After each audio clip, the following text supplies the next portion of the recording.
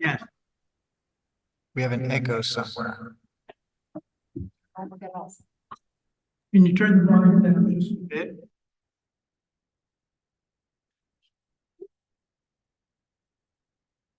Is that better? Yes, that is Okay, better. good. All right. Mr. Cantor? Here. Mr. Patchnick? Here. Ms. Wells? Here. Mr. Rowena? Here. Ms. Jordan Byron? Present. Mr. Rice? Present. Miss Langalis? Here. Mr. Mushak? Here. And it's nobody virtually, I'm assuming. I don't see Mr. Patches or Mr. Williams. Williams. No. So then Mr. Schulman. Here. We have quorum. Okay, exciting evening, at least for me, and I expect for the rest of you as well. Tonight, we're holding what may be 1, 2, or more meetings to discuss and act on what we've heard from our consultants, our staff, and the public regarding a rewrite of the City of Norwalk zoning regulations and zoning map. This is a process that was begun almost 2 years ago.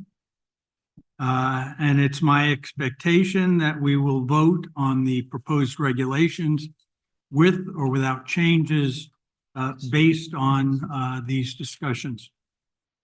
I want to remind the commission members as well as the public that any action we take is not going to be the end of this process. There are any number of items on which we will not be acting now. They include affordable housing. We're waiting for a study that's in progress. Workforce housing changes, potential resilience overlays, a Merit 7 overlay, and others.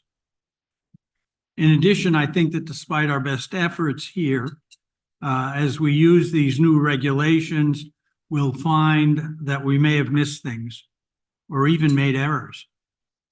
As a result, I believe we'll be coming back to these regulations over the next 6 to at least 18 months to correct oversights or errors, to add additional clarifications, or to take other actions to improve what has been a massive undertaking. I want to thank the staff for their Herculean effort and the commission members for their enormous patience with both me and the process that has required weekly meetings throughout the summer and into the fall. I also want to thank the public for their advice and patience throughout this process. As we begin our deliberations, while people can disagree, I believe that we have before us is a model of good government, both in the process we followed and in the final result. I expect it will serve the city for many years to come.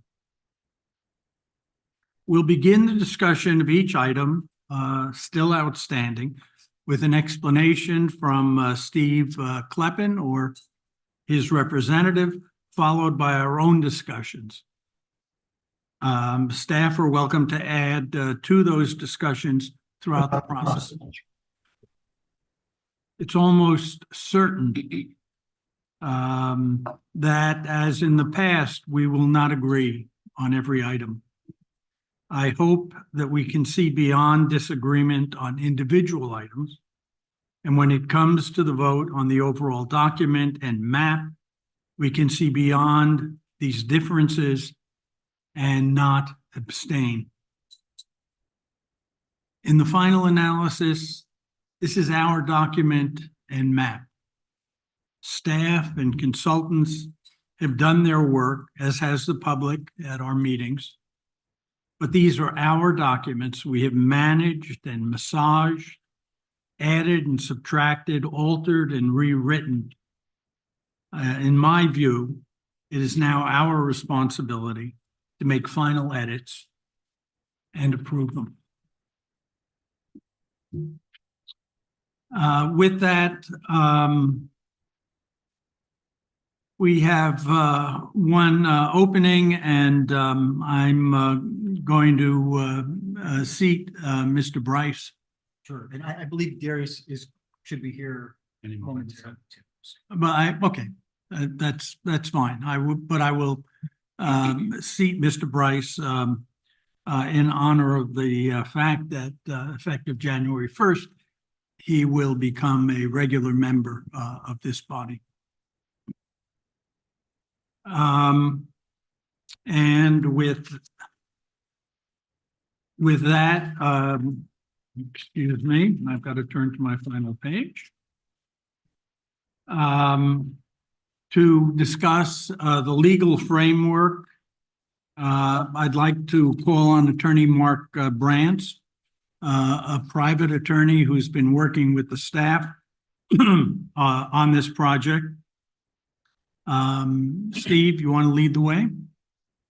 Certainly, and again, Attorney Brantz was brought in, in hindsight, I always think about what would I have done differently in this big project, and I probably would have had outside counsel from day one. I think they would have expedited things quite a bit.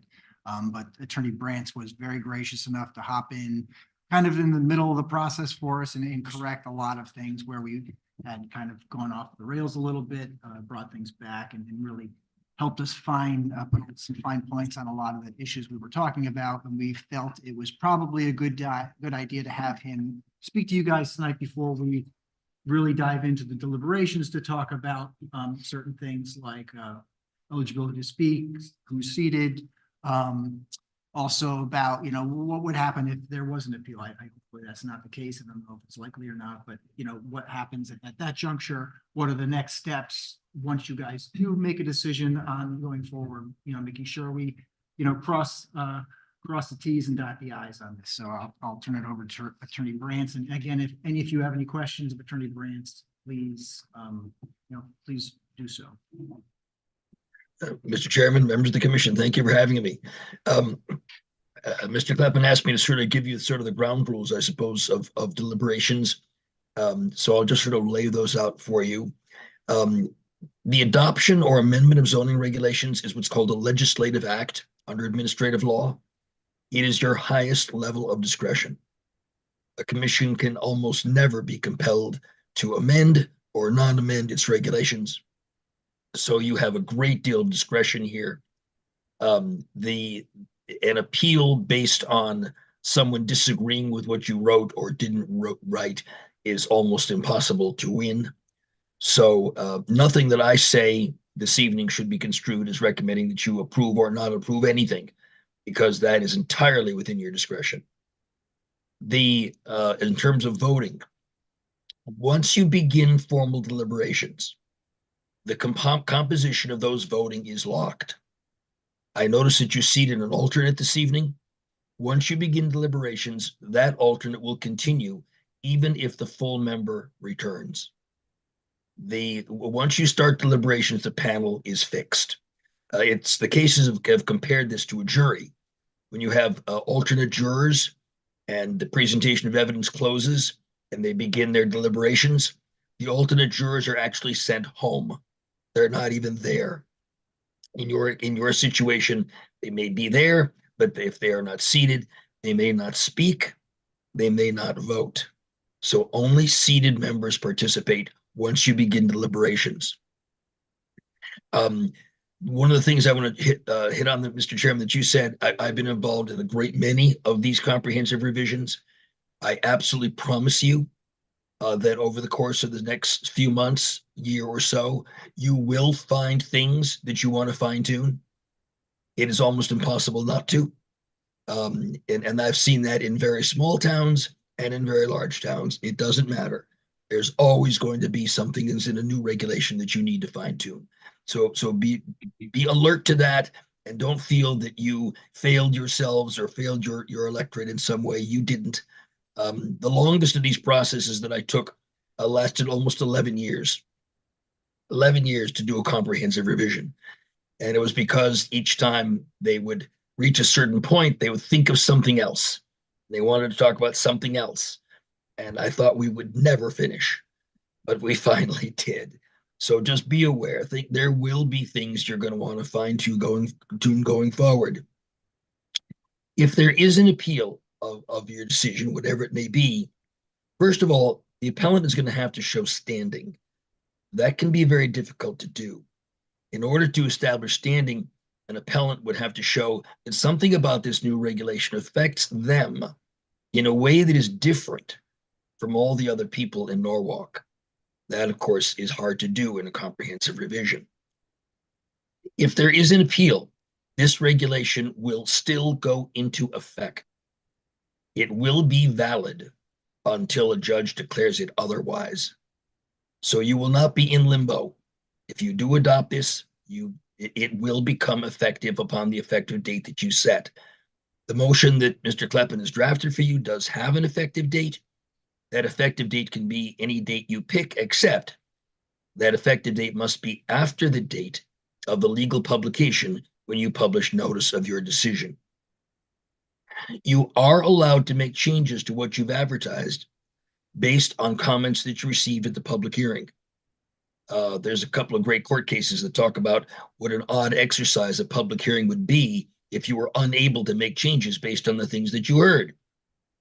However, as a general rule, you should not make anything more restrictive or more of a change than what you advertised. You can make a lesser change or a lesser regulation from what you advertised, but there's always the possibility. I mean, if you set a particular zone as having a quarter acre minimum lot size, and then you decide to make it half an acre, it's possible someone looked at this and said, well, quarter acre, I can live with that. I'm all right. Then you make it half acre. Now they would have been concerned. But if you go the other way, you say, well, half acre, we're going to make it less. And you quarter acre, you can make it less. That less of a change than it is today, you can still do that. If particular questions arise, I'm happy to respond to them. I'll be with you. But I think those are the basic rules. Were there other things, Mr. Kleppen, you wanted me to address? Not offhand, but I'll turn it over to the commission if they have specific questions. Go ahead, Anna. So when deliberations start, I cannot speak. So deliberations have not started yet? No, deliberations won't start until Mr. Kleppen starts talking about the flood regulations. Okay. But once you begin deliberations, an unseated alternate can no longer speak because the public hearing is I closed. can't keep myself from talking. It's a personality quirk. I may try to take this from my phone so I can put myself on mute. Okay. Right. I don't want to ask, I don't want to interrupt. Understood. Okay. I have a related question. Can we ask either you or staff questions during our deliberations? Absolutely, yes. Okay, We can't raise new issues or give you new information, but we can comment on anything that you've heard during the public hearing or anything that has been presented for the public for consideration. thank you. Anna, I'd ask that you not leave Okay. because we have a regular member who is not yet here. If he doesn't show up soon, I will seat you in his place. Okay.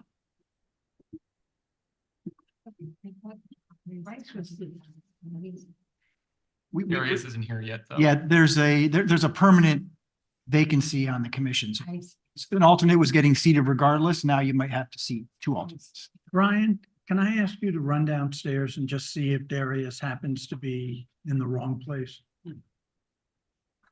Yeah, hopefully we're not. I can just text it. Or do not. Oh, derail me. Here's the word. No. Are there currently any other questions for Attorney Brands? In the I case, said, I'll be here if you think of something. I hopefully have a quick one. In the case of an appeal, would the issue be severable, or would it cause a revert of the entire rewrite? I don't know if I used the right legal jargon there. It would depend on what the appeal was. Okay, I mean, if someone, I know this I mean, I've reviewed this regulation. I'm confident there's nothing in it that's illegal. But it has what's called a severability clause. So someone could challenge just one piece of it, or they could challenge the entire thing. We wouldn't know until we saw the appeal. sure. Okay, thank you. Mr. Chairman, Yeah. Darius is online now. Darius is on virtually. Okay. Darius, are you attending the meeting virtually? Yes, I am. How's it going, everyone? Okay, it's going fine. Then I want to recognize that we now have a full slate. Anna, if you wish to give, I understand. I will be paying attention to that. Yeah, well, I would be leaving during the break. I want to sit someone else. No, if you're, I can't do that. Okay, then let's begin with the flood regulations. Sure. Let me just text Brian to tell him to come. Okay, Our plan was for me to go through and then Brian to live edit while we're doing that. So I'll tell him to come back. But we can get started.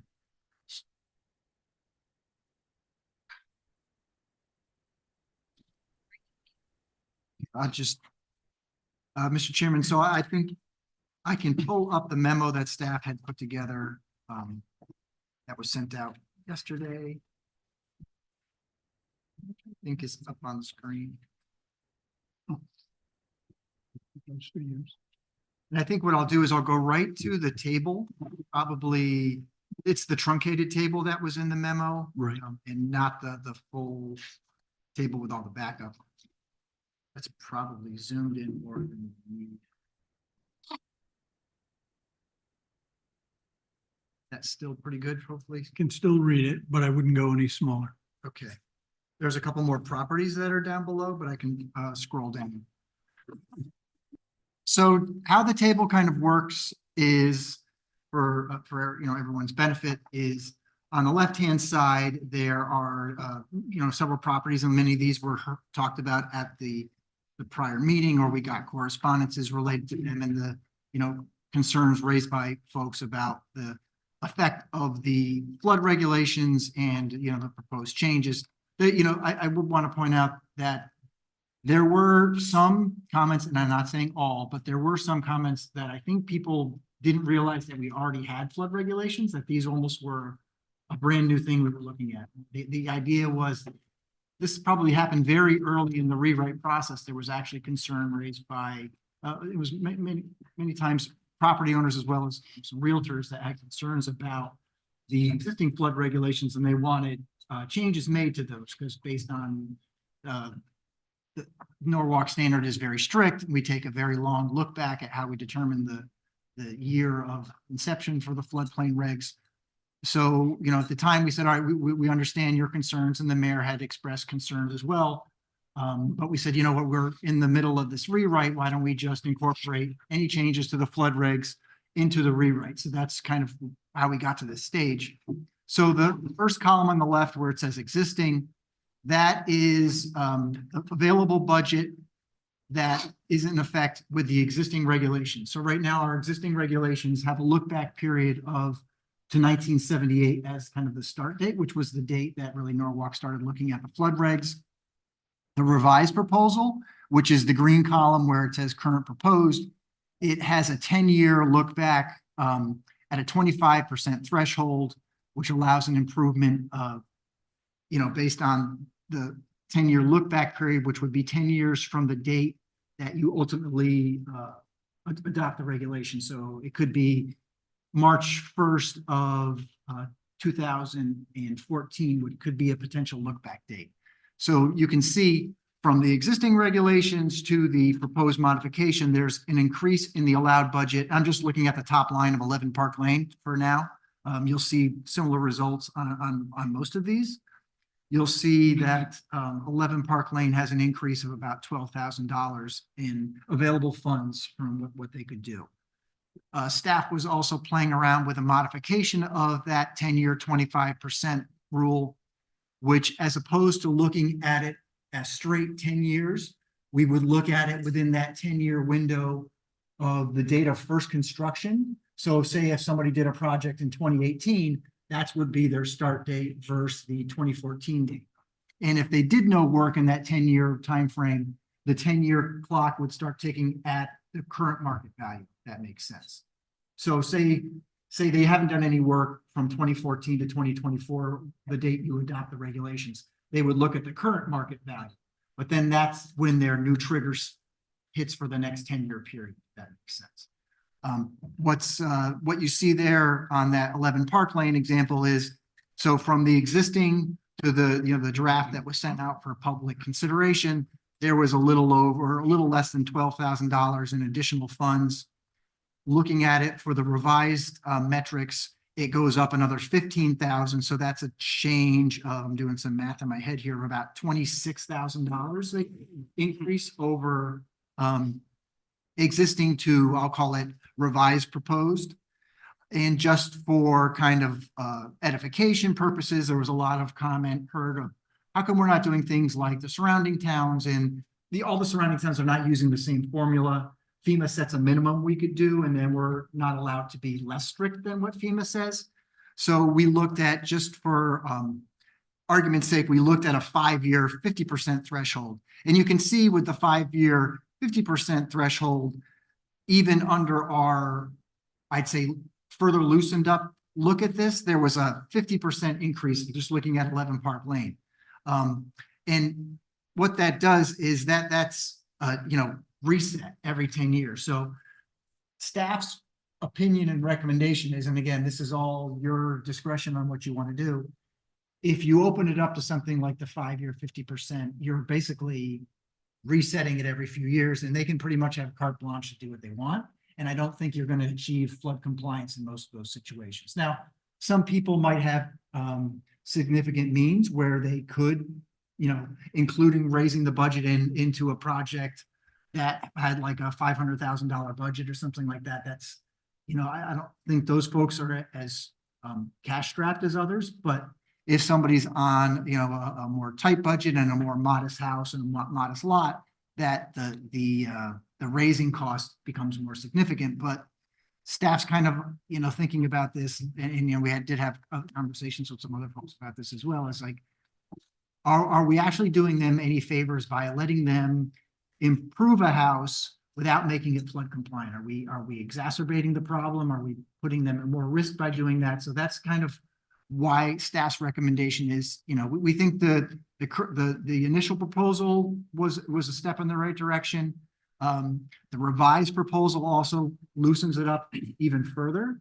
And again, there's different variations you could play with this. You could do 10 years, 30%, 10 years, 35%. And obviously, as you bump up that percent, the available budget bumps up with that. So that's kind of what we did in a nutshell.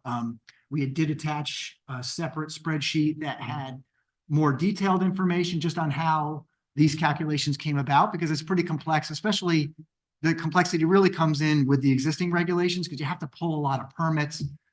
I think the revised proposed regulation makes it much simpler for staff and the public, because they can just look at what that value is based off the tax assessor's information. It's not looking back at permits. It's not pulling old field cards.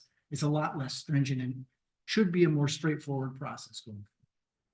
I think that kind of wraps up. But what's the last column is that another town's? That's kind of like what similar to what other towns do. Some towns do 3 years, 50%, some do 5. Greenwich does. Greenwich is the only one that I think is close to us in terms of being stringent, but there's different variations.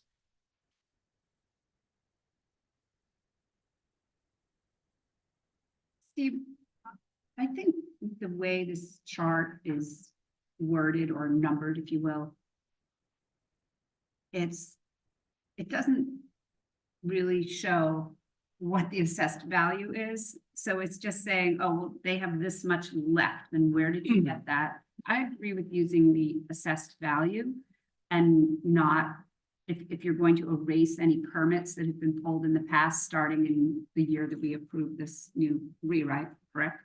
So I think people are going to say, well, is 25 punitive compared to 50, or is it better? You see what I mean? Yeah, It's the- like backward, the way I've been thinking about it.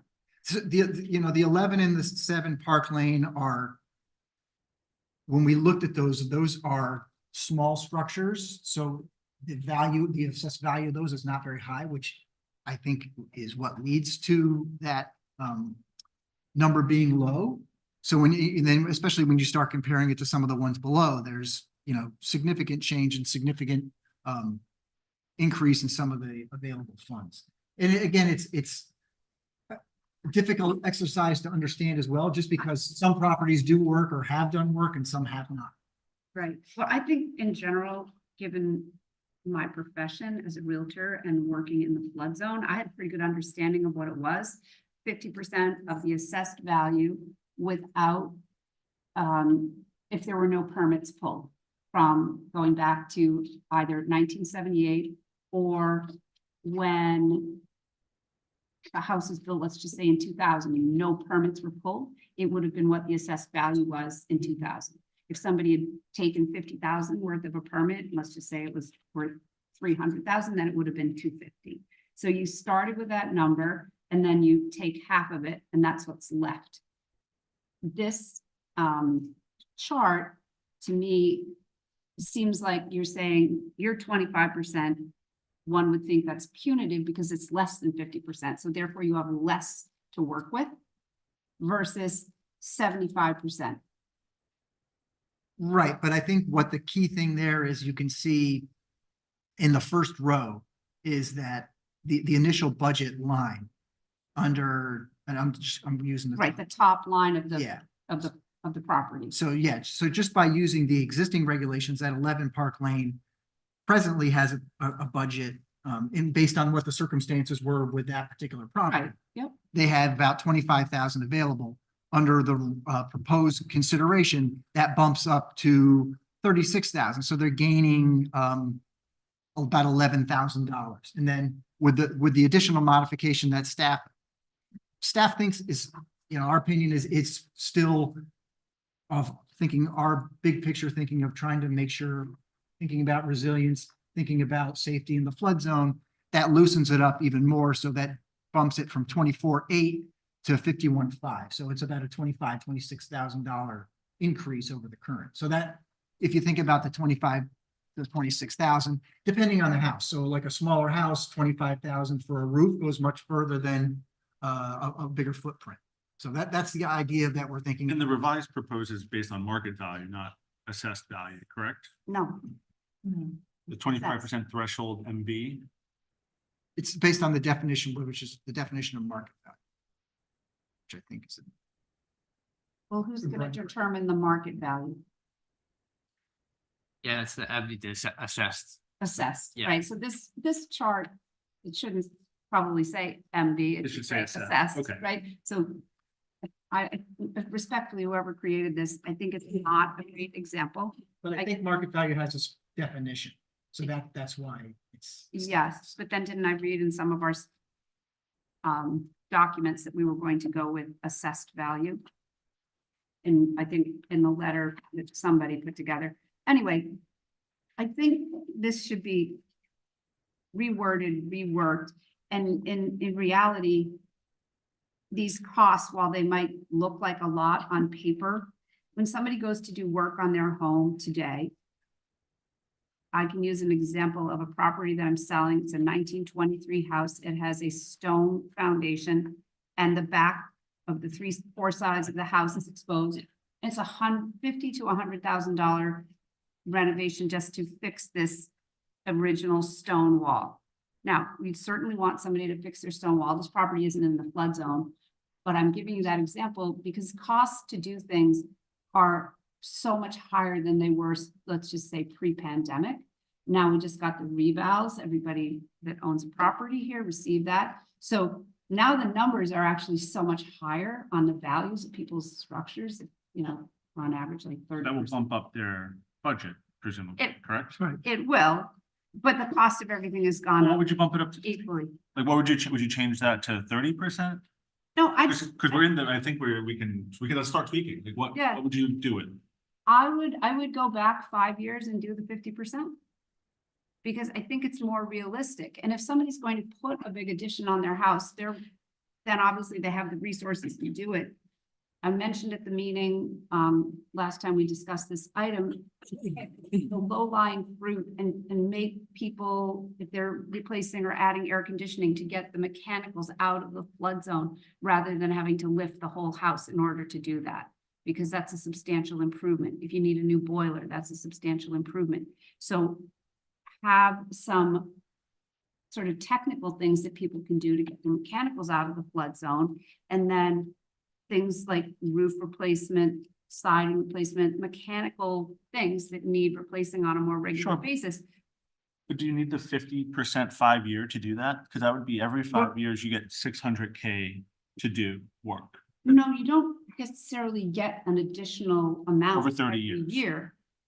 It's still the same amount. If No, it's not. your value stays the same, it's gonna be the same The amount. different proposals would be in the first proposal, if we look at revised proposal, over the 30-year window, you get 150K to do work. In the one that you just said, the 5-year 50%, you'd get 600K allowable work. Am I reading that correctly? You are. Okay.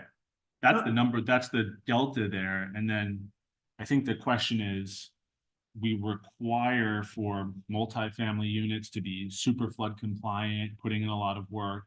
What's the right equity balance here of single family homes to do that? I'm totally on board with raising the threshold there so people can do the work that they need to do on their homes. I just don't know if the 5. Yeah, I think, 50%. I think how Tammy had it was right. So it's not you're not getting $600,000 in that 5 years. That's a cumulative.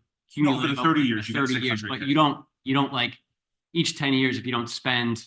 to your No, it point, doesn't, doesn't compound on itself, but in 30 that's years, I could spend 600K. Look, the bottom, Over 30 years. the bottom line here is the staff is trying to establish a balance between allowing people to make necessary changes or Totally. improvements in their homes and encouraging people to raise their homes to be flood compliant. Totally.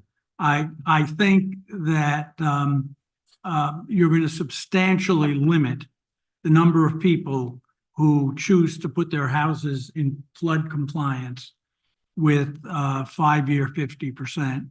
Frankly, I think the 10-year 25%.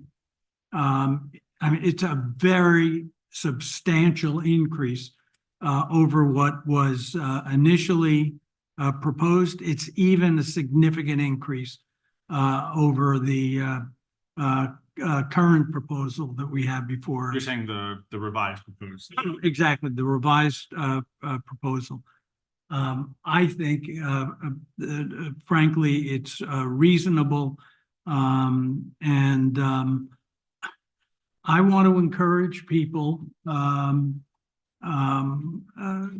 to be able to both stay in their homes and to seriously consider making them flood compliant. You know, if someone invests $600,000 over 30 years in their home and then gets hit by a flood and their house is not compliant, what have we done to help them? We haven't done, if anything, we may have encouraged them to act irresponsibly. Why is that our job to help them? I mean, people should be able to make their own decisions. Well, they are making their own decision. We're simply trying to encourage them to go in a particular direction.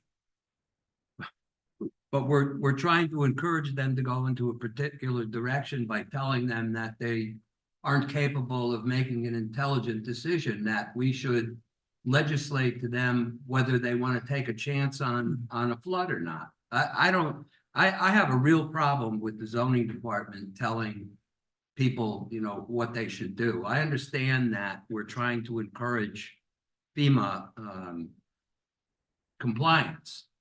But if there was some relationship between becoming FEMA compliant and what the value of a house is, then I would see it. There is. Isn't there? Yeah, there is. There's a big relationship. It costs $300,000 to lift the house up. No, but I mean, if I'm gonna buy a house, I would buy a FEMA compliant houses versus a house that's not being. But you're gonna find that there's not a correlation between the value of that. In other words, you're not gonna pay $300,000 more for a FEMA compliant house just because of that. And the brokers will tell you How that do you it's because the statistics are there. I believe. Am I right, Tammy?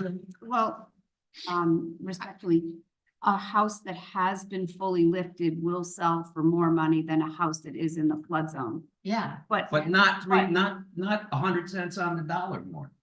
not necessarily, but potentially. But I think what none of us sitting here realize, it sounds great for us to say, yeah, you got to lift your house because we think you should protect your investment. It is a major undertaking. It's not like putting in new windows or putting on a new roof. You have to move out of your house for a minimum of a year. You have to rent somewhere else. You have to, I mean, it's not a simple thing. Like we've seen people come before us in our meetings where they are lifting and they're doing a substantial renovation. So they're undertaking, like the Samus Street case that we had maybe a month ago.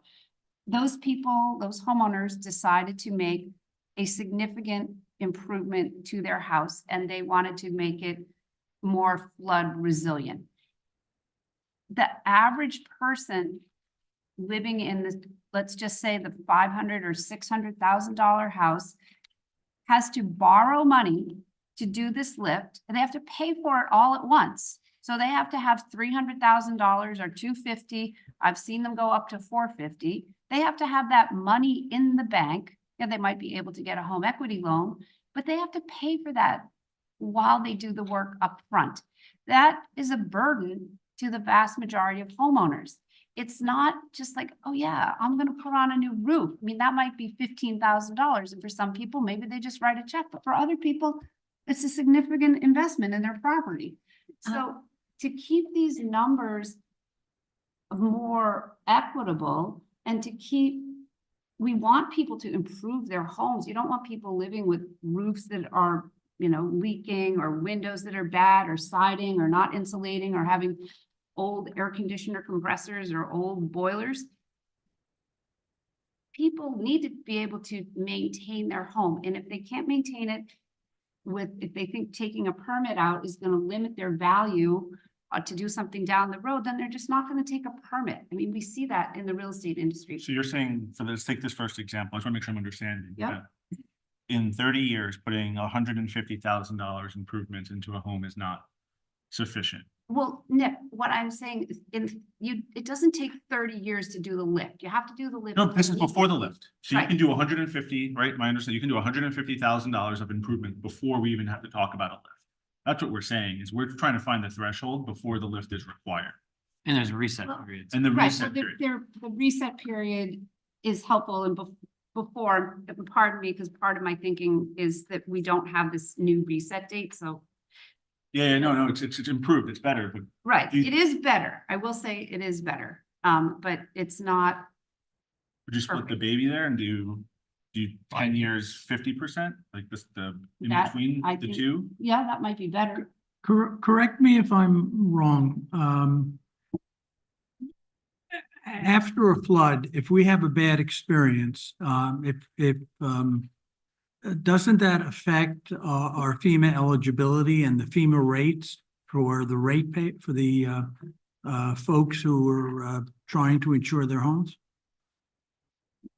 I mean, you can get flood insurance through FEMA, depending on how many claims you make against it, depends on your premium. And then there is private flood insurance on the private market, which you pay more to. The other thing I'm concerned about is I remember stories about a woman being evacuated. She was pregnant and had to be evacuated by the fire department out of her house in Rowayton when the Five Mile River flooded. I mean, this is not just property damage in floods. This is people's safety that's at stake. Well, I mean, people's safety, I don't think this is about people's personal safety, Galen. This is about an investment in their home. And one can get flood insurance through FEMA, but if you have too many claims, FEMA's going broke. So that's what we're trying to Besides the solve. insurance FEMA issue, going people broke. are having trouble getting insurance on the coast across the country, and I think that everyone's gonna, that reckoning is gonna come. and it's gonna be a disaster, but put that aside for now, today's conversation to a degree, unless there's some impact there. So like, just to move the conversation along, like, do we want to meet in the middle there? Or does that make sense for folks? If we were to meet in the middle, what do we think about the 5-year cumulative with the 25% threshold? So keeping the 25% the same, but have it be a 5-year cumulative period instead of a 10-year cumulative period. Does it change the numbers at all? It did a little bit in the spreadsheet that was sent. And so over a 30-year period for one of these properties, it looks like it was at 318,000 instead of 642,000. But over the 5-year period remained the same as what is the revised proposed. So it stayed at 53,000, which over a 5-year period, I think is a healthy maintenance budget, and allows folks to take care of a roof, take care of some windows, fix up part of a bathroom, and resets every 5 years. So it lets you take care of, if you just bought a new house that wasn't compliant and you need to fix the roof and you also need to fix your windows. That's projects you could take on in that 5-year time frame-ish. So I have a question, just to piggyback off of Richard's concern. So can this be opt-in if a party decides, well, I want to opt out of this policy, I want to take my chances and just, nope, this is a federal mandate? Right. It'd be like someone opting out of the building code Yeah. and saying, screw it, wired hardwired, and it goes up in flames, that's on me. We don't allow that. All right, thank you for the clarification. If you don't have a mortgage, you don't have to have any type of insurance or flood insurance. But if Right. you have a mortgage, they require you to have flood insurance. Right. And also, I just want to make sure that we're all thinking, houses that are in the flood zone are not just along Long Island Sound. There are houses in the flood zone by rivers and other, moving bodies of water. So it's not just people that live down along the coast that are impacted by this. Does staff have any comments on the 5-year cumulative period, 25% threshold? I saw it was in the last column on the spreadsheet. Didn't know if there was any thoughts there.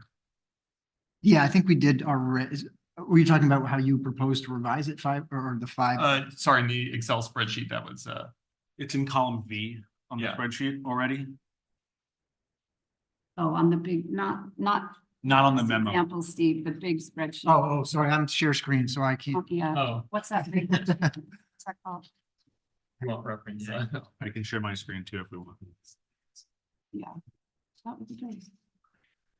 Yeah, I think the 5-year reset just may give a little more flexibility. Do you want me to pull doesn't that up? I can- drastically. It's probably, give me a sec, I can share that. Thank you. way. And then Tammy, Dan, correct, market value, it's appraised value. Appraised value. Yeah, not assessed. But so my understanding, Chapin, that would be so budget over 30 years is still 3. You're gonna have to blow that up. Steve. I'm getting. Yeah, so over 30 years would be 318,000 for that first property as an example here. But even scrolling through, Right. Thank you.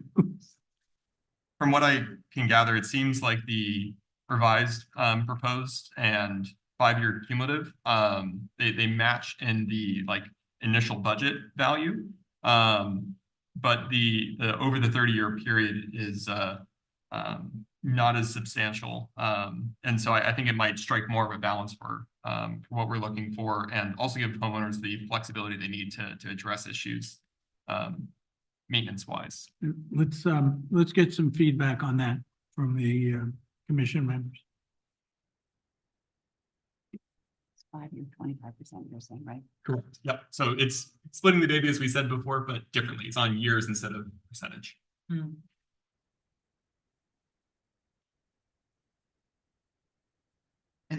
I'm not opposed that's to the it. last column? Uh, Okay. Go ahead, Darius.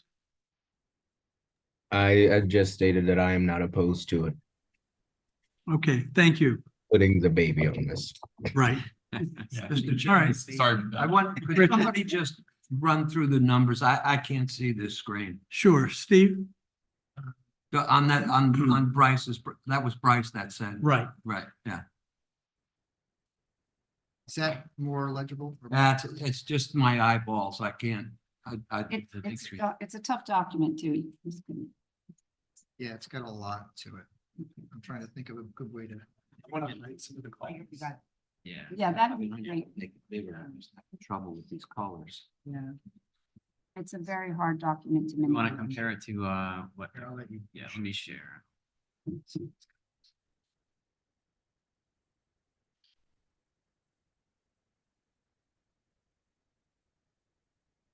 Brian, the appraised value in here is the appraised value like last week, not the new appraised value that everyone just got?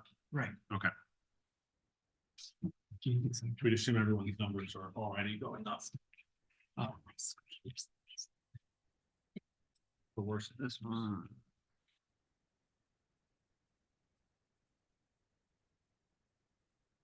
Yeah, as big as possible. How's that? You minimize room one as well. So which one of these is the one that Bryce proposed? One all the way to the right. I'll try. The pinkish Yeah, red color, B. brown line, V, thank you.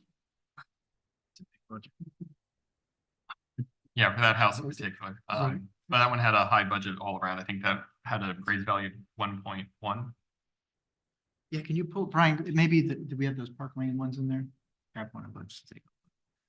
Right, since we're already talking about those. Norman. Oliver. Yeah, that might have been added on to the sheet after too. Here we go. There's 6. It might.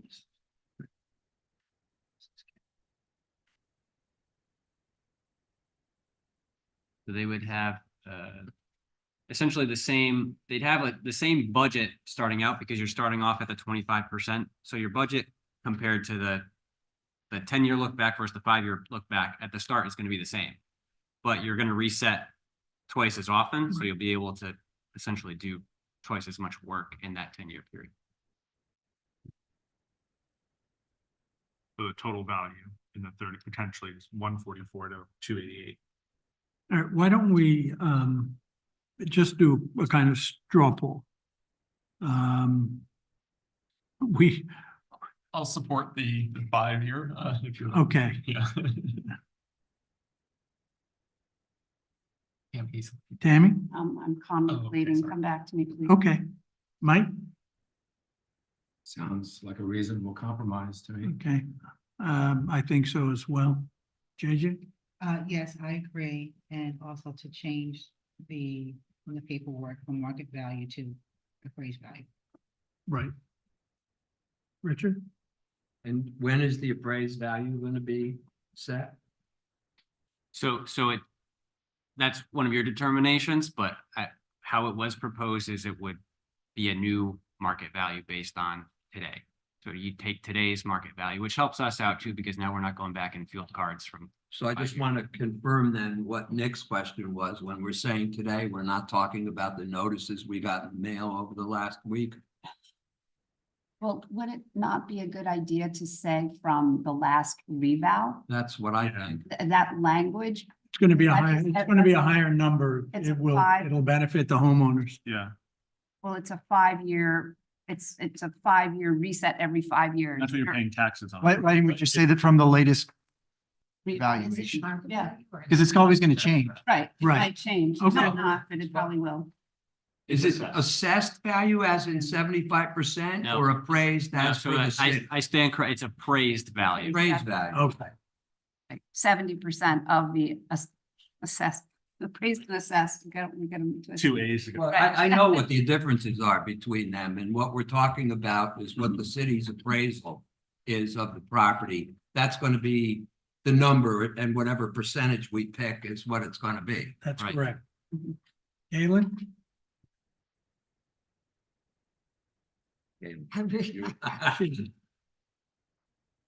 I guess the 5-year proposal makes sense to me. Okay. And Nick? And Nick agrees. I'll come back to you, Tammy. Thank you. Yes, I can go along with that. Okay, And Darius, you're still no objection to that as well? I agree, I concur with the consensus of the group. Yes, no objection. okay, good.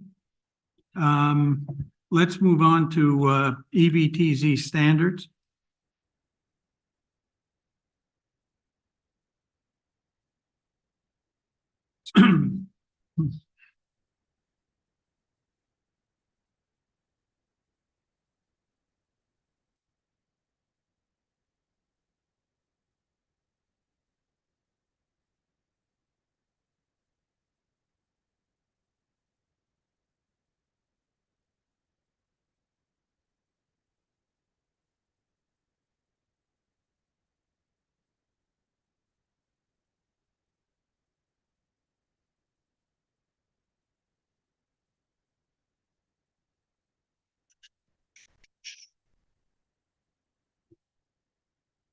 Mr. Schulman, just for the benefit of the audience, could I ask that somebody, says what EVTZ stands for? We have a lot of initials and some Sure. of us might be familiar, but the audience might not know Steve? what we're talking about.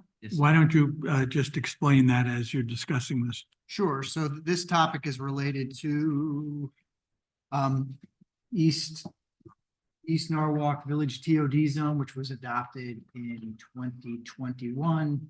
Within that set of regulations, there is a point metrics system set up where if an applicant achieves a certain number of points, they're eligible for additional density and height. There's 2 tiers. If you achieve tier 1, you get a certain density. If you achieve tier 2, then you get even an increased density.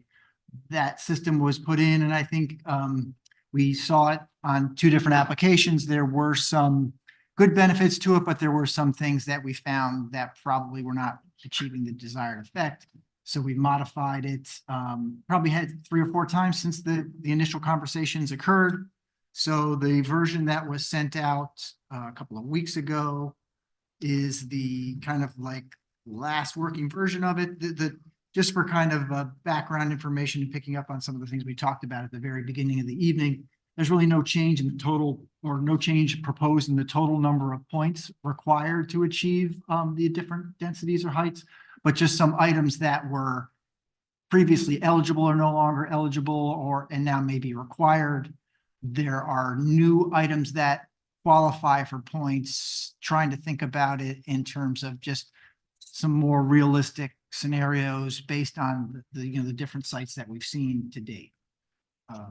So some of this we've talked about already, so I don't want to spend time unless I'm happy to scroll down through, line by line if you like, or just for edification, the blue text is the latest text that you guys looked at, but never really kind of came to a conclusion on. So it's probably a good idea if you guys looked at those and said yay or nay or change, and then we can adjust accordingly. So That public restroom was new.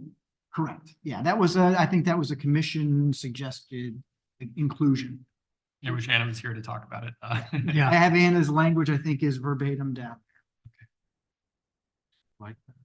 So are we going to go over these one by one, Mr. Schulman? yeah, I think we can do the ones with the blue. exactly. The blue text, so Yep. it won't be too poisonous. I don't know about the bath. What are folks' views on the bathroom one? Is that really a public value? Like. Oh, trying- yeah. Absolutely. Absolutely. Nick, you're not old enough, someday. you will. And if I understand right, these are maximum points that we could award. So if we think a proposed bathroom is only worth 1 point in this category, we could award 1 instead of 3. Is that correct? Yes, however, I'm not hearing you saying you're opposed to 3. Right. But installing a public toilet is a huge undertaking because it requires almost constant cleaning. So there are attendant operating costs associated with it. So at least in my view, I think it ought to be 2 or 3 points. Yeah, you can, whatever you feel is the appropriate number of points, but I think that if we need to clarify that header at the top of that column, we should do so now, but I think the intent would be that it is 3 points. If it said 1-3, then I think that's where you would have flexibility to say it's 1 point, 2 point, or 3 point. I wouldn't like to do that because then you have to have criteria to say, Right. this one should be a 1, this one is a 2, this one is a 3. The idea with the maximum of 3 is that you can't put in 4 stalls and say, I want to get 6. Right. I think that's what the cap is for. Thank you. I appreciate that clarification. Could you give us an example, please, of where these might go in something that we've recently approved? For example, would would the people at 1 Cemetery Street be required to put in a public restroom, or not required, but given points if they put it on their property? Would the Sono Elementary School be required to put one on their property? Would, you know, the people that put the pickleball courts, either the public property on Woodward Avenue or the place that we approved for the enclosed, where would these go? I'm not opposed to public restrooms at Right. all, but I'm just like, where are we gonna randomly put these? So it's only eligible for properties that are in the EVTZ, which is basically East Avenue from 95, from the exit 16 down to Cemetery Street. That's, if you recall, that zone, new zone that was created a couple years ago. So it's really just that area there. So, you know, Sono School's not applicable, the pickleball court's not applicable. So for example, 1 Cemetery Street could be something where if the whole grand scheme came to fruition and we got that public dock in the back there that we hope to get funding for. So if that was created and there was a retail space or something off there, there could be a public restroom that was open during normal business operating hours where the public's welcome to go in and use that facility. So And again, per the chairman's comments, they have to maintain that too. So there's risk, cost, and liability associated. So it's not specifically on public property that might abut one of these new projects. It's on any private property somebody would want to do that. If They wanna would, get- yeah, you're not forcing them to do it, but it's something they could do if they chose to. Okay, thank you. And Steve, if they did do that, did choose to do that, part of the permit process would be the maintenance and cleaning of it and all that? Yeah, then I think that's where your conditions of approval on any, because it's a special permit application to keep in mind. So you would say, you could belts and suspenders reiterate what they're required to do with that facility. Now, Steve, a restaurant is probably obligated to have a restroom. If a restaurant chose, for example, to open that restroom to the public, seems a little unlikely, but if they did, might that qualify?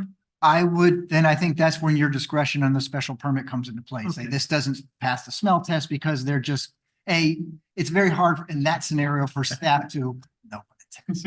Under that scenario, it's very tricky for staff to enforce that because we don't know if the restaurant's actually going to then bar people from coming in and doing it. So Right. I think it would need to be almost like a separate facility or like a separate, you know, outdoor door that was accessible to Right. the public amenities or something like that. So all of the gas stations in the area are going to be gigantic because they all have these toilets. Okay, let's move on. Okay. Next one, very quick, related modifications to bike rack, and then this next one down is bike repair station. Just reiterating, for the bicycle racks, has to be able to accommodate 5 bikes. You're allowed to do 1 per site. You get 1 point per that for either one of those, and they're available to the public. So we do have requirements sometimes for multifamily to provide bicycle parking, and they may do so anyway. They're not getting credit for that. This is in and above that.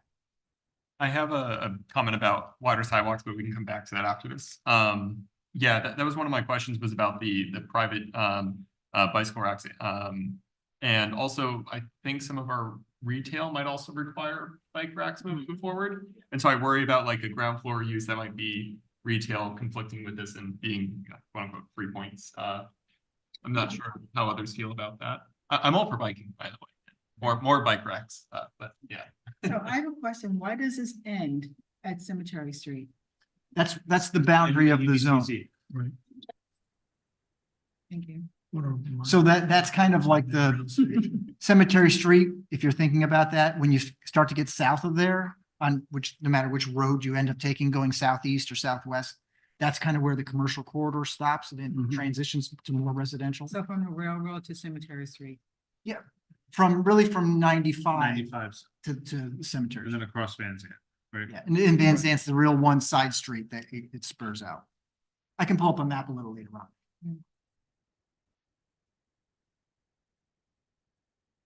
This looks good to me. Okay. Doesn't seem to be very controversial. Right. No, let's move on. Oh, did I skip that? I just had a quick comment on it. Oh. I think I saw in Article 4 that we're requiring 8-foot sidewalks in the zone already. So I'm curious if we should update this to be 1 point for 10 foot. Very We sensible. will circle back and look. Two it up. points for 10 is what we have here. Yeah, what he's saying, 8 foot by right, by, is the new requirements in this area, so. We'll double check 1 that. to 10 feet and. If anything, should we just strike the 1 point for 8 and then leave 2 points for 10? Yeah, that makes sense. We could do that. Yeah, Brian will check on the existing reg and then Okay. we can circle back while he's looking that up. And I'm just gonna stop on where there's the modified text. Sure. Sorry. This. And one thing I should kind of preface comments on, when we're getting into some of these sustainability amenities and the overall sustainability requirements, a lot of this is, and I think as we pointed out previously, a little bit untested language where the stat, I know Nick's double thumbs up over there. The statutory language enables us to require some of these things, but they didn't really provide us on guidance on what we could specifically require. It hasn't been tested yet.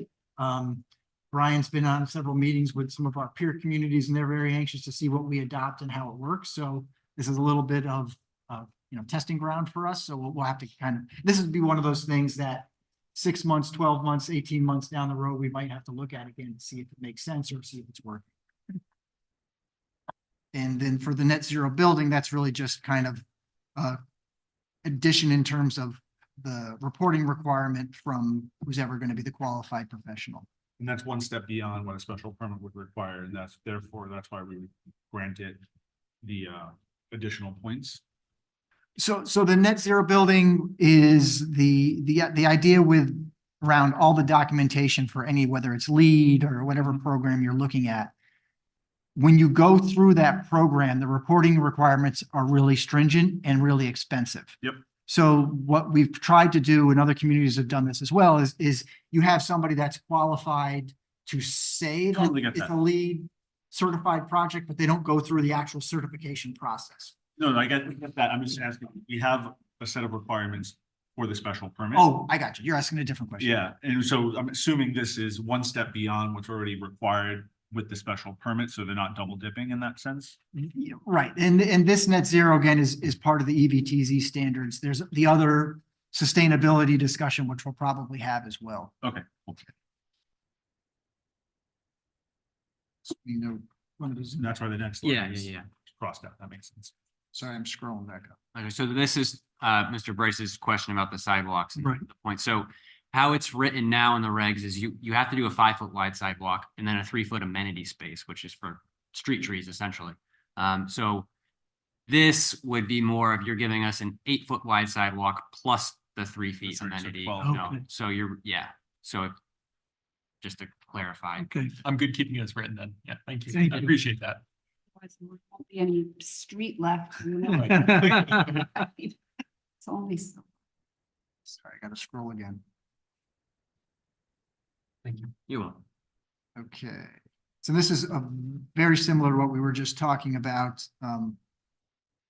Looking, and this is something we worked with Steve Clockey from the Conservation Commission on. I can't say this is his blessed language, but it's, we tried to get programs that, based on what his experience was and what we've seen in other communities in terms of what's a realistic, something realistic someone could construct without burdening the process. And again, we gave within like the sustainability eligible requirements, there's a whole host of things that they could try or they could do. They could take this avenue. The important thing I think on that is the footnote at the bottom left where it says buildings seeking credit for a net zero building are not eligible for this category. Mhm. With the idea being you can't double dip. You can't Right. say, oh, we're LEED this and then net zero that when they're kind of, duplicative of each other. And again, someone can opt to do this. We're not requiring them. Right. Right. There's other avenues they could pursue. And the next one below that deals with stormwater runoff. And I think Mr. Mushak had asked a question about the city stormwater standards. So that's why the blue language was added through that. Basically, what the the city stormwater requirement is that you can't have a net increase of runoff. So right now, say the site retains 50% of the water that hits the ground on it. They don't get credit for that first 50%. They only get credit for what they do above and beyond the 50%. That makes sense. You know, is there a danger with citing websites because they can change? You know, Passive House, you may, you know, that the citation there, the website or the enterprise community impact areas, resilience, green communities. Is there any? We could remove the URLs. I mean, if we felt that was it. No, I'm not saying we should remove them. I'm just saying We can also archive those sites that are long-term links. put something or what replaces them or the like.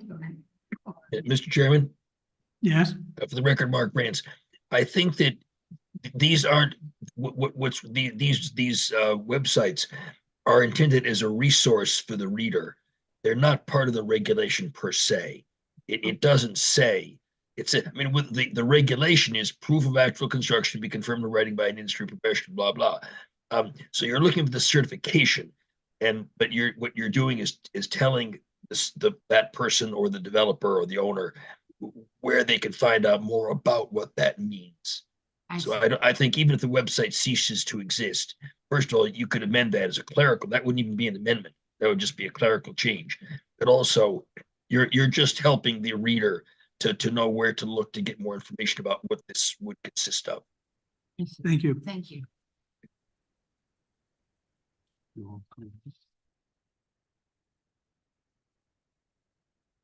Steve, can we stop at that last one, the charging station?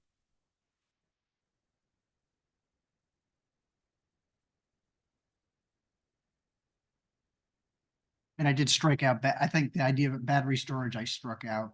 I think it's a really interesting idea, but I think it's way beyond what we could do. Yeah, right. Well ahead of the curve. We'll deal with that down the road. 20 years. Steve, on this charging station, is that on the city road or is that in the private parking lot? I think these are envisioned as public spaces on private property that are designated for public use. So Should we- within, like Dunkin' Donuts might have a charging station. Should we say that? Well, I'm To trying avoid confusion? Sure, because I don't think it's the worst thing if a developer wants to say, I'll put in an EV charger on a public space. I just think the hoops that they'd have to jump through might be just prohibitive Right. up front. But I don't think it's necessarily a bad thing, but it would go to you guys for, again, that discretion to say whether that's a good idea or not. Would a public space in a private parking lot count towards parking requirements? yeah, that's what I was wondering too. No, that would be, in the regulations, there is already a provision, they get points for providing public spaces, but those are in addition to what's required to meet the site's parking requirement. So in theory, the point could apply towards their parking if they have enough of them. No, Right? no, so say the zoning code requires 40 spaces on site, and they provide 42 spaces, but 2 of them are permanently dedicated to the public. Say there's like a little park in the back and people want to park their cars there and it's open to the public. Technically, they could get points for those public spaces. Plus, if they put an EV charger at that, they could be potentially eligible for that. But if you went the reverse and they were required to have 40 spaces by whatever the code is, and then they made 2 of them EV chargers, No, then they wouldn't be allowed to. right. And they're going to be required to do that in a certain number of spaces anyway, per the new state statute. So. Okay. Cool. Were there any ideas from the public that, or maybe is anything added in from the public in general on this? Yeah, there were several ENA comments that, and I did make, and I can't flag them off the top of my head, but Okay, some of them I included, some of them I don't think we could include. totally, yeah, no, I just, It was kind of a mix of 3 categories. Okay.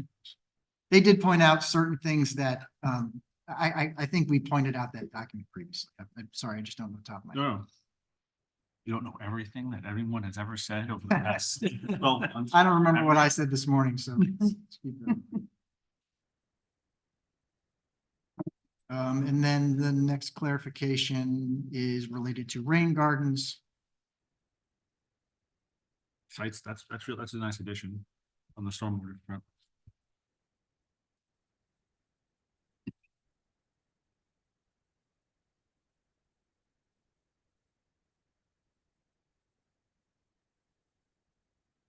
Cool.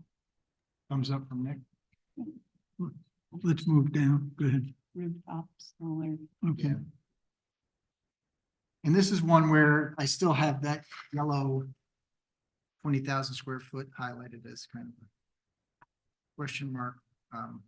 And I know this, the roof area dedicated to active space or mechanical equipment or utilized for, and that language has been changed probably 4 times since we started talking about this. What's the right formula? That we exclude certain things. And Well, what about a percentage instead of a number? I think we started with a percent. Oh, We went back okay, to the- never mind. I think that's right. Yeah, I think the tricky part about the percentage was if you have a really small roof, then you could say, oh, I did 50% of my roof, and we're like, well, Oh. You know, okay. one panel. yeah. Yeah. You know, the one thing we didn't bring up, but I did send out, you asked for some buildings that had, that you would recognize in terms of square footage. So I did send that out. We could bring that up if you wanted to go over that for, just to kind of refresher in terms of, I think most of my pick were East Norwalk buildings where the gross floor area between the building might have been like under 5,000. I know I looked at the Rite Aid building, which had a footprint over 5,000, but was a 1-story building. So that would be, you know, those triggers. So that's kind of how we landed on these numbers of a footprint of 5,000 and then a volumetric calculation of 20,000. I think that's okay. Let's go, move on. Good. Cool. And this gets to Mr. Ruina's question about the public parking. Just added the 2 words with signage. And they have to clearly signage anything, like if they do a public park, they have to do good signage for that. Yeah, I think that's and I think that's something when you guys do your special Special permit permit. applications, you want to Double really click on it. reiterate that and That's then right. make sure that a lot of times they don't have those details developed at that stage. Yeah. That'd be something to condition that it gets a second review by staff before they. So, I mean, you flew past geothermal, can I see that? Sure, yeah, I don't think there were changes there, but oh, it's just the only language is that same language that you're doing a net zero building, you're not gonna get. Right. Okay, thanks.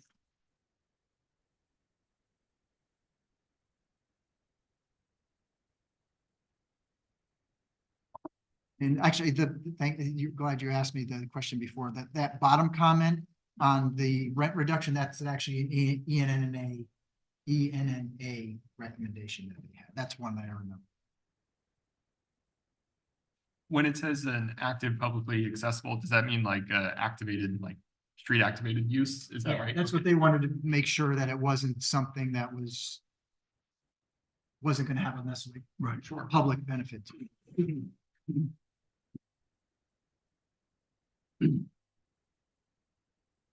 Okay, let's keep going.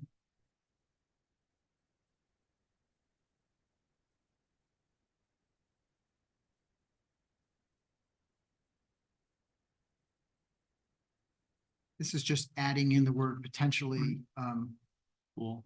I think the idea being that in the areas, and oh, this actually, JJ, gets to your question about the boundaries. This map Mhm. shows the boundaries pretty well. It's where that kind of yellow border is. Mhm. What that's saying is, this had come up about where where the boundaries for the EVTZ should be, and also where the commercial use is. But what this map is showing here in the yellow is the first floors of any buildings built here need to have a 15-foot minimum ground floor. It doesn't mean they have to put commercial in, but it means if the market dictates that or the market points to that, that the first floor has that height available for that use. And then it could be residential, but if the market down the road says we need more commercial, then it's more adaptable. And then, because the 15-foot ground floor for commercial is just a more welcoming, you know, commercial environment than versus like a 10 or 12. And those are for new buildings along East Avenue, Any new construction. any new construction.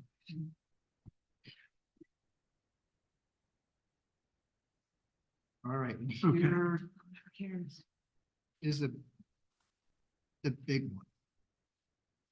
So this is not specific to the EVTZ. This is that per Nick's comment earlier about the additional special permit and site plan requirements that we have in the regulation now. This is the requirement that we've been kicking around for 3-4 months now about the best place to go. I've kept the same, you know, they're highlighted in yellow, but it's the same dimensional requirements, whether it's a 5,000 square foot footprint of a building, which is that, you know, perimeter of the building, ground floor, or the top down view, or a 20,000 square foot gross area of the building, which would be the volumetric calculation. So they have a couple different avenues that they could pursue in order to meet this sustainability requirement. There's the first one, the second one, or the third one, and they're all kind of tiered a little differently. Like if you look at the first one, so the LEED Silver or the Enterprise Green Communities and National Green Building Standards are a lower threshold you would have to build. But if you do that, you also have to comply with D, which is you're retaining 75% of your stormwater on site. The second criteria doesn't require that stormwater retention, but the building construction is at a higher energy level, energy value, energy performance threshold. And this is in addition to the solar requirement, correct? Okay. Steve, have we anywhere defined what a qualified professional is? No. I mean, could someone try to get an engineer's certificate, even though that engineer is not a specialist, or even an architect's signature? So this all comes through the site plan and special permit application. So I think if someone is representing that this building is meeting LEED Zero, I think you have well within your rights to say, how are you documenting this and who is the one making that determination? Then if it gets to a lot of times, the smarter applicants, sometimes they submit the resumes of their professionals as part of that. So you can go back and look at their credentials. I think you're well within your rights to ask for their qualifications. Okay. Attorney Brandt has his hand raised. Two things. First, I agree with that. I think as part of your review process, you can examine whether that person is qualified to make that certification. The burden of proof is on the applicant. So it's up to them to demonstrate that they comply with the criteria of the regulation. The only other thing is it's a trivial thing, but I believe on what's on screen right now, for 1 and 2, I think wouldn't you take out the word either in both cases? Because you've got 4 options. Certifiable as LEED Silver or Enterprise Green, etc. Or Oh, Oh, yeah. Just strike the word either. You're already given the option. Oh, okay, yeah. can we just say one of the following? sure, whatever. Either usually means one or the other, whereas you've got 4. And in the case of number 1, item D is required regardless of whether you pick A, B, and C. Is that right? Okay. That's the way I wrote it. Hopefully that is the correct. Right. That's what the intent of that was. I'll say that. If Attorney Branson agrees, I'm good with it too. Yeah, then I wouldn't say one or the other. I would just certifiable as : Okay. because in fact it's 3 plus 1. The third option stands on its own. Correct. Well, it says and. Well, for the first one, it's and D, A or B or C and And D. I was referring to 3. the tab over to the left, 3, the first row or column. Attorney Branson, should we move the word and to the beginning of D instead of at the end of C? I don't think it matters. You might want to bold it though. Okay. So it's very clear and don't let your eye miss it. Thank you. Sure. Okay, you got all that, Steve? Yeah, actually, that was. Good. Does that complete EVTZ? It does. Good, then let's move on to sustainability requirement. That was the last one, so we actually knocked two off. Oh, okay. Can we just reiterate, what's the solar requirement? We're the same threshold? Like, where do we land on that? We should go back, so that was what, the Conservation Commission memo had brought up. Yep. I believe we, at Yeah, our when- last discussion, it was the I went 5,000 down to the 5,000, right? foot roof. And then we needed to, I think we should clarify what the percentage. That's in the spreadsheet, I think. Oh, it's a spreadsheet item? Okay. So if we get to Cool. that point, we can tick tock. Don't worry, I won't forget. Steve, it's not the next item, it's the following item, but I don't think that the Merit 7 overlay has any relevance to what we're discussing here.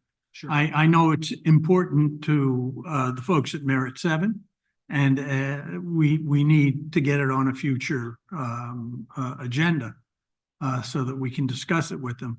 But I don't think we need, or is it appropriate to discuss it here tonight?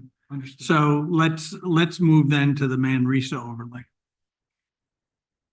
Let me pull that up.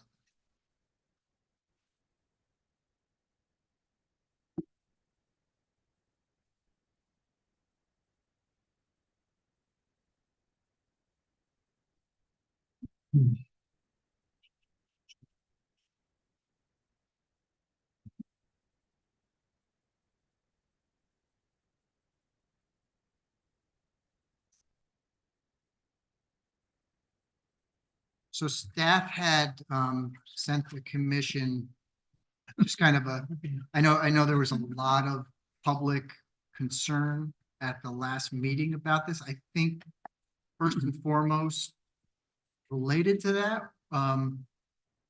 that what this, and again, I think it's just important to reiterate this. I know we told you this already, so I apologize for repeating ourselves.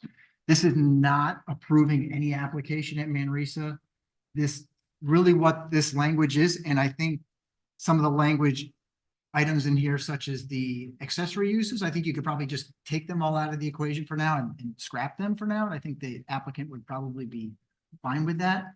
What the language allows them to do is come back in and request a special permit to do this modified layout of the property. It's not giving them any density bonus at all. It's actually, you know, if they went the conventional subdivision route, it would be very expensive for them to do that. It's a more expensive construction than clustering of homes. But they'd also have to go through really significant remediation on the northern piece of that. But they could theoretically develop that and get a lot more density than what they're asking for.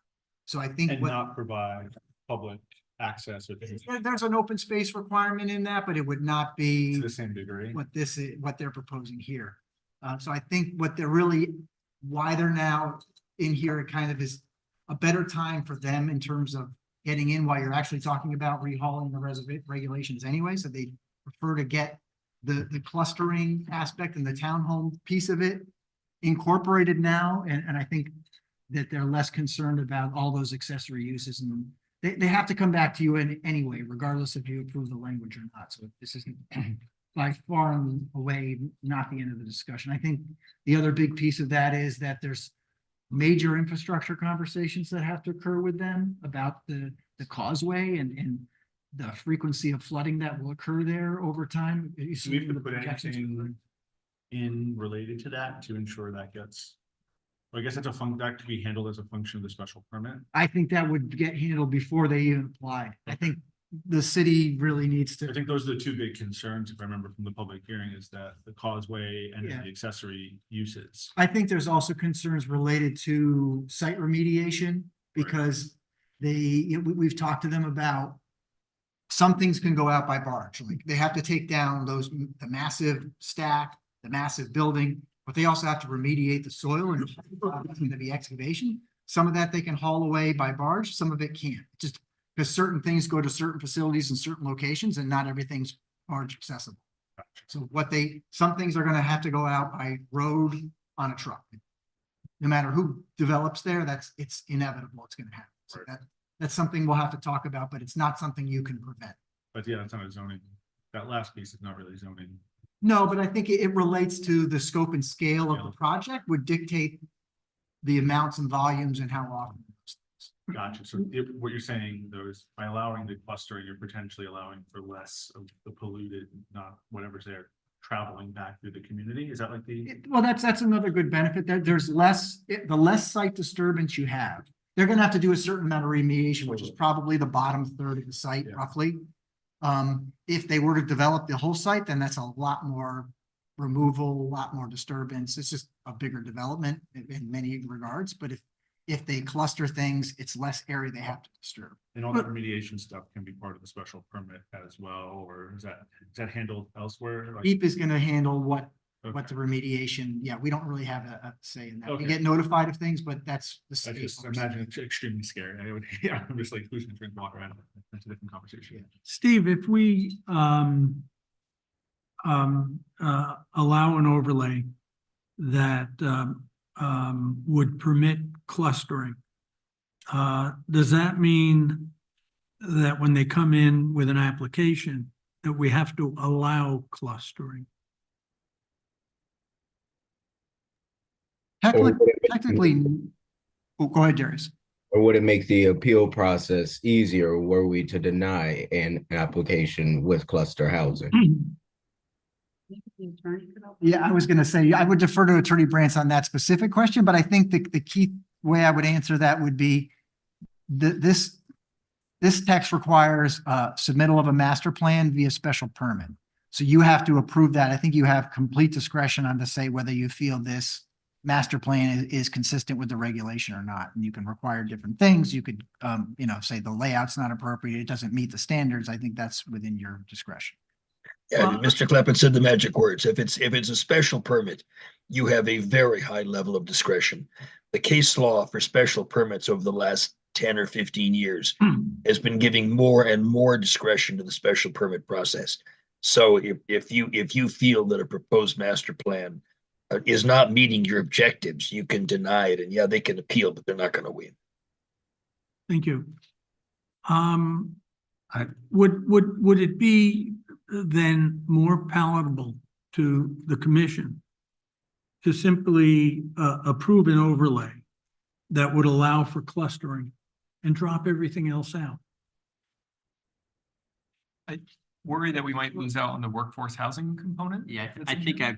the sustainability open space stuff is, I would get rid of number 2 if you're gonna get rid of it. A2, I'm sorry. That's yeah, the accessory uses, I think, was one of the big issues that came up from the public. Yeah, and I think that's where the fear of the unknown was, like if there's an amphitheater or public or outdoor music, what does Right. it actually mean? And what could that Yeah. proliferate into? I think that was the big, I thought that's what you were saying, Lou. You were saying drop the accessory uses. yeah. I don't know how many there are, whatever it's. Oh, I misunderstood, sorry. Well, for example, I don't think you want live music either. Yeah, For the same reason, it's going to attract people. I think if you got rid of A2 under the permitted uses of A2, just got rid of the accessory uses, that removes that whole. They'll have to come back later on if they have specific accessory uses and you have another bite at the apple at that point. This conversation is really upsetting me because I personally don't think there should be any housing or development on this site. None. And this commission has the power. It's not up to staff. It's not up to anyone except this commission. To put the kibosh on this right now, stop talking about amenities, stop talking about clustering housing. If you put residential on this site, you're going to require massive amounts of remediation. Fill, removal, 4 feet of soil will have to be removed, contaminated soil, not by barge because it will not be allowed to be dumped in the Sound any longer. That's changed. It'll have to go out to Pennsylvania or New York, or upstate New York, or somewhere where they have a capping ability. This is not hundreds of trucks. This is thousands of trucks rumbling through a low-income minority community that already is suffering high asthma rates. This becomes an issue of environmental justice. It becomes an issue of social justice. And for what? To get a couple, less than 1 percentage point, maybe 1 or maybe 2 1/100ths of an increase in our grand list. to allow some very wealthy people to live on a contaminated site, which I'm not even convinced people would want to live there. Because who would want to buy a house and invest that much money on a site that we have in the studies, and we have certainly the evidence before us? If we've read this, I certainly have read the study that was done by several very reputable firms, Fitzgerald and Holiday, FHB, and Ty and Bond, and that was 2017, that study. I'm talking about the Manresa economic study. There's a little note at the end of that study that I think we should all be aware of, because this is the idea of building housing there is, it makes no sense. It is not TOD. It's not transit-oriented development. It's 1.5 miles from the South Norwalk train station. The road that it would access on is completely in a 100-year floodplain on Woodward Avenue. Meadow Street is also in the 100-year floodplain. You only have one spot, Quintard Avenue, where you can get up above the floodplain, but then you have to drop back down to Water Street and back into the floodplain. This makes no sense. And I think we can save the applicant millions of dollars in legal fees, because there is going to be lawsuits. And I can predict that now. And I think that this commission I'm only going to be on this commission for 2 more weeks. So I'm going to speak freely about my feeling about this, because everyone knows that I have been supportive of development over my long career. I've been supportive of TOD. I've been supportive of smart growth. The idea that this site would be developed in any way to create housing in such a dangerous location in terms of storm damage. And I will go on in a minute, because this is really, really important to me, and I'm going to take some time.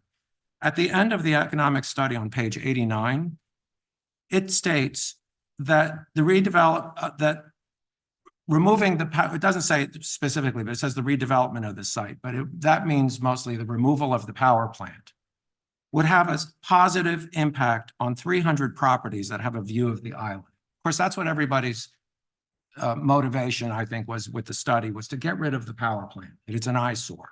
We all know that. I see it from my house, and I'm not even listed as one of these 300 properties. I live 2 miles away in South Norwalk on a hill, and I look out and it's in my view. And I'd love to see it gone. But the impact on the property values by removing that power plant would create a 5% increase in property values that would generate 500, at this point in 2018 numbers, or 2017 numbers, $595,000 per year in additional property tax revenue, which alone would replace the property tax revenue currently generated by Manresa's South parcel. That's on page 89. And the only proposal that I would support, and again, it's moot because I'm not going to be on this commission, but I want this commission to consider, I want all of you to consider this, because we're talking about a legacy here that you all can leave for generations to come. And I see a marina, a small marina, not the 110 slip one, which is 1/4 the size of Cove Marina, but I think a mega yacht marina, which could throw off some income to whoever ends up owning this property, whether it's a government entity, local, state, or federal. But a mega yacht, because we know that over at Sunset Grill, where the Cove Marina is, their mega yacht docks are full all summer long. And I could see a public ramp, and I can see kayak rentals. But I also see a visitor center for the federal wildlife refuge, the McKinney Wildlife Refuge, which is surrounding this site. And I'm going to read you a couple of things. So you don't have to do anything except take the plant down, and you will automatically have an increase in property tax revenue that will replace the revenue that this site is generating. So we're going to go through all of this remediation to build houses for millionaires, and it's going to compromise the environment and the community, put all the traffic onto a local road, because Woodward Avenue is not a collector, it's not an arterial. The nearest arterial is 1.5 miles away. So you, and there are bus stops and crosswalks on this, on Woodward Avenue. And the entire length of Woodward Avenue is in the floodplain. So unless someone is going to propose raising Woodward Avenue 5 feet, perhaps, I'm not sure, but whatever it would need to get out of the flood elevation. 3 to 5 feet, we've already had, you know, the proposal to do Water Street, 3 to 5 feet. I believe that that this is the discussion of housing should be moot. And this commission, first of all, I don't support an overlay at this point. I think that's rushed, and I think that this is a mistake. In fact, I think if we pursue development of this site in what we're talking about with housing, I think it would be one of the biggest planning mistakes the city would ever make. And I'm gonna go further. I'm gonna read briefly the description of what the Stuart B. McKinney National Wildlife Refuge is. It protects some of the last remaining undeveloped coastal habitats in Connecticut. These places are crucially important to wildlife, especially at-risk species that need space to feed, rest, establish a home, and raise their young. The Stuart B. McKinney National Wildlife Refuge is comprised of 10 units stretched across 70 miles of Connecticut's coastline. It was established in 1972 and was originally called Salt Meadow National Wildlife Refuge. It was renamed in 1987 to honor the late U.S. Congressman Stuart B. McKinney, who was instrumental in expanding it. Located in the Atlantic Flyway, the refuge provides important resting, feeding, and nesting habitat for many species of songbirds, wading birds, shorebirds like the threatened piping plover, and seabirds, including the endangered roseate tern. The refuge is also home to the threatened northern long-eared bat and many other at-risk species. Overall, the refuge encompasses over 1,000 acres of forest, shrubland, barrier beach, tidal wetland, and fragile island habitats. All of those habitats exist on this site. And this is described on page 32 in the environmental study. Norwalk Islands and proximal mainland areas, including Manresa Island and the Village Creek marshes of Norwalk, have collectively been identified by the U.S. Fish and Wildlife Service in their Northeast Coastal Areas study as a significant and unique coastal habitat. Manresa Island lies directly across the water from the following important coastal resources: Hoyt's Island Bird Sanctuary, Norwalk Land Trust, Goose, Chimney, and Sheffield Island units of the Stuart B. McKinney National Fish and Wildlife Refuge to the southeast, and Peach Island to the northeast, which is also part of the McKinney Wildlife Refuge. The Village Creek Salt Marsh and Mudflats, of which Manresa Island forms the eastern shore, was identified in the Northeast Coastal Area Study as an important foraging area for shorebirds, long-legged waders, and waterfowl, all major taxa for which the aforementioned preserves were designated. Offshore waters are also used by foraging waterbirds, including the state-listed common and least terns. The Norwalk Islands and Village Creek Salt Marsh Complex has been identified as a waterfowl focus area by the Atlantic Coast Joint Venture. And this goes on. I don't want to take all your time. I know we have a lot to cover tonight, but there are nearly 200 bird species recorded on the Norwalk Islands. And I was going to read more, but I'm not going to bother except to say that there are currently endangered species all around this site. The idea that we're going to have lawns with fertilizer and pesticide and driveways and streets and human activity in what is called, hold on one second. I want to read one more thing to you that is really important. The importance of Manresa Island to the area and regional ecology. This is again in the study. This is on page 32. Site provides one of the few intact coastal habitat blocks in the heavily developed lower Fairfield County shoreline and is a source of fresh water for species using the Norwalk Islands and other surrounding habitats. In this regard, the Manresa Island Habitat Block provide a number of important functions and values to the freshwater, intertidal, and subtidal wetland and waterway resources in the area. It also serves as a stopover for migratory birds during northbound and southbound migratory movements. These species include those designated by the U.S. Fish and Wildlife Service as bird species of conservation and of conservation concern, sorry.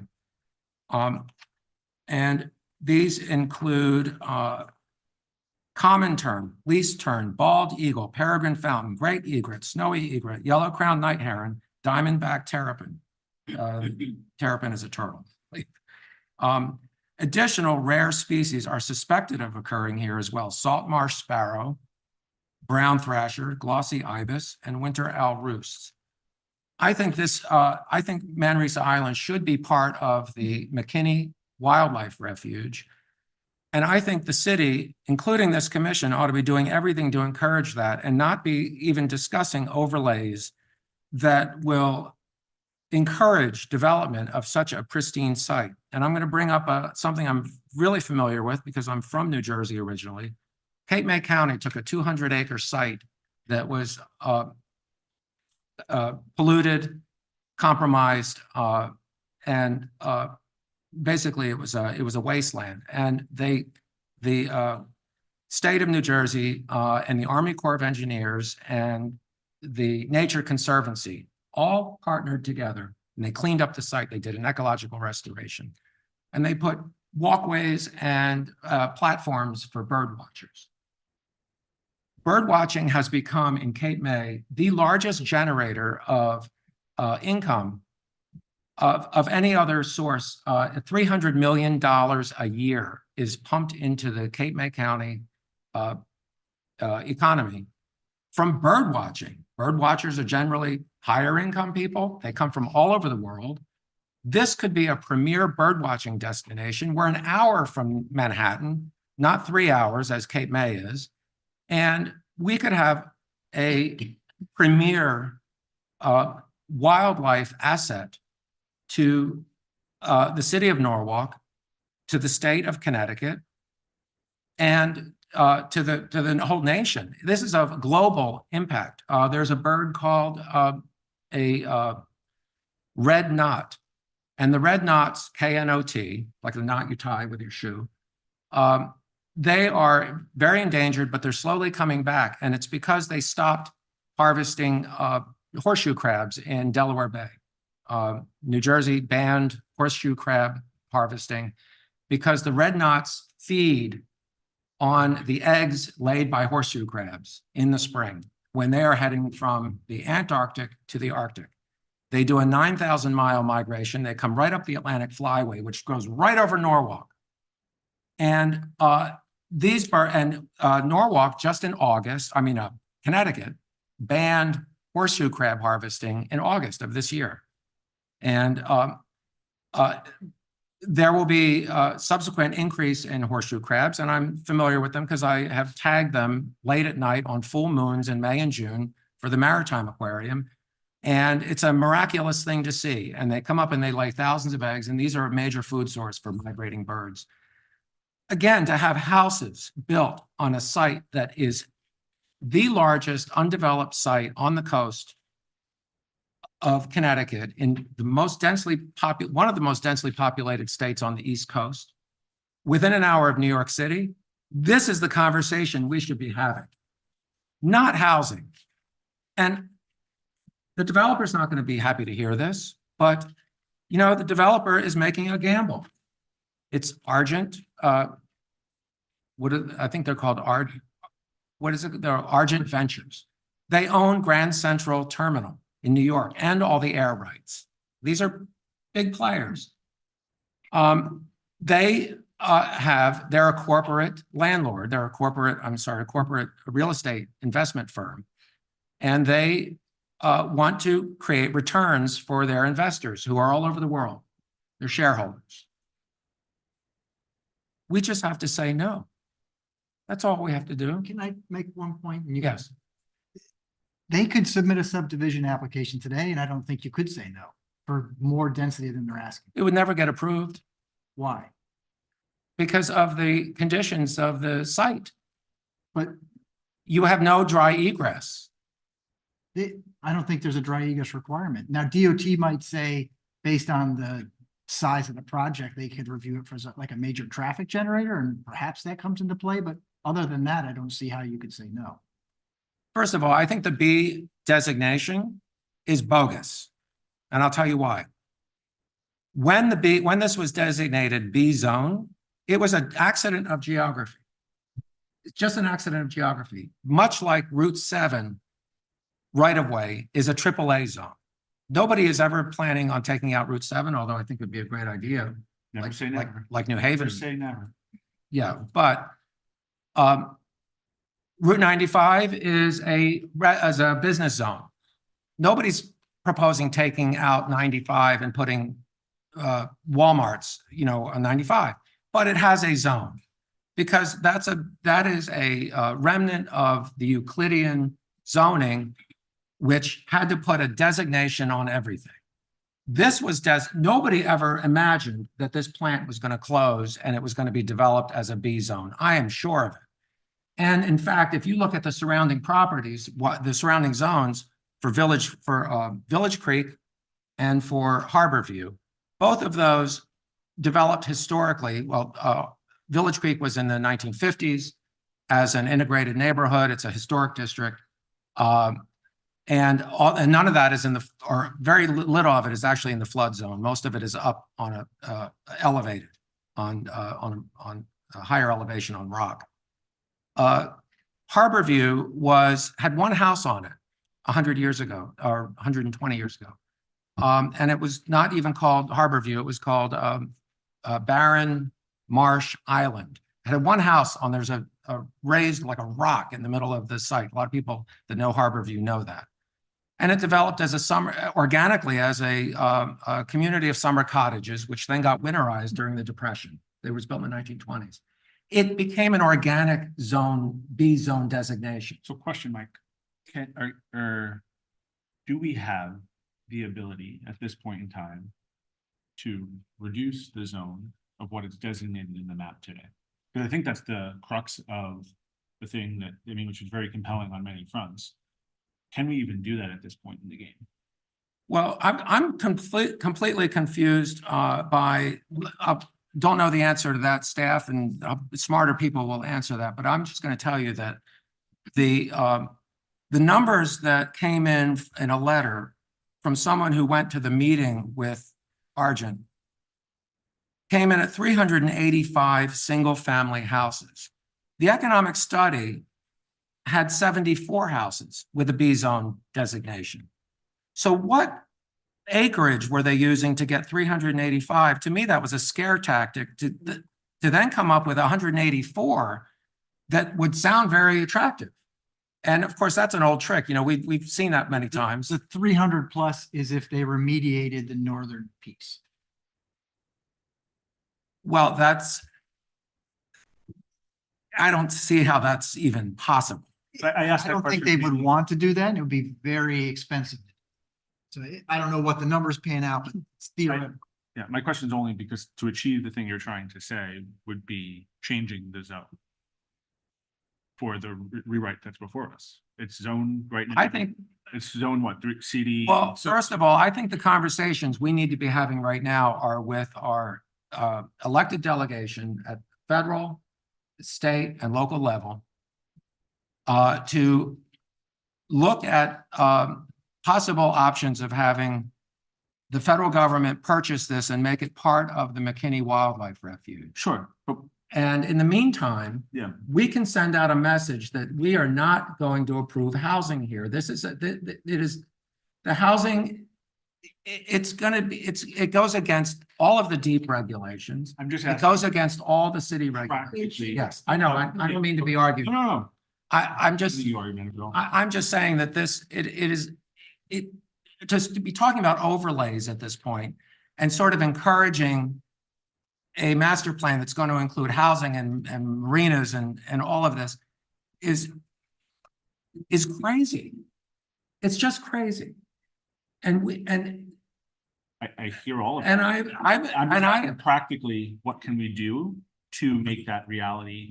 we don't have to approve any overlay. We don't, tonight. but it has a zone right now that has rights that we can't stop if they build as of right. So theoretically, to achieve what you're trying to achieve, which is very noble in many ways, and not a lot, I've not thought about it that way, and I appreciate you saying all this, would probably mean change the designation of what it is. Change the zone. We can't leave it what it That is was today. just what Attorney Brandt had brought up, whereas if we had a zone designation to say it's B zone today Right. or CD1S, so 1 unit per 6,250 square feet, you can't, if you made that more restrictive We have a or like problem. an acre lot, then you're opening yourself up to issues. I mean, that, if I can, that would be a change. You can certainly change the zone, but you didn't advertise that in this proceeding. So, I mean, what's before you now is it's zoned what it's zoned. And the question before you is, this cluster idea is intended to incentivize preservation of more property. You can adopt that or not adopt it, but preservation of this area is something that can't be done by a zoning commission. You can zone it for marinas. I mean, you can zone for all sorts of things in a new proceeding, in a new public hearing, but you can't zone it open space. You can't zone it no development. There is no such zone. So encouraging state, federal, and local officials to acquire it, all good points. But as a zoning commission, can't zone it, nothing. Can't say nothing is allowed here. Something has to be allowed there. The question is what's best. Well, sure, I understand that. And I'm really setting the stage for shift in the conversation. That's all. Well, And I think the conversation really needs to be about putting the conservation back in the plan of conservation and development. Totally. Because that's what it's called. It's not called the plan of development and conservation. And with all due respect to staff, who I think are extremely professional, and I have utmost respect for staff. They are planners. And that's what they do, they plan. And in this case, I'm saying a lack of planning is really going to be the best thing. We should just be assuming that this site is not going to be developed. Here's my concern though, where it stands, they could come back tomorrow with the subdivision and build that by right. And Deep would say no. But we don't need Deep, I don't think Deep could stop us. This We commission have this commission would just say no. We don't have approval, it's a site, it's not Keep- a site, it's by right? I just want to make sure I'm just trying to factually play this out. Keep in mind, this land has lain unused for how many years?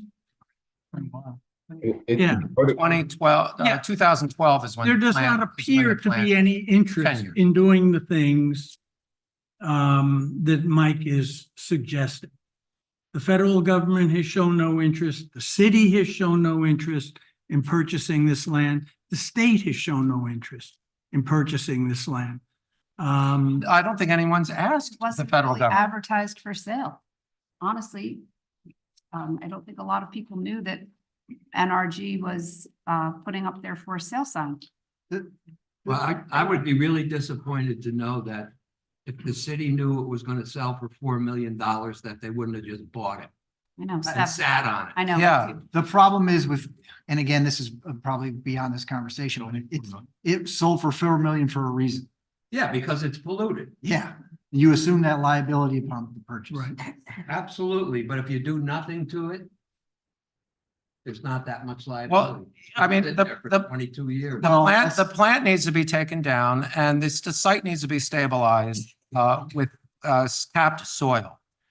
But I am really, I'm most concerned Dairy interest and 100 million. about, I am most concerned about the impact of remediation for residential use on South Norwalk, on the streets, on the utilities, on the asphalt, on the health and public safety of all the people that live in South Norwalk, thousands of heavily laden trucks with diesel exhaust Totally. going I through agree. South Norwalk. Are they going to pay for all the water mains and gas mains and sewers that are going to be damaged by that kind of traffic day and night for years? Because that's what it's going to take. That's what we're talking about here. Totally. And when we're talking about an overlay, it's like we're ignoring that. It's like this elephant in the room. Well, And it really, what we need to be talking about is the least impact development on this site and turn it back over to wildlife because it's the largest tract of land in the most densely populated state on the East Coast. Totally. The thing with the overlays, I understood is that they can build by right to a degree, and the overlay guarantees some benefit to do some of the things that you are suggesting, whether that's the pathways, the public space, all of that. I'm not saying that's the right move. Here's my concern is tomorrow, Argent can come in with the proposal. And I'm not sure this body has anything to do that could stop it. And that's a question, I mean, I think it's open to staff to a degree of like, am I misreading that? Like, if they meet by right, they could do the subdivision plan tomorrow and provide zero benefit to the city, to the residents, and be in a worse spot. I'd I'd like to hear from Steve. Sure. Also, I'm not gonna put Attorney Brandt on the spot because I don't think he's looked at the language specifically, but if they came in with a conventional subdivision that met all the standards, I don't see how you could say no. Would that be true even if we did have the overlay in place? Yes, the overlay gives them an option. It doesn't say they have to do the overlay. Right, they could still do by right, even with the overlay in place. They could sell the property. You could put the overlay in, they could sell the property tomorrow and a different developer might have a different idea and that's another option. I think a judge would look at, I'm sorry, Tammy, go ahead. Well, I was just asked that since this project was not part of our original planning and zoning rewrite, and I feel we could have 2 or 3 or 4 meetings about this, and we still might not have any rights. I mean, it's a private parcel. It has, we know, a lot of problems, a lot of contamination. And I thought that study that was done back in 2017 or 18 was an excellent study. I'm very disappointed to know that, if the city saw it go under their nose and didn't want to do anything with it, okay. I think that's disappointing. And oftentimes public space does have to sort of be threatened to be taken away from you before it becomes public space. People only want something once they can't have it. But why can't we just not vote on this now as part of this planning and zoning rewrite? So you would suggest, Tammy, just putting it aside? Yes. We don't have to take any action. Thank you, Lou. That's exactly what I was trying to say. I What- agree.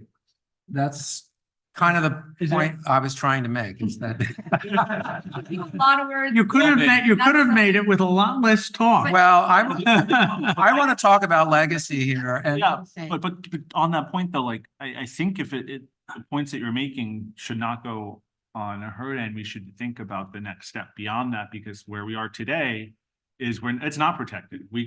There is no stopping. We cannot talk about it and it's totally fine and probably the right move. And I don't have any objections to that by any means, but more of to get to that next level is going to require work here. And it's not just a wait and see sort of thing. So I think it's going to be, the mantle's not, or there's more work to be done here. I'd like to hear from Darius if he agrees that we set this aside. I absolutely believe that we should set this aside. Okay. Thank Yeah. you, Darius.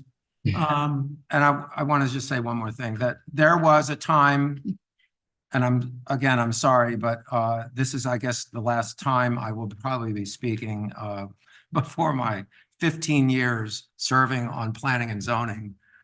At various times I had a break in between, but it's been 15 years since 2008. And I pretty much approved a lot of stuff. And when I saw this, in hindsight, maybe the city should have rezoned this site immediately as soon as they knew that it was going to be going up for sale, right? But again, the B's designation, I think, is a moot point, and I think a judge would see that it was a designation that was put in because it was surrounded by 2 other B zones, one that just grew organically, Harborview, and that it was just a stroke of simplicity to make it the B zone, the same way that, as I said earlier, the Route 7 right away is AAA zone, even though it's a highway. And this was a public utility, and nobody ever imagined that it was going to be developed. And it's not a smart place why would you ever want dense housing here? It makes no sense. The only thing I supported was the 11 houses that were 2 to 4 acres presented in the plan, which would throw off, $500,000 or more in taxes, probably more now, but in 2017. But even then, you have lawns and fertilizer and all of those things I'm talking about, disruption on what is a prime site. And I'll just let one last word. There were times in this city when there was vision, real vision. And it was by mayors and elected officials and common council. That's how the city purchased Cranberry Park and set it aside. That's how they purchased Oak Hills Park. That's how they purchased Taylor Farm and Calf Pasture Beach. And all of the things that we hold dear were all decisions that were consciously made. It would have been easier to put a subdivision on Cranberry Park, and the city would have gotten they would have gotten all of that tax base. But Mayor Zullo, I believe, at the time in the 1960s, and I hope I get my facts right, but anyway, they decided it was more important to the public benefit to have this open space set aside. And I am just that's all, just ask all of you to think about the legacy of this unbelievably important site surrounded by National Wildlife Refuge, designated as one of the most important sites environmentally on the East Coast. And we're talking about putting dense housing on this site. It's crazy. It is crazy. That's all. All right, Steve, we're going to pass on this and move to the edits table. Sure. Thank you. It's our last Thank you. item. Thanks for being patient, everyone. We take a 2-minute break or a pause. Before the- My job too. Please, don't usurp his Oh, job. sorry. Is that okay, Richard? Yes, it is. All right, why don't we come back at 8:15, 8 minutes? Okay. Okay.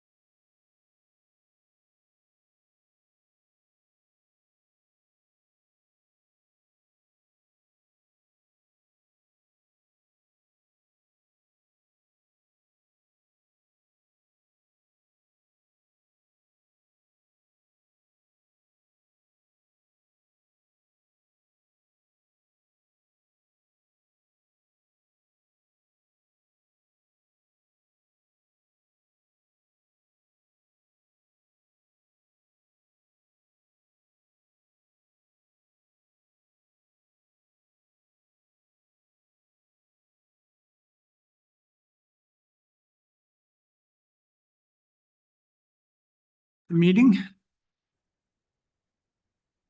And we're now going to review the edits table.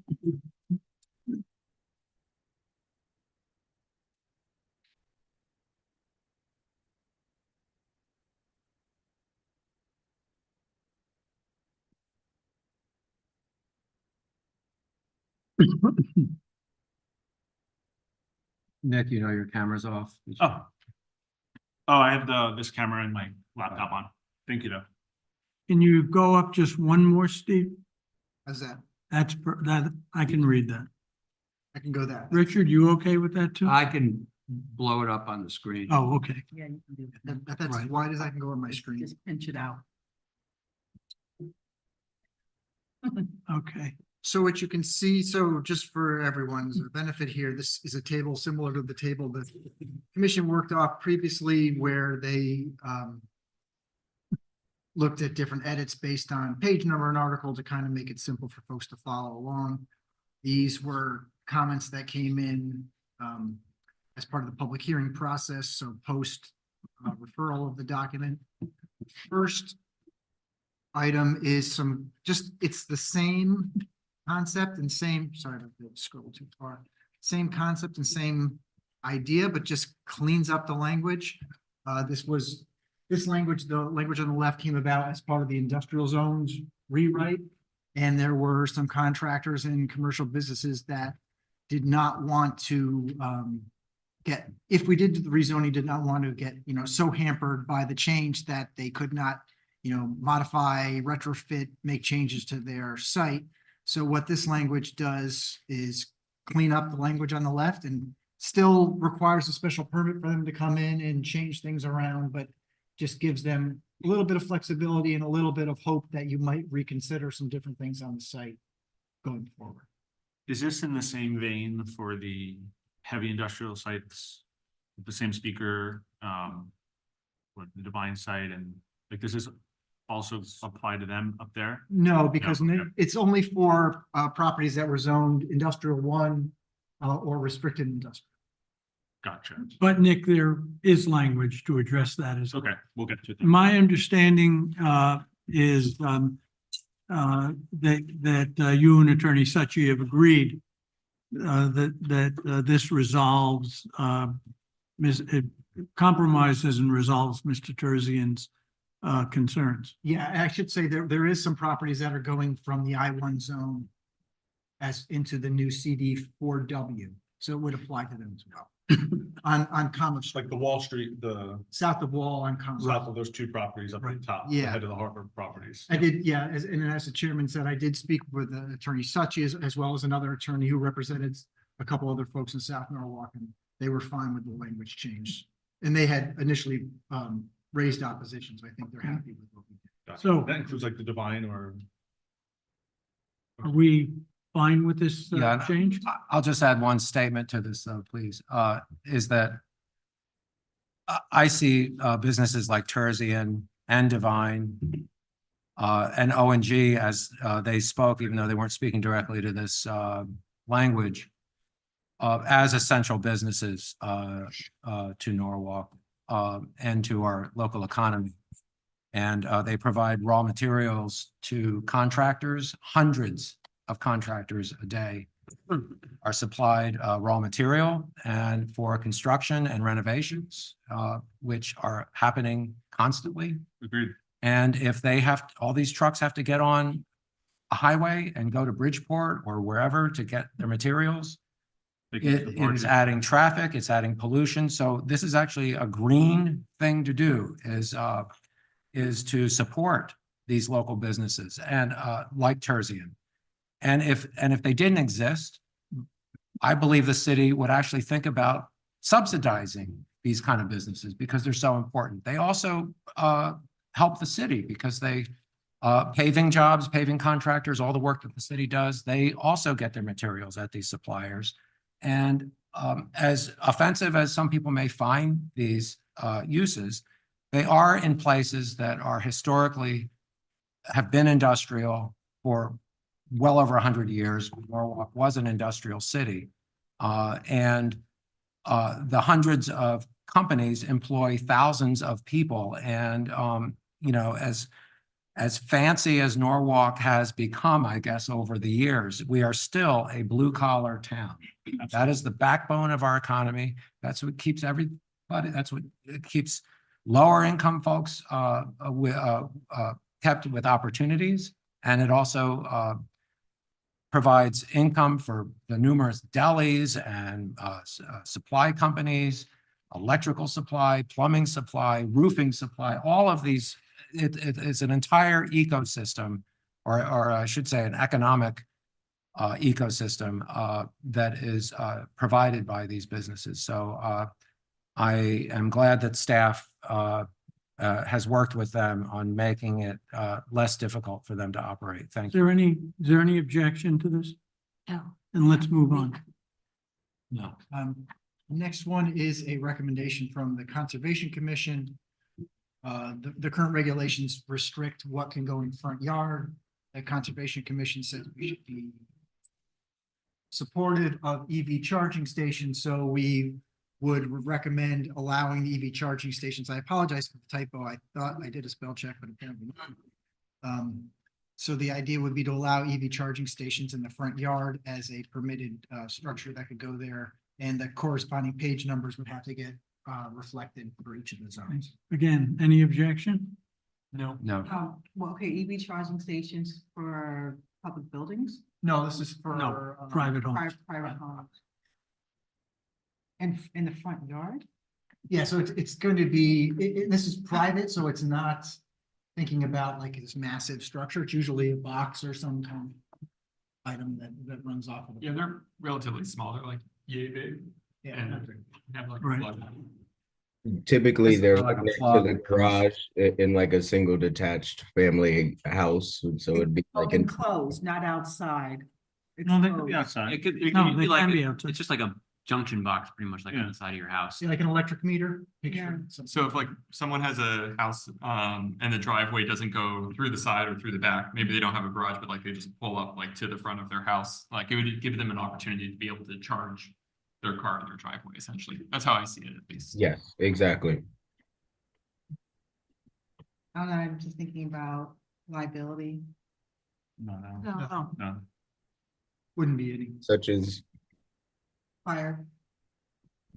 It's an electric, it's like no different than Yeah. running electricity to your house. So it's an electric plug. Yeah, that's all it is. I mean, so It's Jay, owned by an electric. and that they're one, they designed could- to be waterproof and resistant. They just like there's an outside switch in a lot of outside of people's houses, a unit where they can plug in, let's say, an electric leaf blower or something Right. that has a covering over it, so to make it not a risk to a fire. yeah, and they could do it now in their garage. You can do it now in your backyard. It's so the risk Right, would. well, in the backyard, I can totally see that, but when you said like in front of the house, I'm just thinking in terms of curb appeal. Yeah, no, it shouldn't impact. Okay, let's move on to the next. Next one was, we had several comments related to restricting vinyl siding in the 1 or 2 family zones, saying that drives up the cost. And so it's probably, you know, if you're gonna look at restricting vinyl, that you want to stick that in you like your urban core, where you're really worried about the aesthetic. 1 and 2 family houses, if they want to put up vinyl siding, that should be their choice. Staff was fine.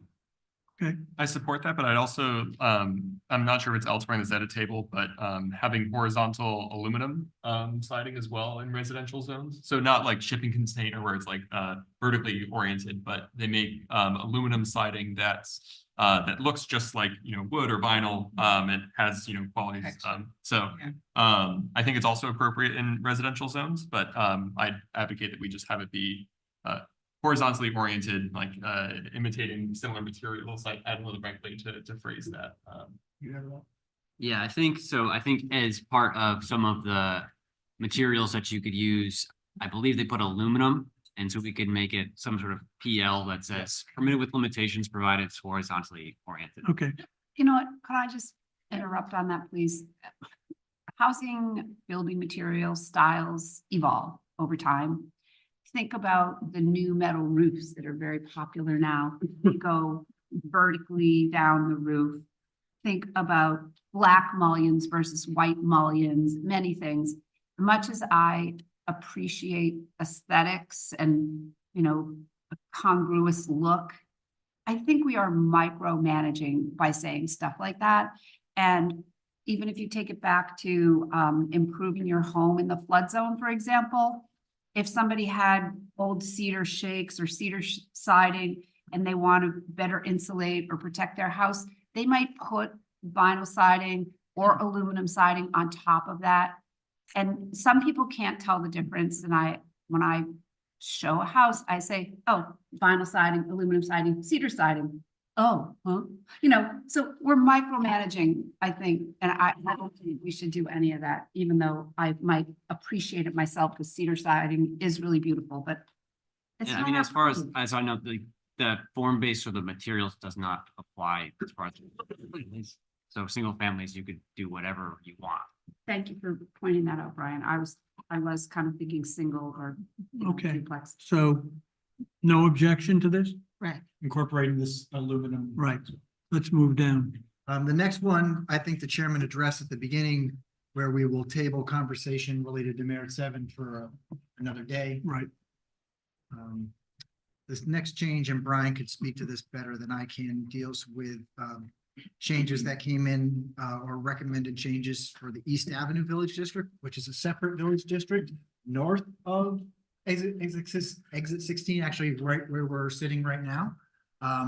There were some concerns and some support related to allowing some commercial uses in there, but also not changing the character so much that he actually requested that you restrict the impervious surface down to 60% versus the current 80%.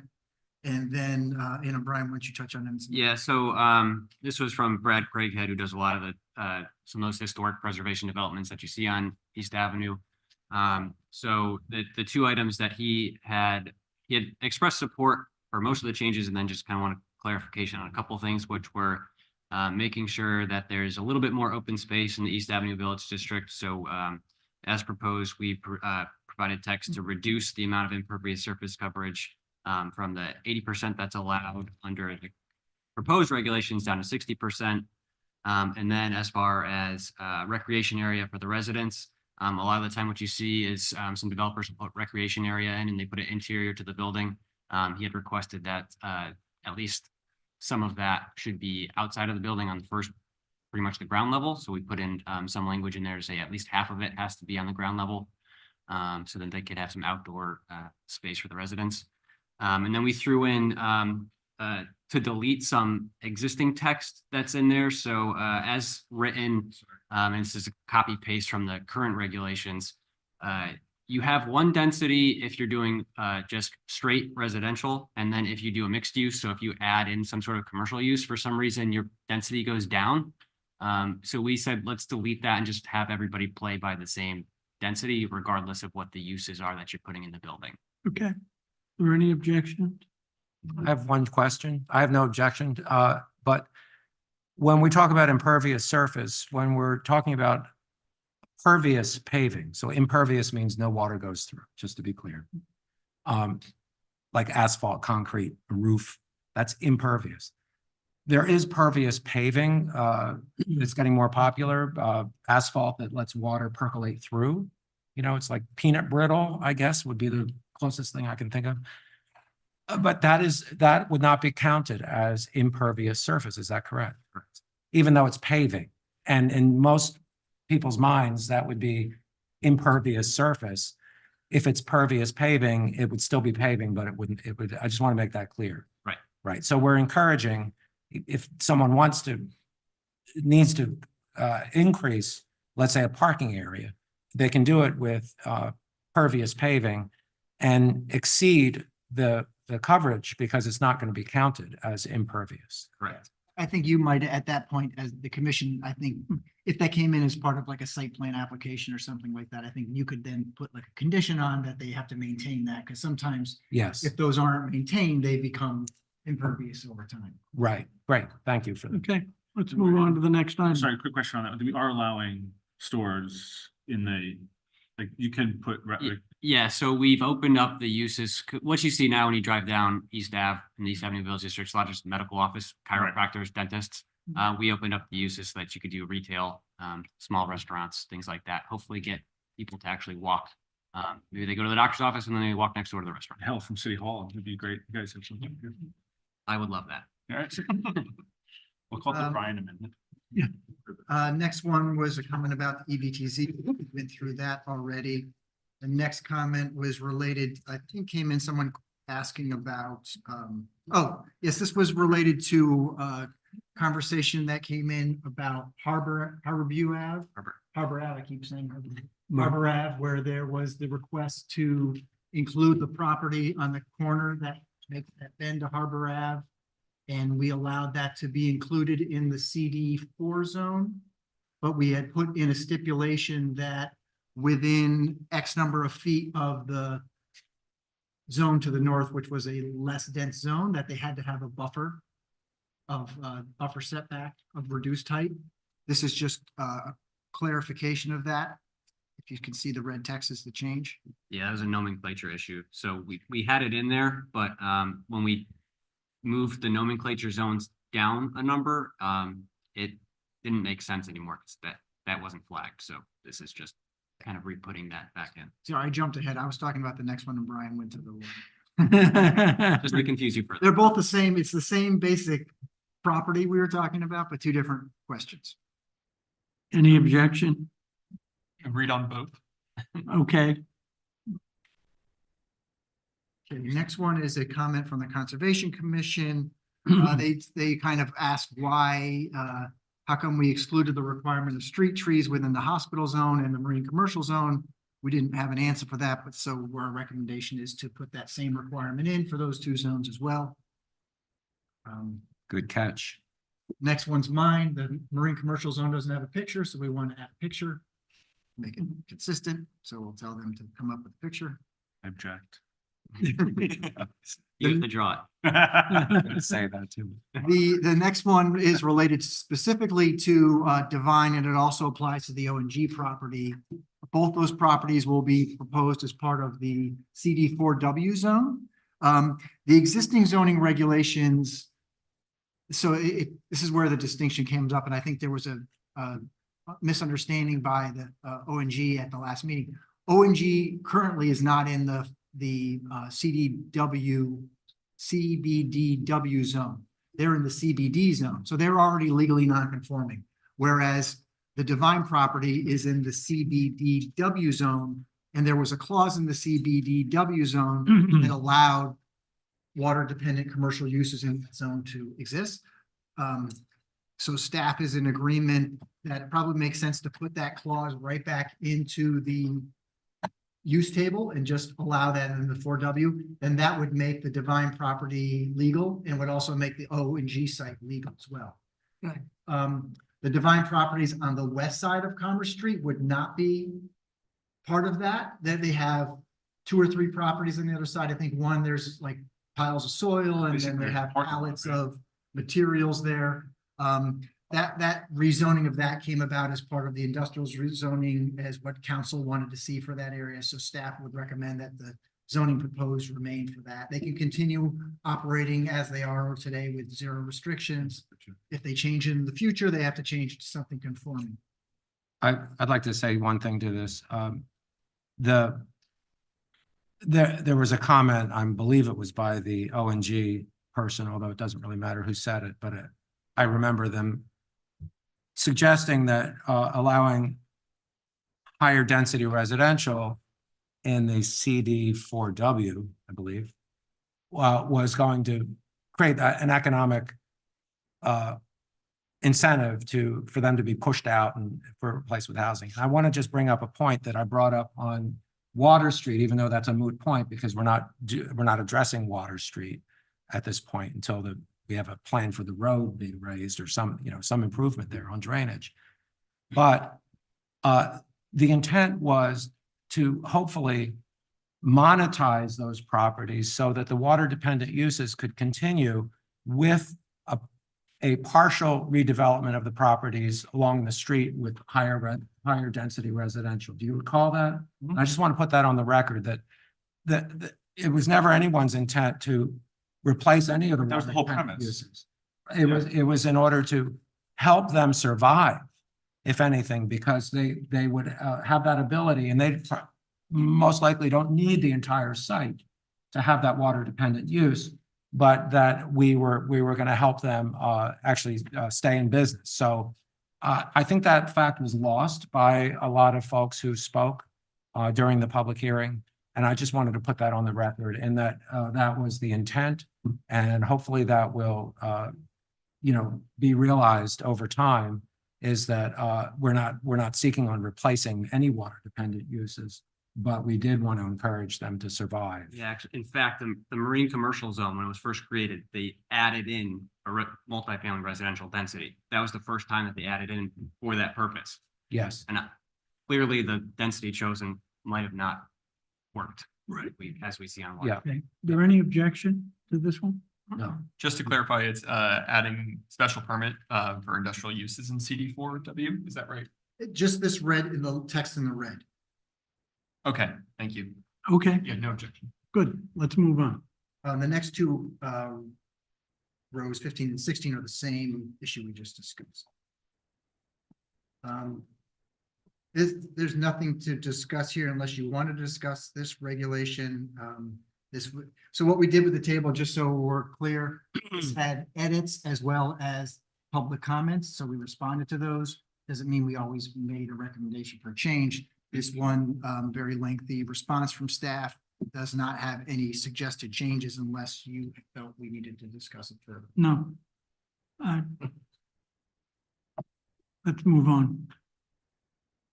This one, I imagine we might have to spend a couple of minutes on. I'm going to defer to Mr. Baker to spearhead the conversation on this. There was a lot of comments at the December 6th public hearing regarding reduction or potential elimination of parking in certain areas and under certain scenarios. Yeah, so I'll let Brian take it. Yeah, so you'll know that group Sustainable Streets Norwalk submitted a memo about the options of eliminating minimum parking requirements. They gave sort of two different recommendations.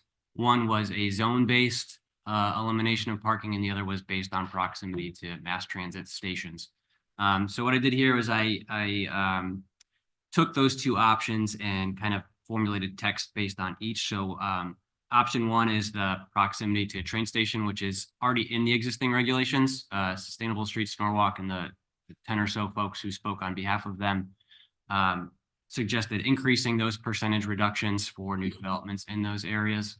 And then option two was a zone-based elimination of parking, which we would potentially do for the CD4 and CD4W zones, which is from Wall Street down to the South Norwalk train station. The idea being that when we put in parking requirements, you end up that cost gets passed on to the people who live there. So it makes their apartment units more expensive. So there's research out there that details how much your rent is increased because you are essentially bundled in with a parking space. And then this is not to say that a new development would come in and they wouldn't provide parking. It just means that they're able to come up with a number that's more flexible and based on what they think is appropriate. So I just put those two options in there and then just gave some information based on essentially how parking impacts affordability, the environment, tax revenue. Again, I mean, this is a little bit off of that, but when you look at a Walmart site that's 10 acres and we say this is your parking requirement, essentially saying that half of your property has to be paved. That's 5 acres of land that generates no tax revenue. And that's because of our zoning regulations that say you have to put that much parking in. And we see this play out in real life, like on the Meadow Street project, we asked why, Tammy, I remember you asking why are you building more down there? And they were like, the parking. We've seen this play out time and time again. Yeah, but on the other side of the argument, we've heard people say that they can't get financing unless they have a certain minimum amount of Yeah, that's parking. where they would have the flexibility. They would go and say, I want to do a project and provide this much Right. parking. And Yeah, let them figure that out. Yeah. Right, and so it removes us having this additional regulation of us determining a number that makes sense and letting, them work it out for what makes sense for their property, for their insurance, for their financing, whatever it may be that they need for their development, whatever they need to be doing, right sizing it.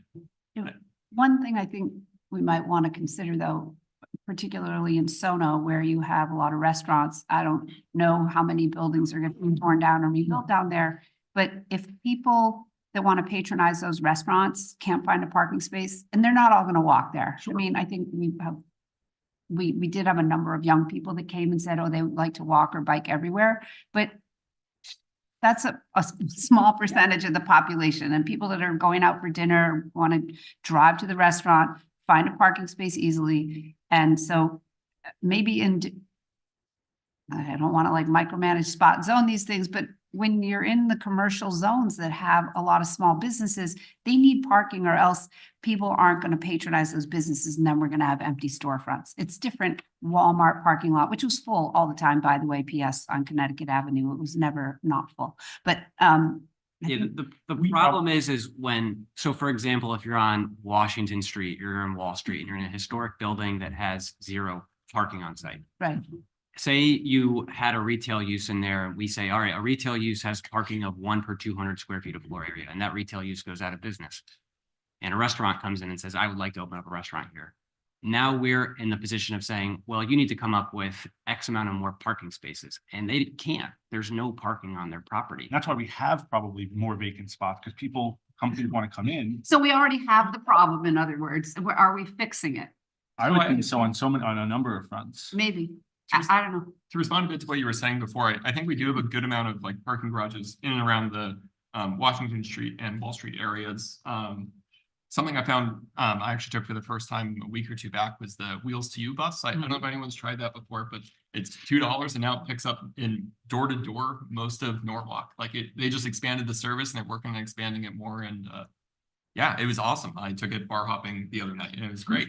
It was absolutely wonderful. Maybe I should have. That puff crawl. Yeah, and I was invited to that. it was $2, and it was great. And what's great about that is A lot cheaper than an Uber. A bar crawl, right? Right. Because you don't have to worry about driving home. It's much Yeah. cheaper than an Uber. At the end of the night, I took an Uber and like it was more.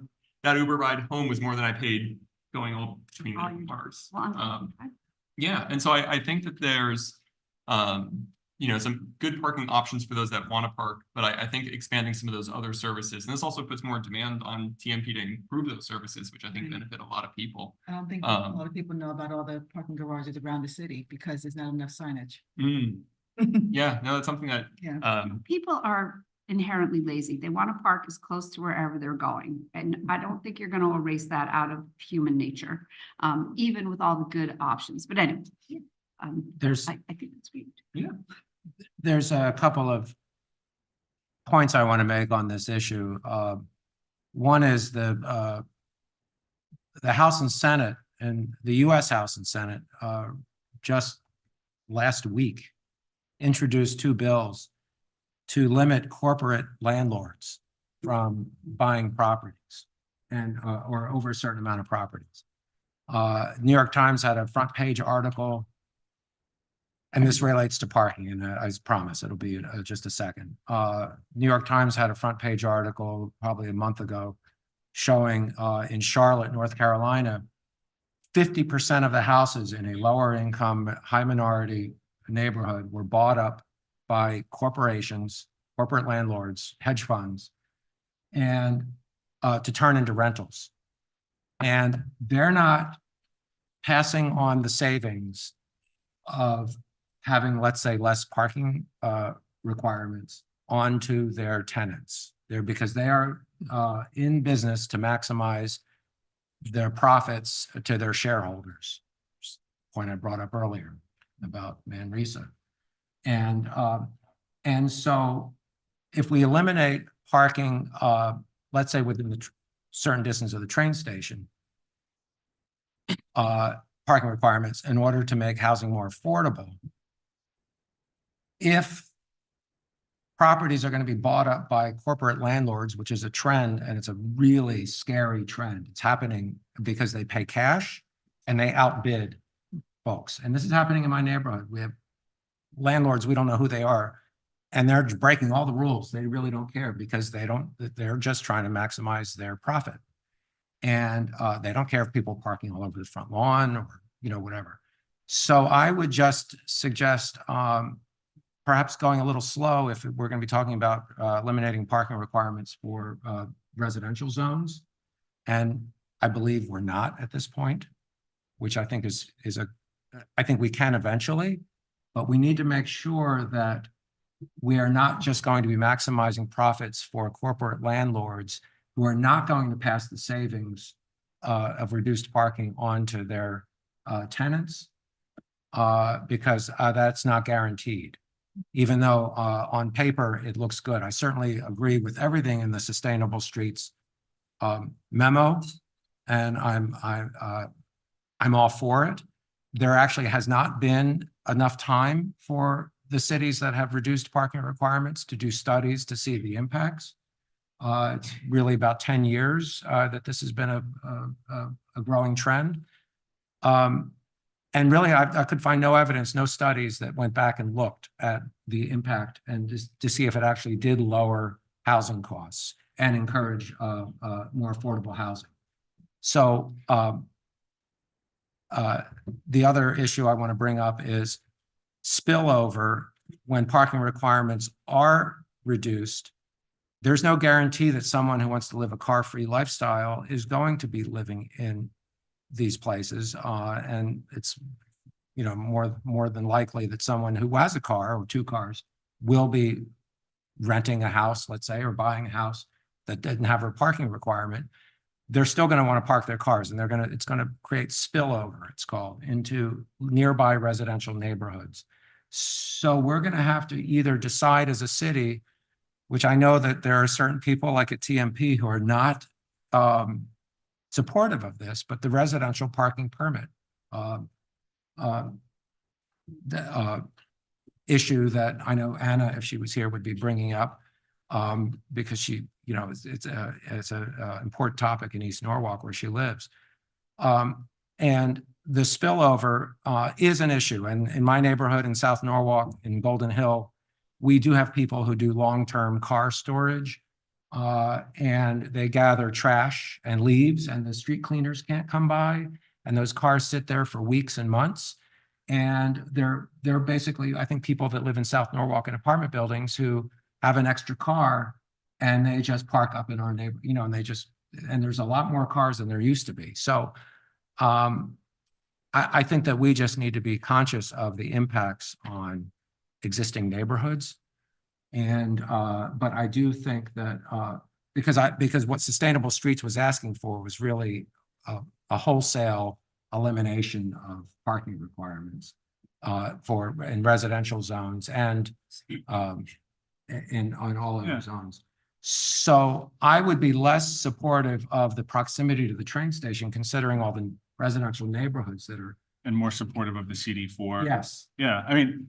And I think eventually I want to reach the Sustainable Streets goals eventually, but we're going to have some controls in place to protect, existing residents in existing neighborhoods so that they don't basically become parking lots for the spillover from could be a good intention by the city, but may have repercussions that could be negative on existing residents. Like, because I know you're a Rutgers alma mater or alum, but just found a study that Rutgers did for New Jersey revealing could save more than 1,000 on rent. And I can send that over to you. Yes. So I think there's a lot of evidence that points to that's happening. And even our own housing authority said along the lines of they'd want to build more, but they couldn't. But I'd like to see that. Does that study look at the car ownership of the people? Oh, whether it reduces car ownership? I don't know. It talks about the rent aspect of it. I don't think it talked. I don't. Just looking at it quickly. Yeah, because do all those people that are living in more affordable homes because they don't have parking actually not have cars? Because some do. I mean, that's what a lot of stuff in California has shown. There's another way to look at it too, whereas parking is often used as the constraining factor on whether a development goes forward or not, whether they can build it based on how much money if they can make money off of it. So parking ends up stopping a lot of housing projects from coming in the first place. And those are usually probably your smaller developments, your, less than 10 units. But with the influx of the corporate landlords that has become such a problem that Congress, House of Representatives and the Senate both introduced bills. It was from one party, but it was still, and there's probably unlikely that with the current Congress that these are going to pass. But the reason being is that I don't think savings are going to be passed on to the tenants. It's simply going to increase the return on investment for the corporate landlord. If they're the ones getting it potentially. Yeah, and so what is, There's public authorities who are also met to the same standard who get caught into this parking requirements thing. That's the point I was making. Like the housing authority literally said when Tammy asked a couple weeks ago on Meadow Street, like, this is the perfect spot. Why wouldn't you build more here? Their response was, we can't get enough land for parking. We're capping it. And I think, I think affordability is like a big part of this. I also think walkability comes into play, where having fewer driveways, fewer garages, right, and the ability for more of those storefronts, more of that street activation through lower parking minimums. Like one of the places, I can't remember what the name of it right now, that's in CD4, is this distillery in Sonoma, like 1420. Thank you. It's like in the middle of a parking lot, and it's like very set in from the street. Like it'd be great for that to be like street activated, along the sidewalk, and not have to have what looked like, I don't know, 30 plus parking spots in front When of we it there. talk about sustainability aspects, like breaking our car dependency, the fossil fuel. Let's not get diverted. Let's keep this moving. Yeah. So do you Where do we stand on this? So there's two options. Well, you have three options. Essentially, one is keep it as proposed, which is the what's in the proposed regulations. There's two, which is to eliminate parking in the CD4 and CD4W, or however you so choose. And then three is the reduction based on the proximity to the train station. There's already the proximity to the train station, but this is a increased distance and increased percentage reduction based on that. And it sounds like Mike feels strongly around the CD4 over assuming people are inclined to do something. Until CD4 and CD4W seems like a great place to start. I think so, and I just eventually there's going to have to be some resolution about the corporate landlords, because another article that I read in the last week is that the lack of affordable housing in a lot of municipal districts, that's how they divide up the country into municipal districts, into like where Stamford, Norwalk, we're Stamford, Bridgeport. Yeah, Stanford. Where Norwalk We're is just in the not middle there, included. right? Yeah, we're stuck in the middle without a name. But the corporate landlords have increased. They're seeking maximum rents. And Totally. so until this is solved, I would say go slow on it. And aren't our current regulations reducing parking requirements from this rewrite? Are we reducing some parking requirements already? Yeah, so for some like commercial uses, retail, that is lower. Residential's largely the same, other than the reduction based on proximity to mass transit. There's those smaller reductions added on. So we are doing that already. That table. It's just not going to be eliminated, but we're reducing. Okay, again, any objection? Oh, there it is, right in to front. that? Sorry.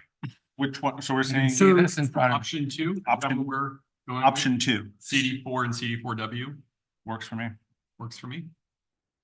Staff comfortable with that? Yep. I understand it's up to us. Yeah, and then just to add, so how this is written, we intentionally tried to word this in a way where it's properties in the CD4 and CD4W that aren't historic, and then changes in use or additions to historic buildings, because the idea is, what we're trying to say is that if you have a historic building and you're going to knock it down, then you have to provide parking as a way to disincentivize you from knocking down historic buildings. Okay, That's how good. Let's move on. Townhomes next. I don't know if I put that. Yes, we did. Discuss later.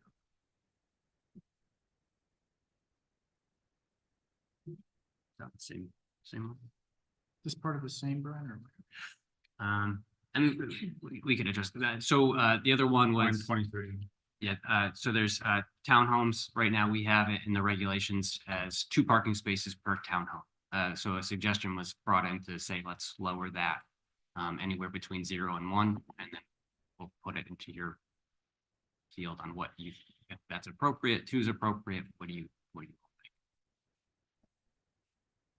I think 2 is appropriate because a townhome is going to be at least 2 bedrooms, assuming 2 adult habitants and potentially teenagers at some point in time, and they're probably going to have cars and they're going to drive. And if you don't put 2, then they're going to park on the street, and then you end up with this problem that the East Norwalk neighbors are talking about now and other neighborhoods around town.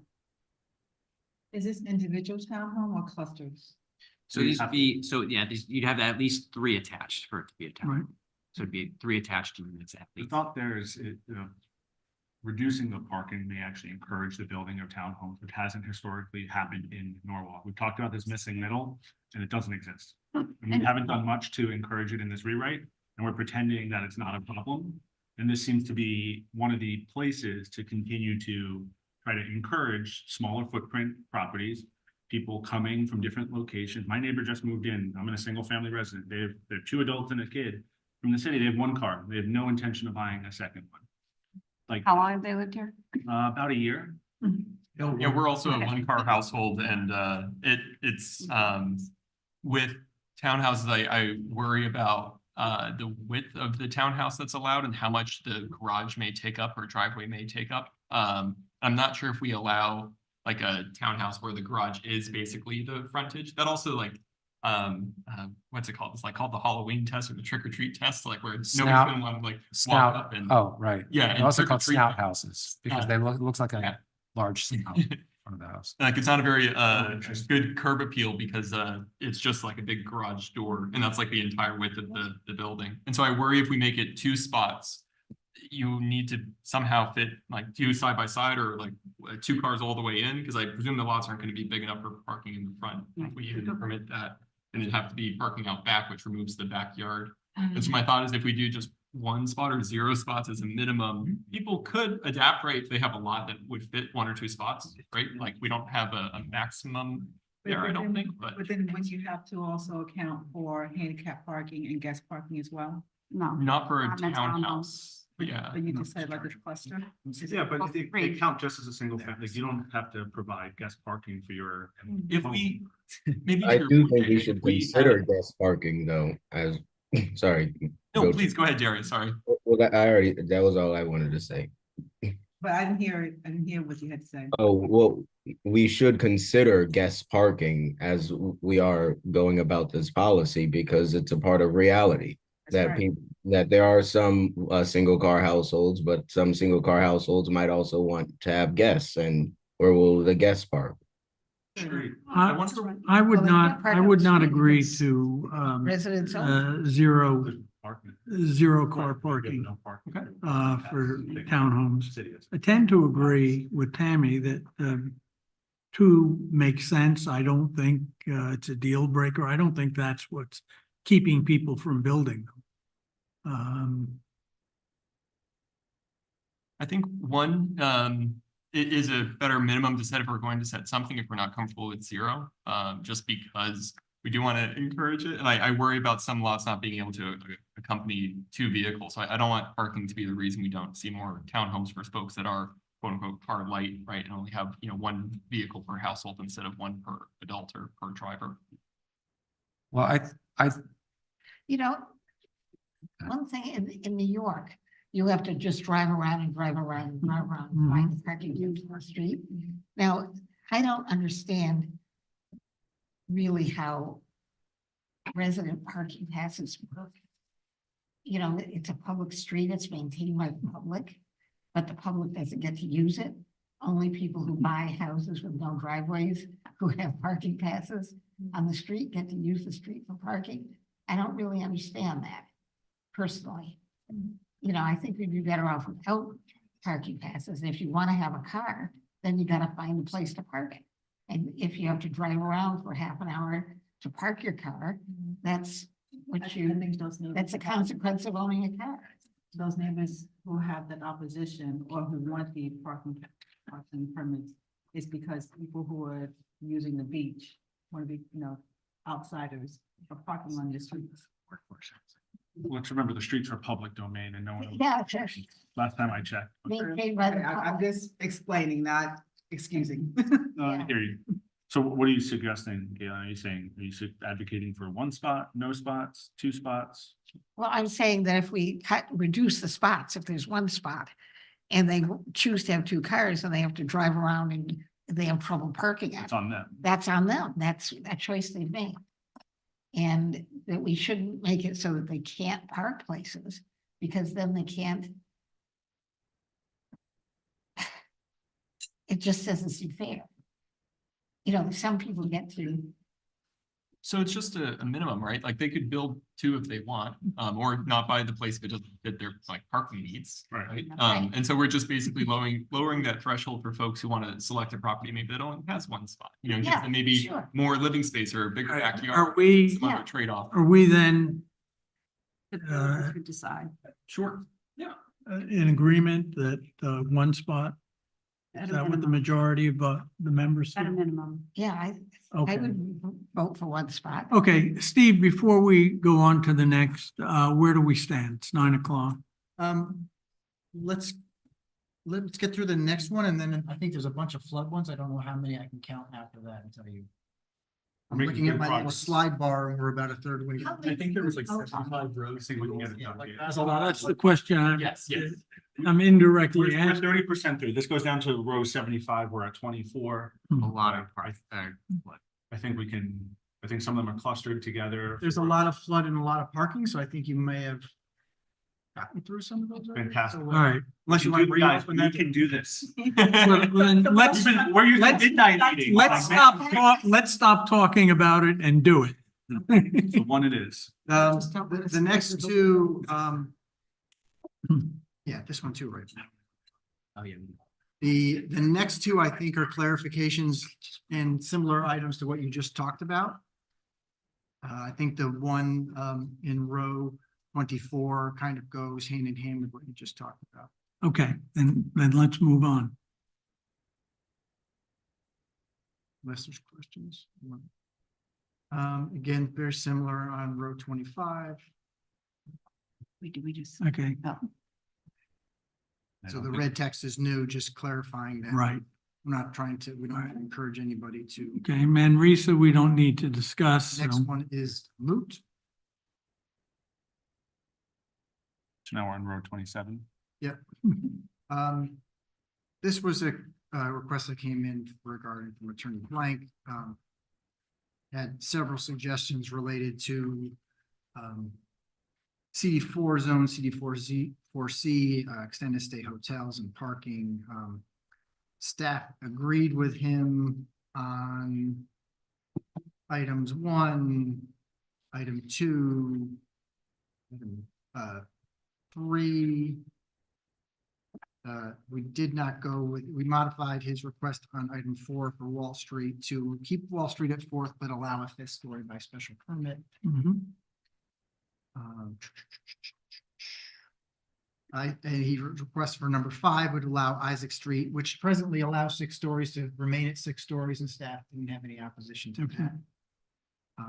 The next one, number 6, he was looking for a height bonus for providing 50+ parking spaces in a development.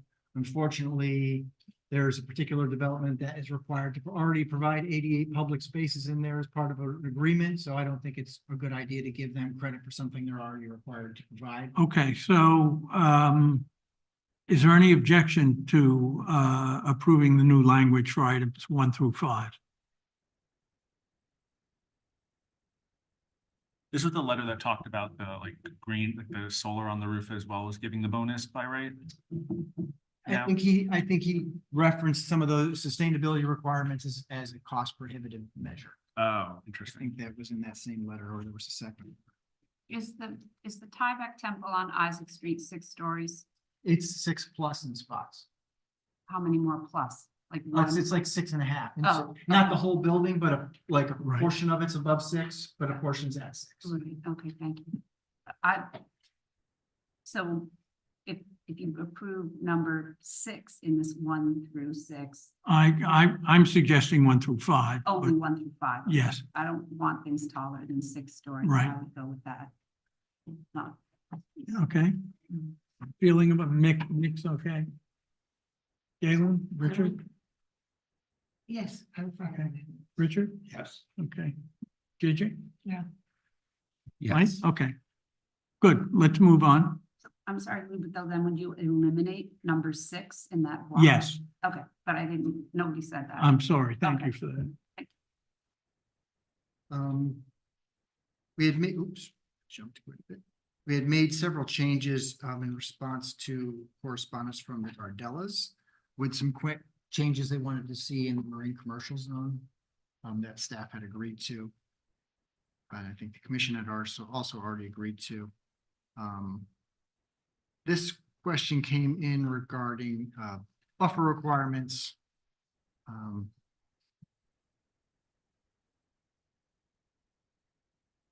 Just reading through my notes again, sorry.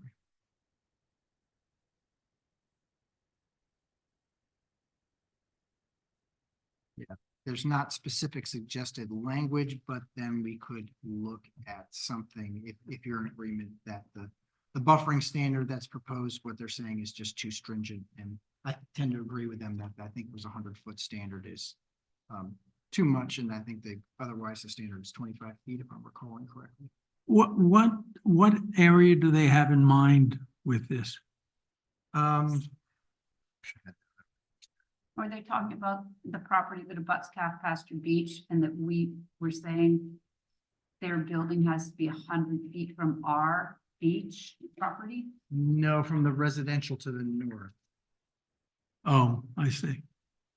So like Island Drive or that little neighborhood? If we could table that one till the end and I'll pull up the actual regulation. Okay, I don't want to. okay, then let's move on. Yeah, if you could search for that. I thought we agreed on the Conservation Commission. Yeah, on- we on that one. talked about the Conservation Commission request, but I don't know if you formally. I'm sorry, I thought we had, but okay. Yeah, Brian and I were talking, we couldn't quite remember what exactly you decided. I think you read through it and said makes sense, but not specifically went through the, minute details. You may be right.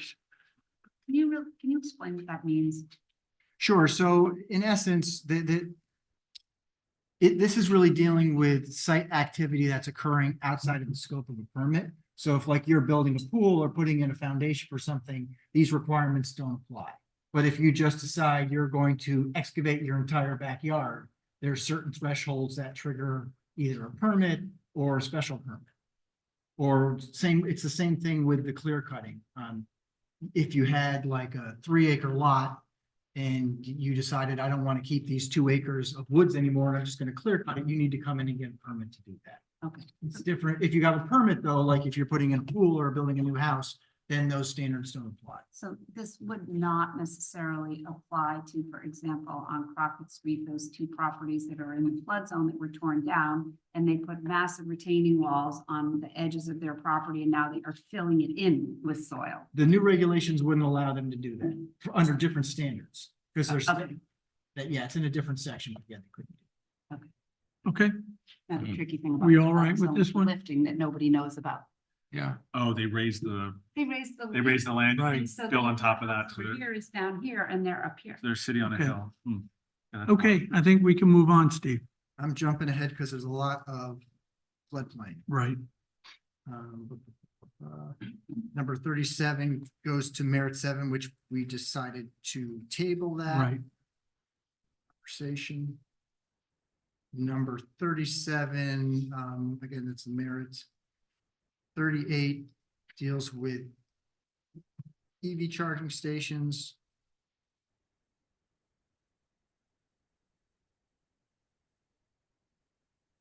Again, I thought this was one we had agreed on.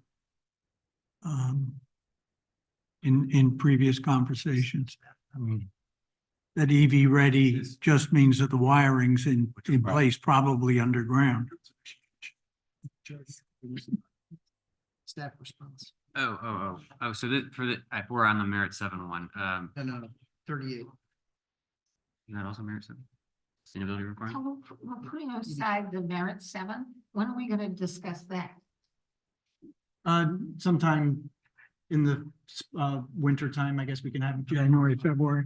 January, probably Oh, February. so we can do the whole zoning rewrite and then deal with. Yeah, it. yeah, yeah. Right. It's gonna be post rewrite. Okay, I see. This is. Oh, okay. I think, okay. Yeah, so for Merit 7, they had a couple issues about the solar on the roof and then the EV charging. We think that no change is needed. When we looked at the solar for the roof, we said usable roof area. So if you have mechanicals up on your roof that Right. obviously you need to provide access to, you don't have to put solar Mhm. on those portions. And then for the EV chargers, it was 10 spaces, 10% of the spaces need to have the EV chargers. And then 50% have to be EV ready, which is, I think Steve just said that you just pretty much put the conduit in. So if the market Right. demands, you can put in the actual charger. Exactly. Okay, I'm sorry, the Merit 7 representative also brought up the requirement for first floor commercial space, how that could impact them because those buildings weren't Right. designed for that. Well, So is that again another issue that? that's again, Yeah. part of the Actually, future discussion. And for the record, I thought that actually was a valid concern. Yeah, we agree with them. Okay, There was too many moving parts to try to clean it all up right Right. now. So we can- there's no rush on that, I guess, right now. I don't think so. They probably need some clarity soon because they said their buildings are going empty, which Right. was a Yeah, I mean, technically. terrible they news can- for the They can city. retrofit those existing buildings to put residential in, but I don't think they want. All right, let's not get sidetracked. Yes, sir. Moving on. Next one is a clarification just related to the workforce housing regulations. The new standard does require for non-residential construction to also provide the 1% fee. The language recommended was to exempt municipal projects from that because it really doesn't make sense for the city to charge. Pay the city, itself, right. which just causes headaches. So that's the staff recommendation with that. Next one is something that we talked about a while ago. And we wanted to make sure we got it into the final discussion. I don't know, jumped. Yeah, so this was, Mr. Williams had brought this one up, which was trying to curb the proliferation of more vape shops. So we proposed creating a new use specifically called vape shop, making it permitted with limitations use in the CD3C, which is your main Ave and Route 1 corridor, and then a special permit with limitations in the CD4. And then we listed the limitations, which is includes separation distances similar to what we do for cannabis shops. So they have to be at least a mile apart from another one. They have to have signage on doors that says anyone under the age of 18 has to be accompanied by a legal guardian. They can't serve alcohol. Some of this was, we looked at other towns who've come up with language for this. Mhm. There's not that many of them. So we kind of looked at what they had come up with and kind of stole some of what their language was, borrowed. Okay, And then we have a definition there. I think I did make a tweak to this definition since we did send it to you, which was to change the definition to say the display of electronic nicotine delivery system and vapor products, because that is what the state of Connecticut general statutes has defined the term as, and then just linked that as defined by the Connecticut general statute, so that we're making sure that the Okay. definition is in accordance with that. any objection to that? Darius, I know you were a big proponent of this. Does this meet what you were hoping for? Yes, still would love to continue the discussion around liquor stores and smoke shops generally. This definitely is a great start. Okay, thank you, Darius. Okay, I was just curious, when, if this is approved tomorrow, I suppose, when would this go into effect? Are we going to see a massive influx of vape shop applications right before? And how many vape shops could stay in business. Are there that many people that vape? I mean, this just sounds crazy. I've heard That- they're high margin. that They is don't not- know anything That more is than not that. even an issue. I don't know anybody that vapes. I really don't. Do you know? I may have a cousin in New Mexico. I mean, who vapes. what- am I missing something here? I Is just this, think like, a lot of people Yeah. under the age of 40. should I consider vaping? No. That is inadvisable, Mike. Oh, okay. How do you know I'm not vaping right now? Just drive down Main Street and Sono. All right, let's I- move on to that I don't like second. regulating markets. I mean, if the market could bear vape shops, I guess, God bless them, but Well, vape shops and smoke shops, liquor stores on nearly almost every corner and so close to one another. yeah, Like gas stations used to be.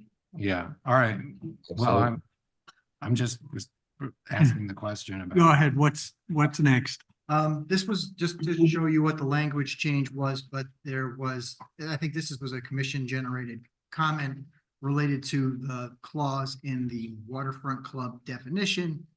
We checked with the city's inclusion officer, for lack of a better term, and she suggested the language at the bottom, which is really dealing with the discrimination clause at the end of the definition. Mhm, mhm.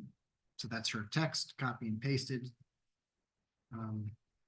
Okay. Next one is related to, I think this pops up in the map comments as well. Cottage Street.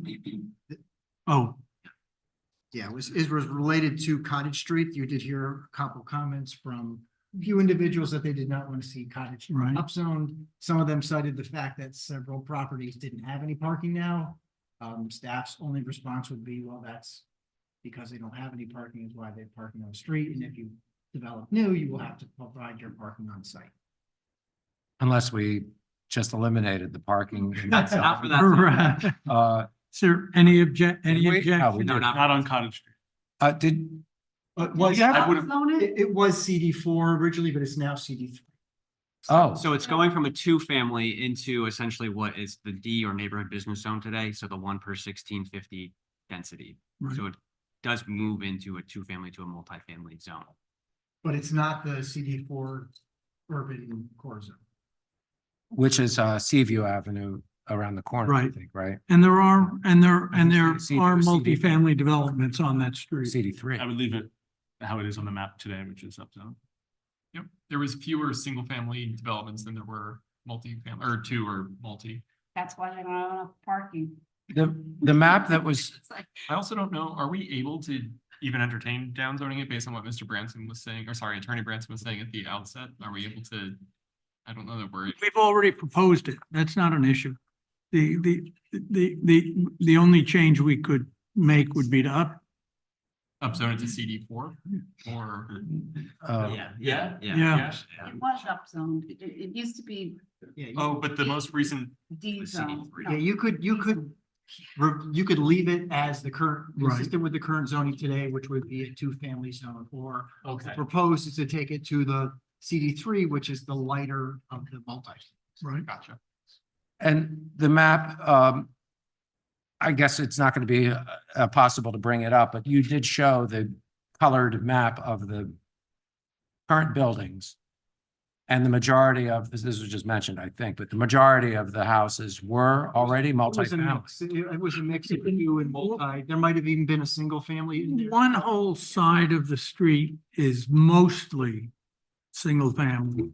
But on the other side, there's a fairly significant multifamily development.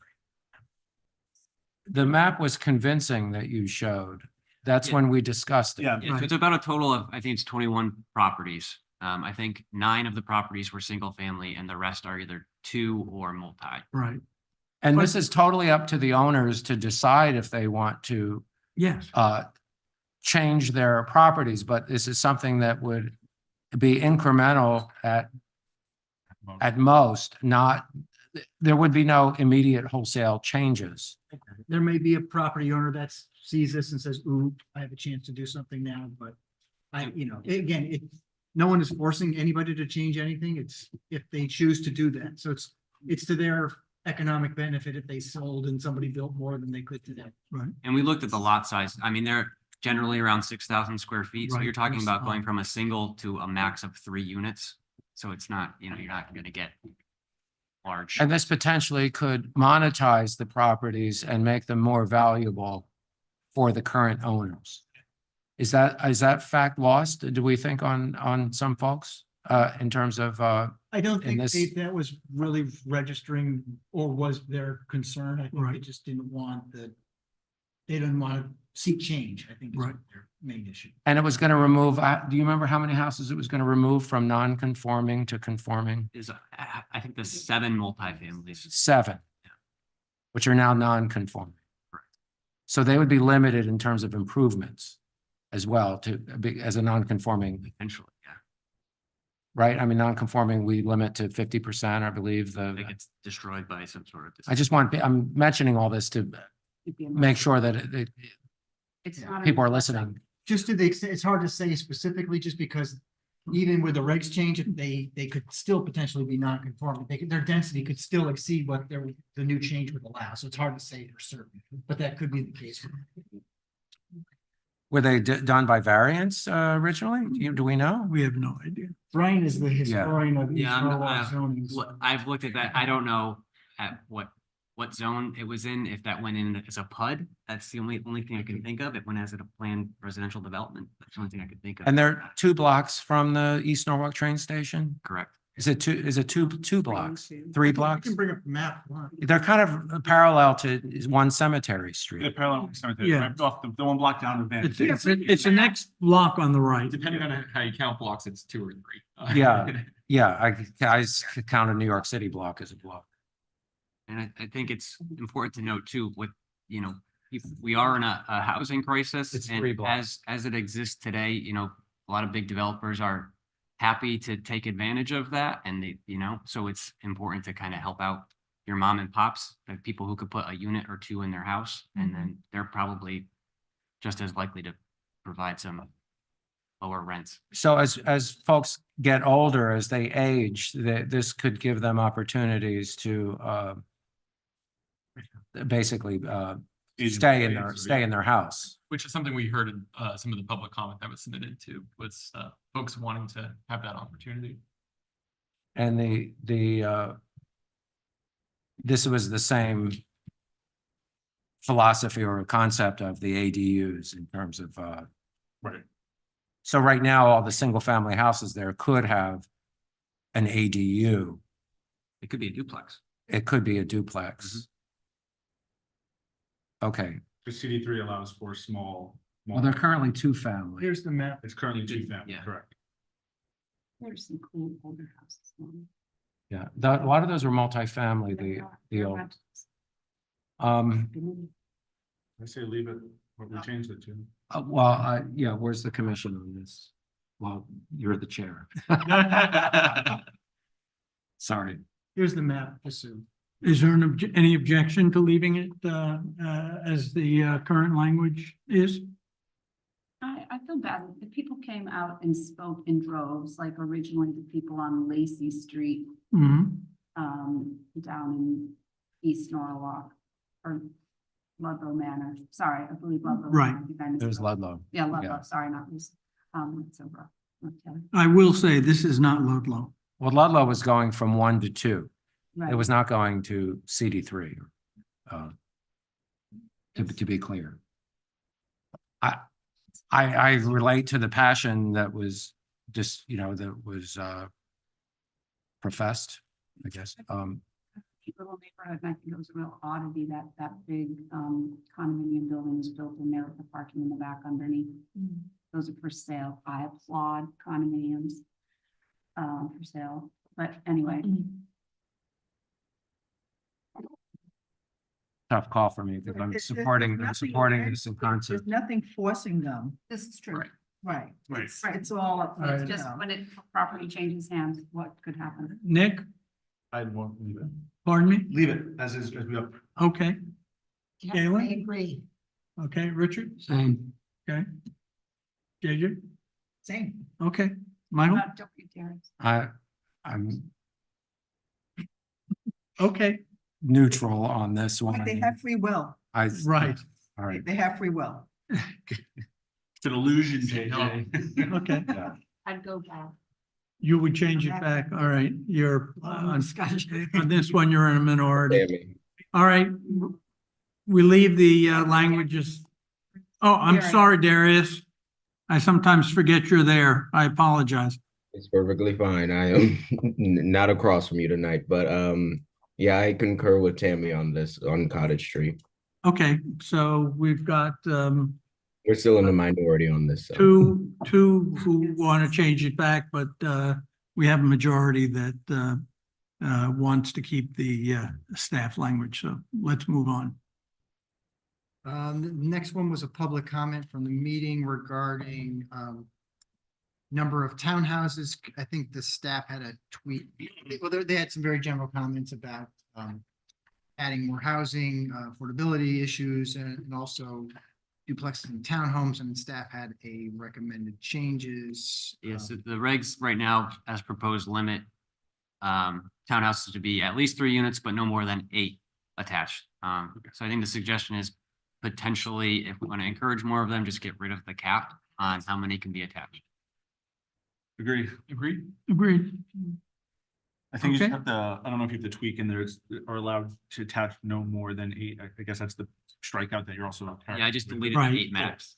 Okay, Steve, I'm going to ask my question again. Where do we stand? I in think terms we're of doing time? pretty good, Mr. Chairman. I think the next 5 or 6 are gonna come off in like 30 seconds, so you'll be 2/3 of the way there. It's your call. How, But JJ actually had wanted to leave at the break. I encouraged her to stay, not knowing that this was going to run this long. But she was going to get online at home. No, it's okay. I just got a text. Oh, I said I'm gonna be late. He said, no worries. okay. Let's do it. I have Okay, then munchkins. let's, I have munchkins for everyone. Yes. Munchkin. why don't you yay. just pass Awesome those for the around? camera. Stu Brand, yes. Yeah, Brian? I need a sugar break. Sure. You pass them to Chapin passes them to Tammy, and so. So I'll talk while you guys eat. The next one was related to, we did get several correspondences related we're just to eating. increased areas and number of kids within daycares in the city. There is there was a change to the state, something in the state statute related to the starting age for kindergarten kids. You had to be Right. 5 at the start of the school year, as opposed to being 5 during a certain time within the school year. So Right. that's probably going to lead to more kids needing daycare next year.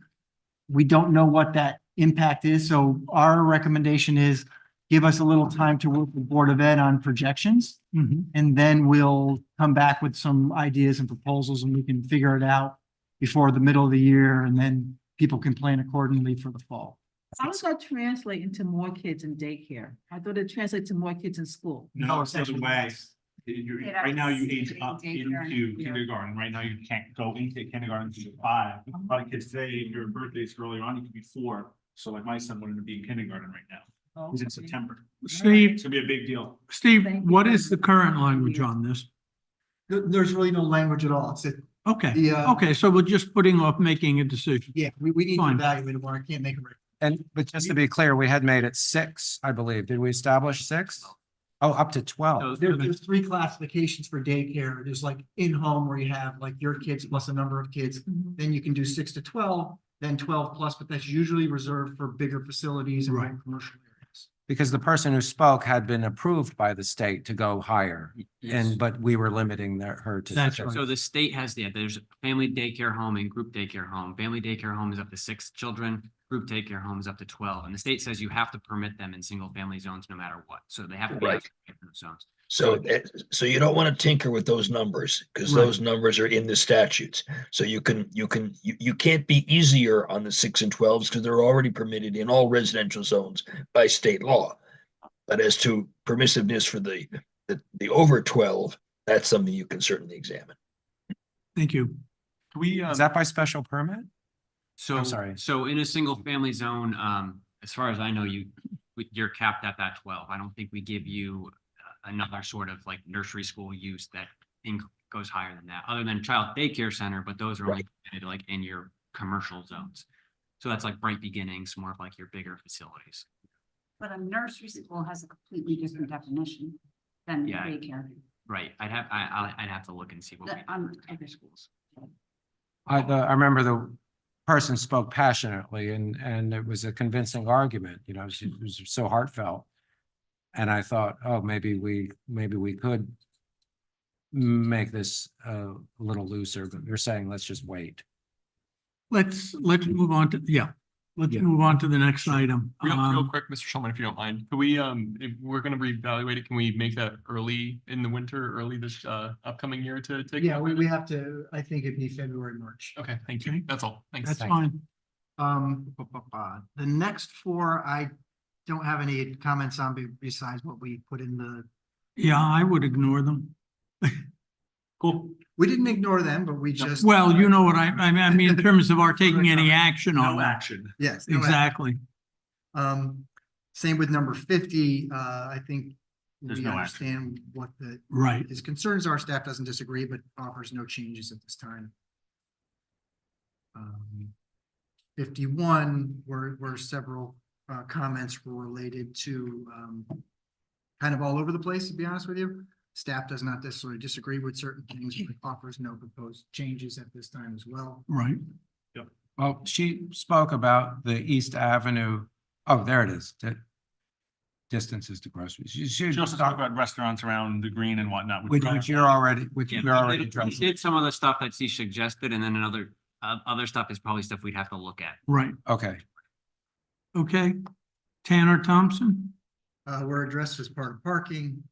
Okay. Mr. Bonifant's comments, and I think staff did agree with one that I think could warrant further discussion, but I think it's, maybe you've already decided, but related to the North 7 master plan in terms of the amount of retail space provided. I think it's a fair comment he brought up, but I think there's also the flip side is what's worse, not having as much retail there that may be needed versus having unfilled space that's empty and vacant. I mean, so it's a tricky puzzle to solve. So Well- I'd almost let the applicant figure out what they think is best for their project. And I brought the point up, not when Rich spoke, because we weren't speaking, we weren't addressing, but when we were talking about Glover Avenue, I'm sorry, we had talked about the fact that that whole area is a mixed-use district, and the new train station has a pedestrian bridge over the railroad track, which would allow those residents to take a short walk, or, you know, in a wheelchair, there would be an elevator, so it'll be accessible, but they can get over to Main Avenue, where there's a lot of commercial, so that the idea that this was office, residential, and commercial all mixed together in a concentrated zone pointed to the fact that we didn't need as much commercial at exactly on site at Glover Avenue. I brought that point up because it's a short walk. It isn't now. I think the bridge is opening any day. Yeah, it's imminent.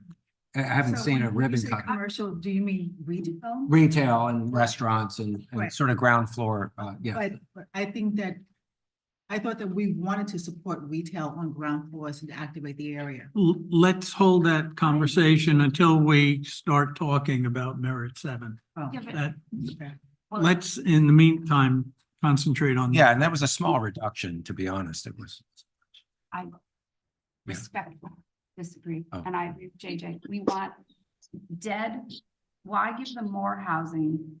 And when there's nothing there to buy, we're just going exactly against not having a car and increasing so people can shop where they live, so they can walk to it. It's nice to think that somebody's gonna go up the stairs, in the elevator, across Merit 7, down, across Main Avenue, which is not a pedestrian-friendly road to cross, to go to the vape shop or the cannabis shop that's right there. I mean, there's not a lot of stuff to buy. There's no grocery store there. And so if we let them get away with not putting retail, and the trend changes and maybe people don't have a car that live in that building, we've got to encourage them to put the retail there to encourage people to get out of their cars. All I right, thought- again, this is not the Okay. topic for tonight. Yeah. Okay. Sorry. And That's the North 7 application is going to be in front of the commission in January, so I think that's the time you Right. can Okay. readdress. I'll give Mr. Okay. Waters my opinion. What is next? The next is we're skipping 53, which is talking about flood and Zoom Right. and that stuff. 54 for the comment that was raised that about upzoning, which I think there were some compliments and insults in the same Right. comment period. Staff replied with a response on that. Again, another comment related to reducing parking in and around TOD, lack of option for renters. I think that was all addressed as part of the parking discussion. There were comments, gentlemen spoke about not eliminating commercial uses or eliminating industrial land or opportunities for industrial uses within the city. And I think that has been addressed as part of the industrial zone study and also the rezoning, allowing the additional marine uses in the CD 3W and the 4W zones. I think we've addressed that with many of our existing regulation rewrites. No comments on the next one. Right. There was something Ms. Smirniotopoulos said that wasn't accurate about having to come in and get permits to cut trees. That's not true. We've discussed that. It's already dealing with, you know, really, if you're clear cutting an acre of land, you don't have a permit to do something else. That's really when that issue comes up. So that to be clear, this is not a tree ordinance type of situation. I know there was some confusion on that. Which I had an interest in as well, but yeah. Next two comments were related to flood and also Manresa, which we've talked about quite a bit. There were some comments related to, from Ms. Cece, related to the substantial improvement question, as well as several items related to changes in East Norwalk related to the EVTZ, upzoning certain areas. She mentioned Selden Street and Cottage Street. We talked quite a bit about sustainability and the EVTZ changes, and I think those have been agreed to. Also questioning the rezoning, which also the next speaker talked about on Seaview Avenue. We haven't talked about that, but staff is not recommending any changes to the regulations based on either of those comments. I'll jump to the next one.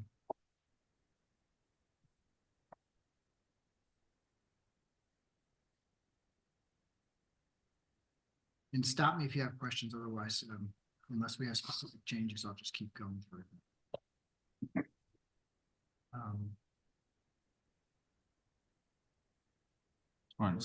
67.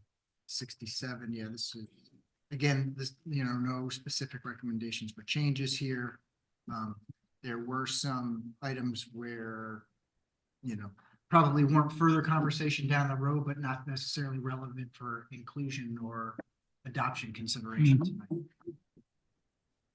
Next comment was number 70 related to parking. You know, we should probably talk about number 70, or is it 70 or 70? The deep comment, the deep letter. You know, deep had raised a few concerns, you know, not unexpected. I'm still on the meeting. Still on the meeting. Not sure who that was. Sounded like Anna. Oh. So there were, you know, the three kind of topic areas that that we summarized from what Deep had said. And I think we've addressed these and I understand where they're coming from. By and large, if you look at the rezoning in and along the harbor, there were really only 2 areas in a total of 4 parcels that were really changing. 3 of them we discussed a little earlier were buying properties off of Harbor and Commerce, and the other one was down by Goldstein Place. And I think the recommendations for change there all came out of the process. I know. I'm sorry. I'm in the meeting. I thought I told you. I'm sorry. Anna, can you mute yourself? Yes, I was muted. I'm sorry. All good. I don't know why I keep unmuting. I'm really sorry. That's okay. So as part of that, as the adoption of the industrial waterfront study, there were recommendations very specific to those parcels, and that's the direction that the commission ultimately went in. I don't see any reason to change that based on Deep's comments.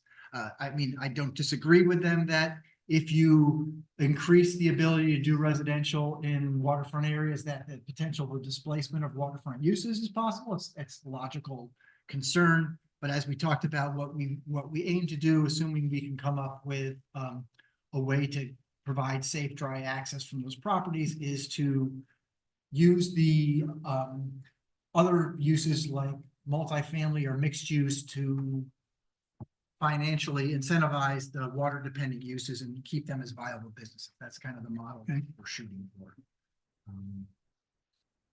Let's see if there's anything else worth addressing, but I don't think so. I think that kind of summarizes things. On the ADUs, Steve. oh, go ahead. No, you have. Oh, go ahead. After you. Steve, how does incentivizing how does allowing multifamily use, say on Goldstein Place, incentivize water use on the river there? Yeah, I so, mean, what are you envisioning? yeah, so Goldstein Place is different because that's a separate property from the Marine Commercial Zone watershed properties. That property was taken as part of the Walk Bridge. Right. Who it goes back to at the end of the day is still, I think, a little bit in the air. I think the city would probably prefer to see it be something where there's more waterfront access. Maybe it's more green space, maybe it's something with more public amenity and public benefit than what was there previously. But again, that's a little bit undetermined. I don't think we were necessarily looking at that particular property as a mixed use development. We were focused, I was talking more so along Water Street, that area. Okay, so you envision on the street side of Water Street, some potentially housing, but then some boat or water dependent use, whatever that water dependent use is on the water side of that property. And how do we regulate that if it's owned one parcel?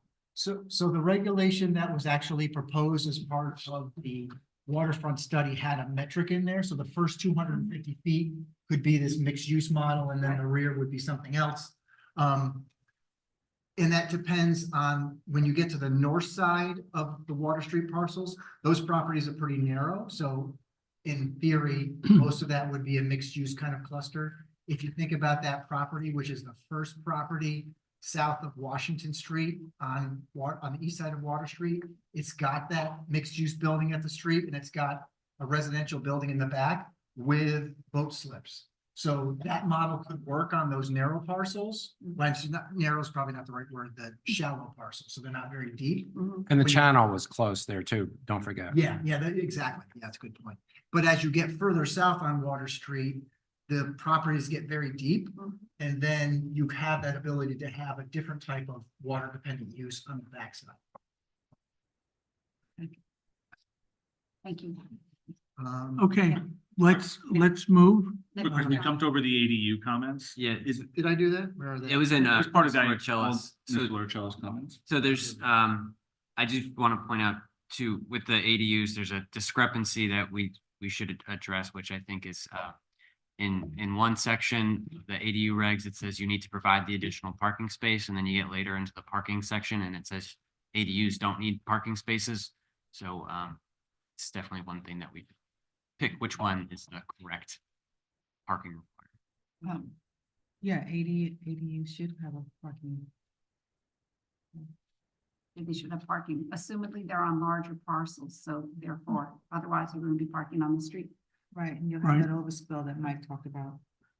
It's one spot per eight. Right. Correct. One For ADU. Right.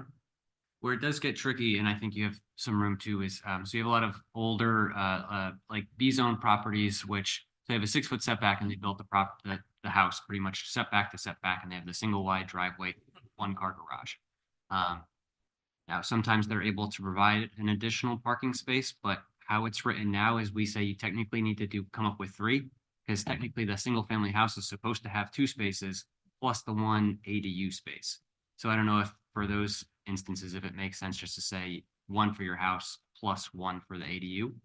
Well, maybe segregate it by zone then. Do we have the language? I don't recall if it's still in after all this time, sorry. For the allowance for additional parking in the front yard with proper screening, and it was going to be pervious, et cetera. And it was varied by zone, but it was a way to at least show some flexibility here to allow a parking spot if somebody wanted it. And I know that's a hot topic, but it's something as a landscape architect, I've seen that be really limiting to many people to not have any parking in the front setback at all. So courtyards, a turnout so that you don't have to back out into traffic, et cetera. That's why that was the impetus for that, right? And so that's still in there. So if someone does have an option, if we maintain the 1 car requirement, to utilize that regulation to actually add a space, but it would have to be approved by zoning staff. Correct? And then it would have to be a plan they would submit to do that, and it would be screened, et cetera. So I would, there could be pressures on neighbors with, I still think we ought to keep it the way it is now, with the 1 space, and I'm not sure where did it say in the regs that we didn't require ADU? So there's the ADU specific section, which says you need to provide the additional space. And then Yes. later in the regs, under the parking section, it said ADUs are exempt from parking. Oh, So there was an issue. so that just came from the form, maybe that came from the, edit. Yeah, it's right. Yeah. somewhere along Yeah. those lines. I think that's noble, but I think for now, let's not move too fast on that, I think.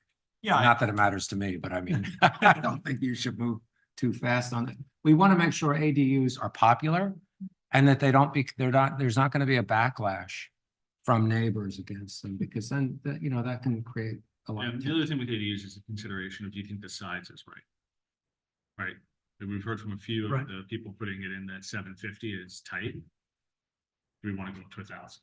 Well, we allow in-house up to 1,000. Living space, 750 Right. square feet of living space, which means the dwelling itself would actually be a lot bigger.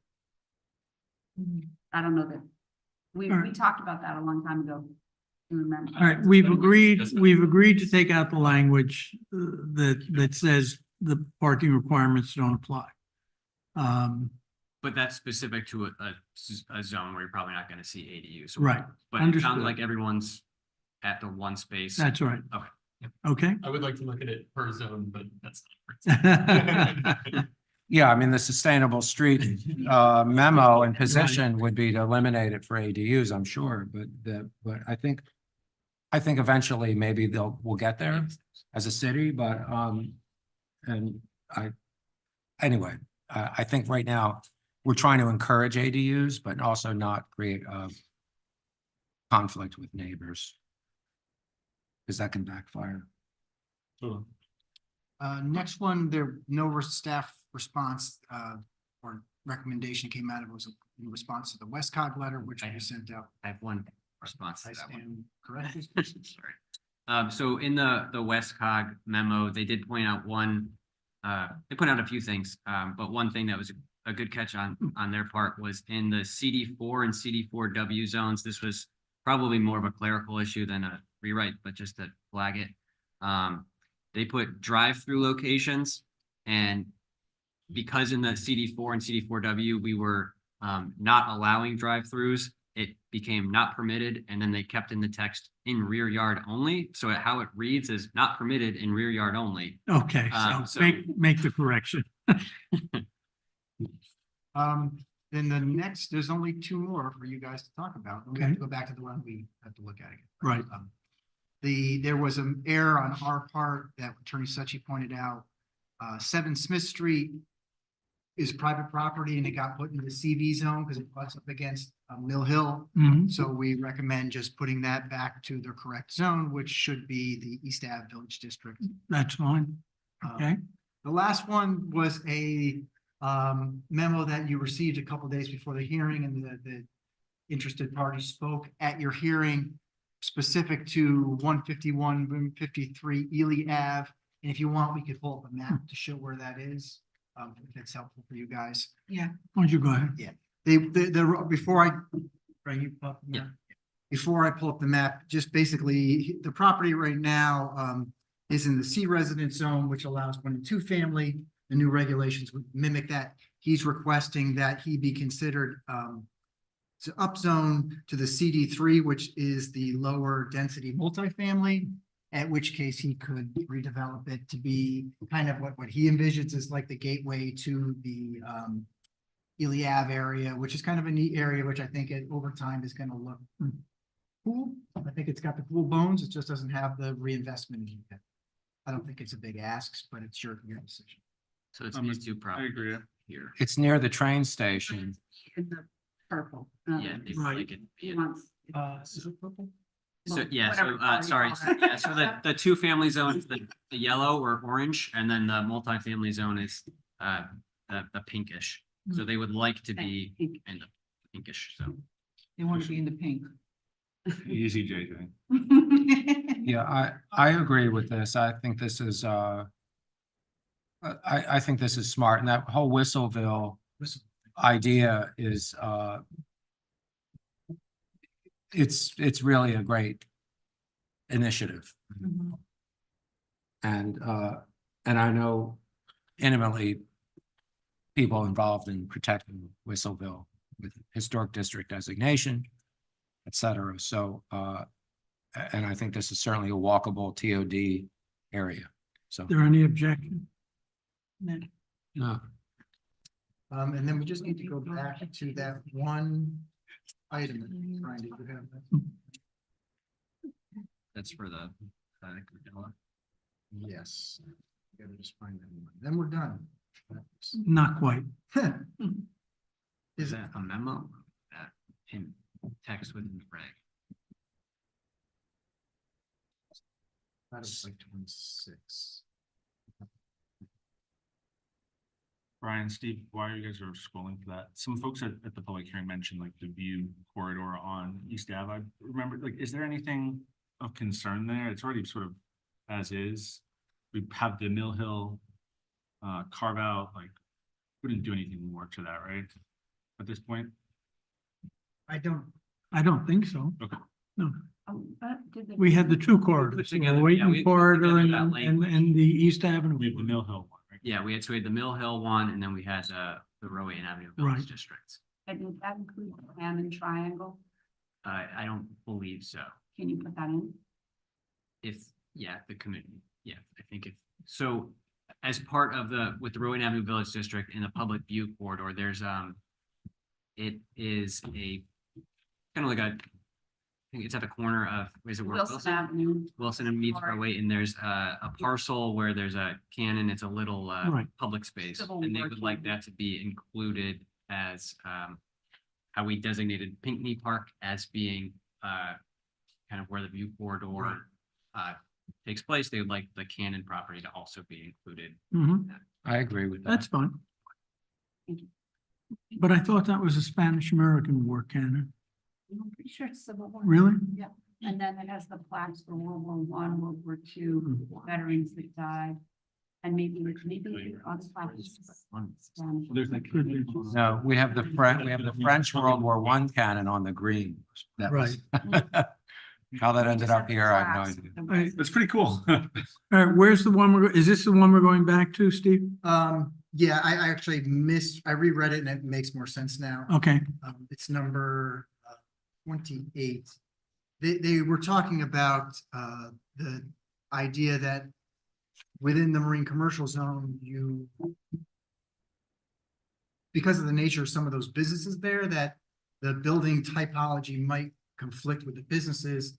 Staff doesn't necessarily agree with that decision, except that when buildings front the street or front the water, then you want them to look a certain way, Right. aesthetically a little more pleasing. But anything internal to the site operations, we're not as concerned about the building typology and concerned about what the first floor looks like or what, what the aesthetics are, because it's a building and they're doing big boat repair and things like that. right, So I think the other one. was- okay. Is there any objection to the revised language? Is there anything revised here? Oh, what are we looking at number 4? Yes, Jason Little? Yes. One? Yes. Okay. And then, I think we had one more memo from the Gardellas, which I can share. just to Yeah, make sure. that I think we had sent out to you, but I think we forgot to put it in the table. It was the initial Gardella memo that we agreed with a lot. Proposals on. Private. So this is the one, So marine commercial zone, they requested that outdoor dining be permitted with limitations, which staff agreed with. Yes, well, I'm just one person. I think we went through this, but I don't think we put in. the Speak for tables, many. but- Right, I think, Speak of her. I think that's right. Okay. Does that just apply to the Gardellas? Thank you. No, it would be the marine commercial zone. So if you had like a waterfront club or a restaurant, you could. They already, Have outdoor yeah, they've put in a restaurant And does- of sorts, in their marine yard. Right, It's not very good and it's not very much. Oh, it is very good. but what about the noise? We're gonna have that wrestling match later. Not somebody, like, one of those restaurants wanted to have outdoor music, do they have an end time if it's like, So for they'd be, example, in Village Creek across the way? so they'd they be have music? subject to the noise ordinance. So whatever the Right. noise ordinance says. They have to come to us for live music. Right. We changed that. So in the proposed regs, we. So I so think, The problem with the noise. I think we've already opined on this one. Oh, okay. All right. He's just trying to But then I'll just find- answer. Yeah, cheat. sorry. So with live music, what happens now is they come to you and they say, hey, we'd like to do live music. Here's a noise Right. report saying we're complying with the noise ordinance. We switched that to just be an administrative approval. So they'd come in with a noise report saying it complies with the noise ordinance. Can I have my permit? And we say, yes. So it kind of saves everybody some time and gets the same result. Just so we're clear, because I think it was my omission to put what Brian was just showing with the Gardella response memo that was sent out previously to the Right. commission. The commission We was saw agreement with those changes. Yes, We'll put them into the table, but I just wanted to make sure okay, for the record that, that's fine. Is that it? yes, unless you have other stuff that, Can we just look at what the final solar general requirement is? Conservation. I know we circled around, I just want to make sure we landed, probably in Article 6. if it's 5,020. I don't think we're gonna put it back to the conservation commission. Just to make sure. You check that, I'll check. I got it. You check that, I'll check. They came up. You look at that number.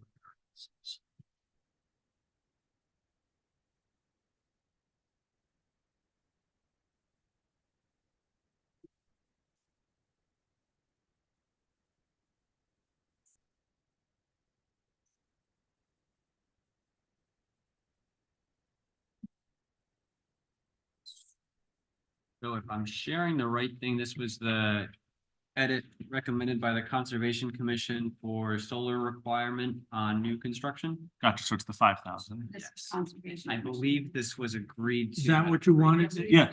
Yeah, we agree. Okay, I just want to make sure. that Okay. we're Standing there. We have some resolutions.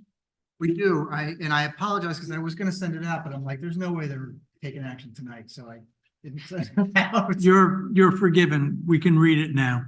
Yeah, so it's 6 pages, but there's Fine. only, I think, only 2 pages of actual stuff you have to look at. Mhm. And then the rest of it is, we have to, the back end of it is supportive documentation within the citywide plan.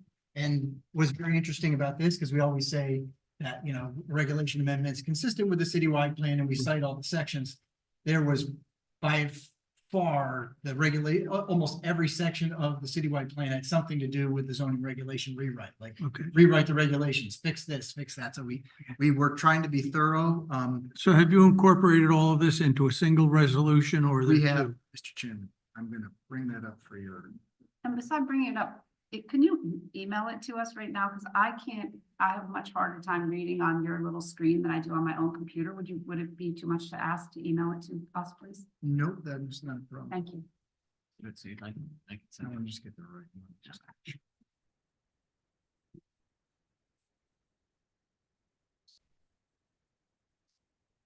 Yeah, I I don't know, like another minute, but. Oh, that's no I have to problem. Be able to read. No, what we're that's doing. fine. Do you want to take a 5-minute break while we do this? Is that- Yes. Sure, sounds good.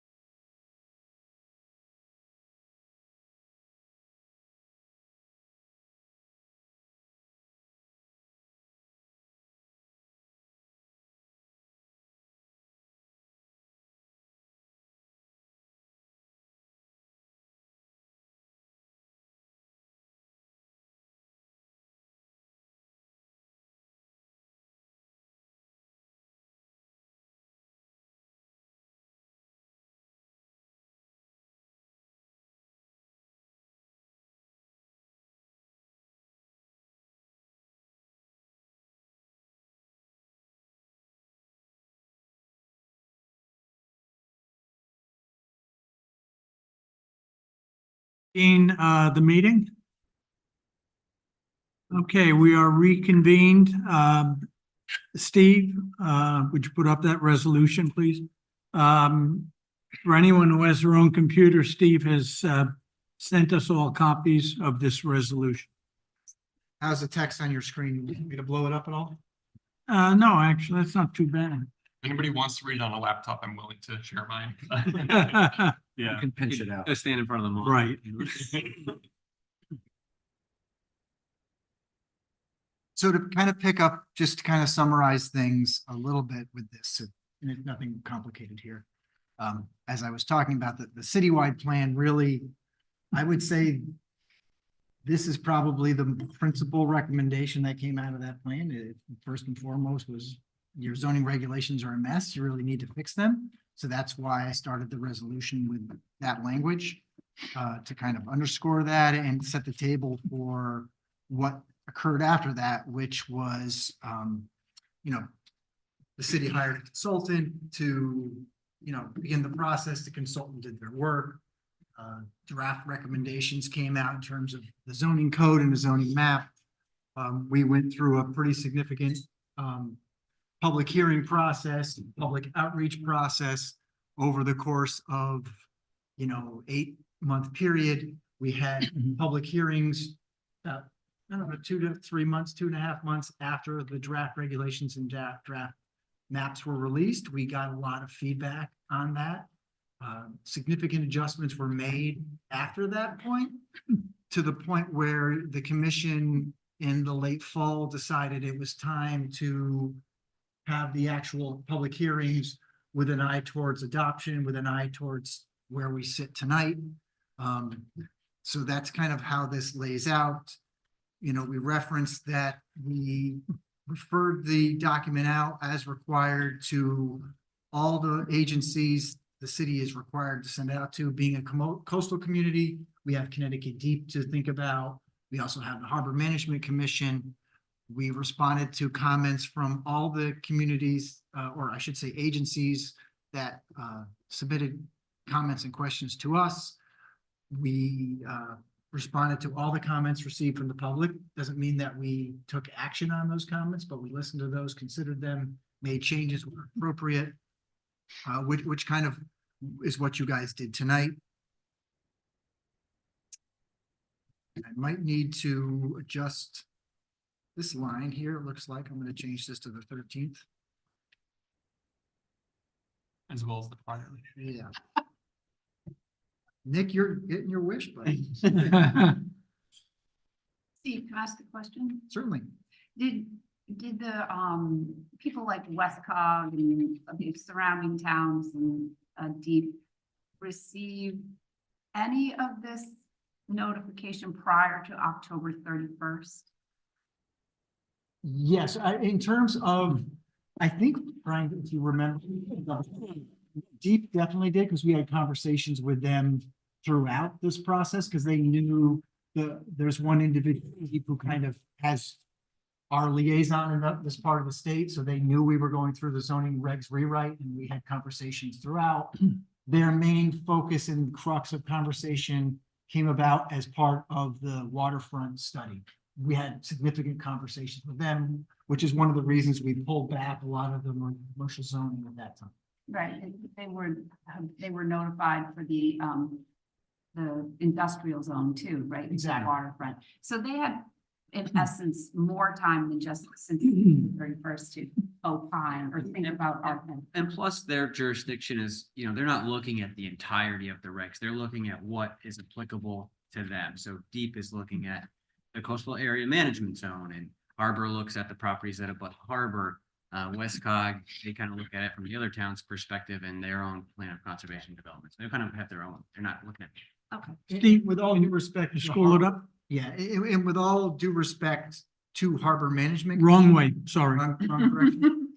I With guess all I due meant respect to scroll the Harbor down. Management Commission, we went and talked to them in June about this, so this is not a new thing. They chose to just put it on their agenda to discuss after we referred it at the last minute. So any point in time, we could have gone back and talked to them and would have gone back and talked to them. And I take exception to the fact that they need to wait to hear from Deep before they can make a comment, because if they feel they need to wait to Deep to comment, then why are they making a decision anyway? Because they're just gonna bear what Deep said. I don't think that serves the city at all. I think that kind of does a disservice to the city. Personally. Can we skip all the way down to the bottom? Certainly. And then this is just, Yeah, these are, this is just all the sections, and Right. we can take as much time as you want to read through this to verify, read through, question, but it's basically sections within the citywide plan that reference the zoning rewrite and the need to revise the regulations. It goes through pretty much every section of the plan. I mean, there might have been one with Norwalk's Public Schools, which really didn't touch on that, but almost every one of the chapters of the regulations has something related to an aspect of the regulations worth rewriting or reconsidering. So, I mean, I don't want to push you at all time-wise, but so you can go through and take as much time you want to read through these or not. And then if you tell me when you're ready. want to move it down further? Thank you.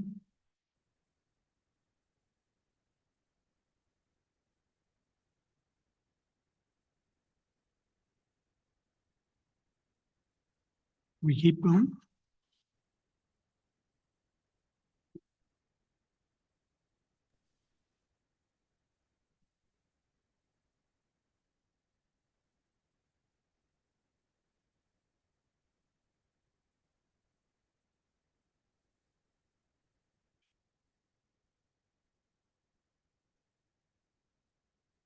Let's move down further.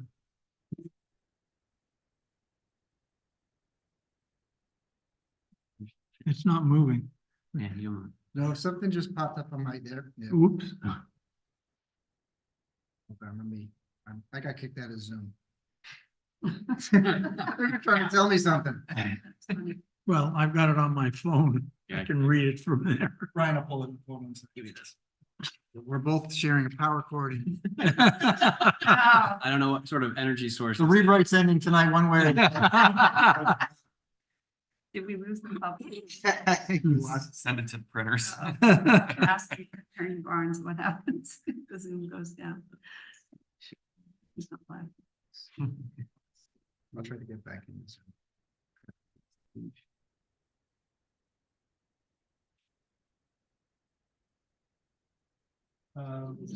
Article 6.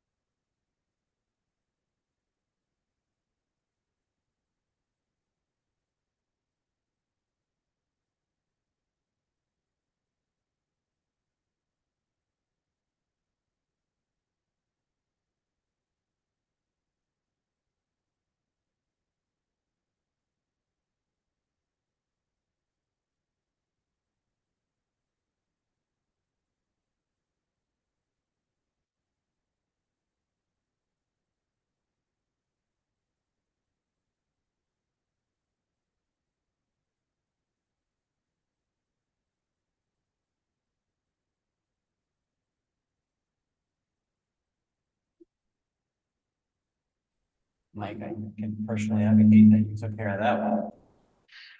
I'm sorry. Oh, oh, yes.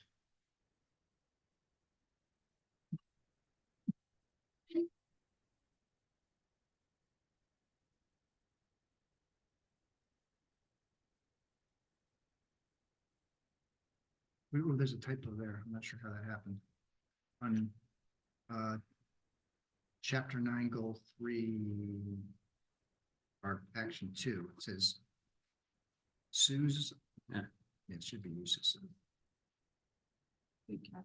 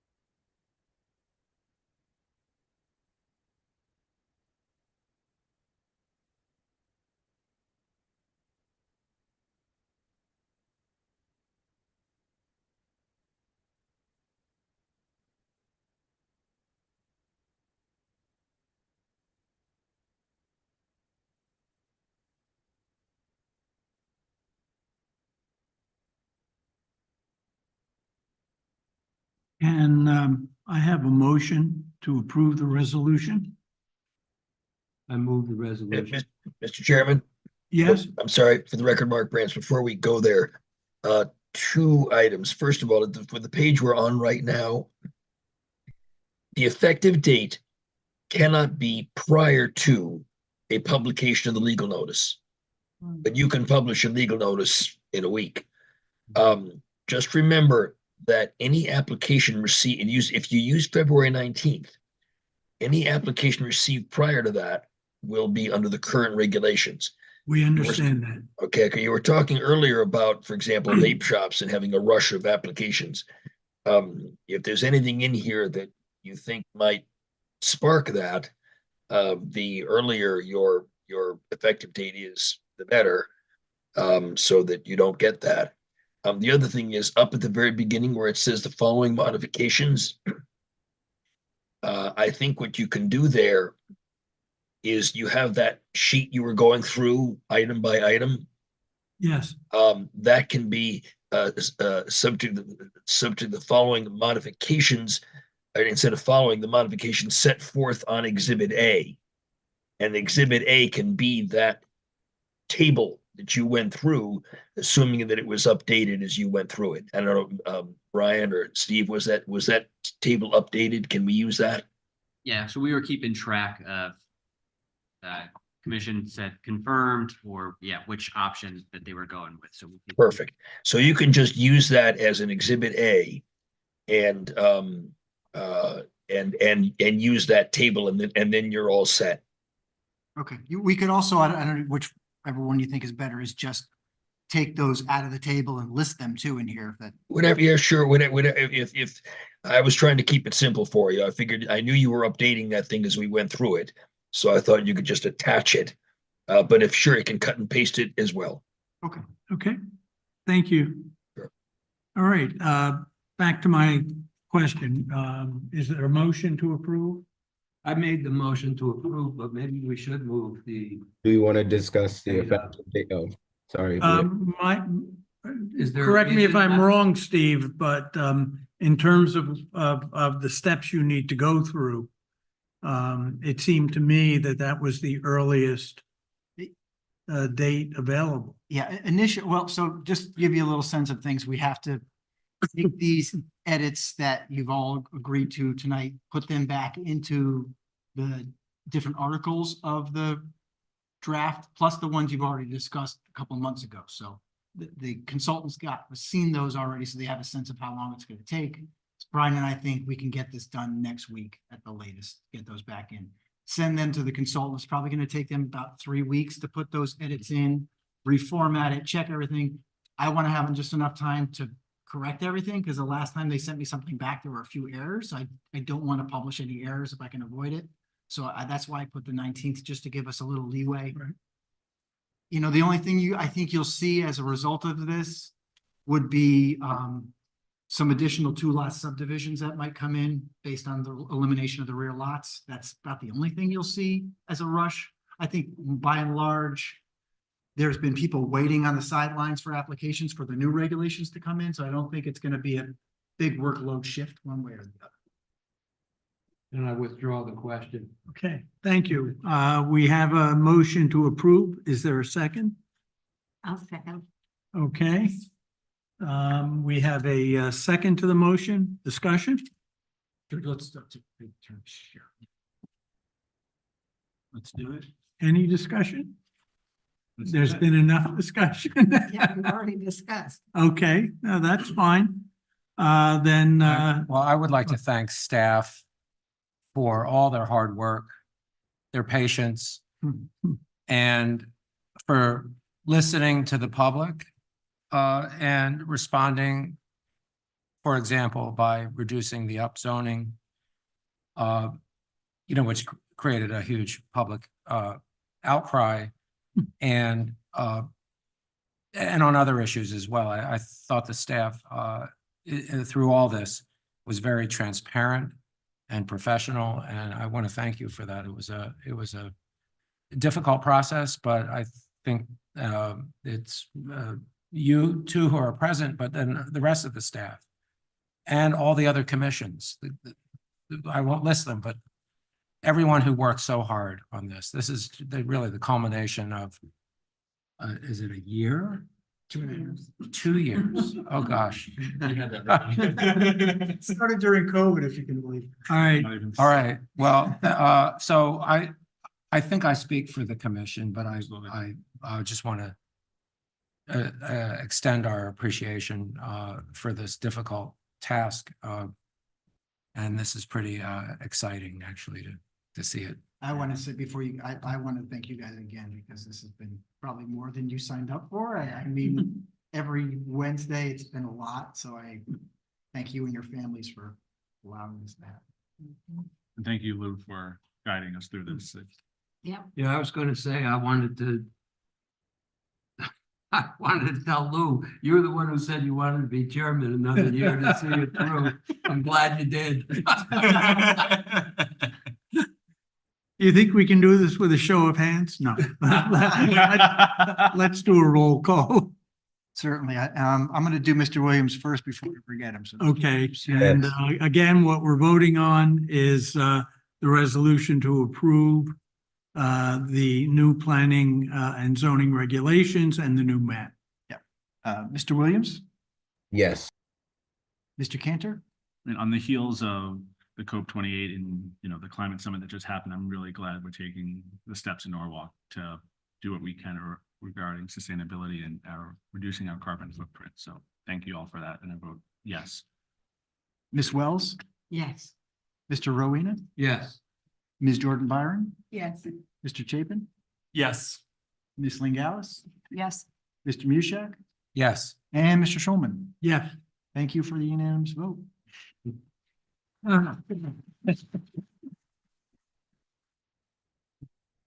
And I want to say a special thank you to Mike Scheck. Thank you so much. We're going to miss you from the commission. I'm gonna miss you, Mike. Yeah, you'll still see me. I'll just be sitting out there. And I realize I have to be quiet until I come up to the microphone. We can always mute the microphone. It's been 15 years and I said this earlier, I think, in December, in October, but I think every one of us here has a passion to make Norwalk a better place to live, work, and play. And, a safer and more beautiful and more equitable city. And I know that you all feel that way. I can say that sincerely and honestly, and I know staff and the commission members all have that passion, which has been a pleasure to serve with you all. So, yeah, I'll miss you, but on the other hand, I'm going to enjoy my Wednesday night. You'll see me around town for sure. Good. Thank you. And so we do have one more item. Yes. And then I also just wanted to say thank you to Diana, who did our minutes, who sat in. Oh, Thank you. and our attorney. Yes. Right. you. Now that the vote has happened, can I speak again? Yeah. Yes, you may. Thank you. I apologize for going off mute briefly. I tried to explain to my husband that I was still in a meeting. I don't know what happened. But yeah, I just want to say, I know I've only been here for part of the rewrite process, but it was really impressive to see all the work that the staff did and all of the amazing comments and letters that the public submitted and the responsiveness from the staff and the thoughtfulness from the public and just the engagement and the dialogue. I really appreciated. And one thing that I liked about this rewrite process was that, when normally people want to request zoning changes, they have to pay a fee, right? Yeah, pretty substantial. Yeah. And a lot of times it's like a lawyer that has to write the thing. And you have to pay $5,000 or $10,000 to the lawyer. We know who the lawyers are.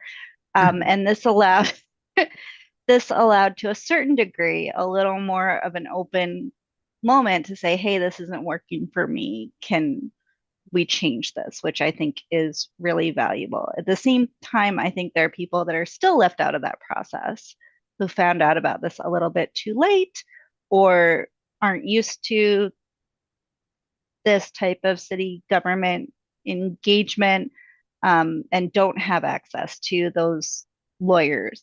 So if there's a way to look at being more inclusive to requests for zoning changes or regulation changes in the future, I think I would be supportive of that.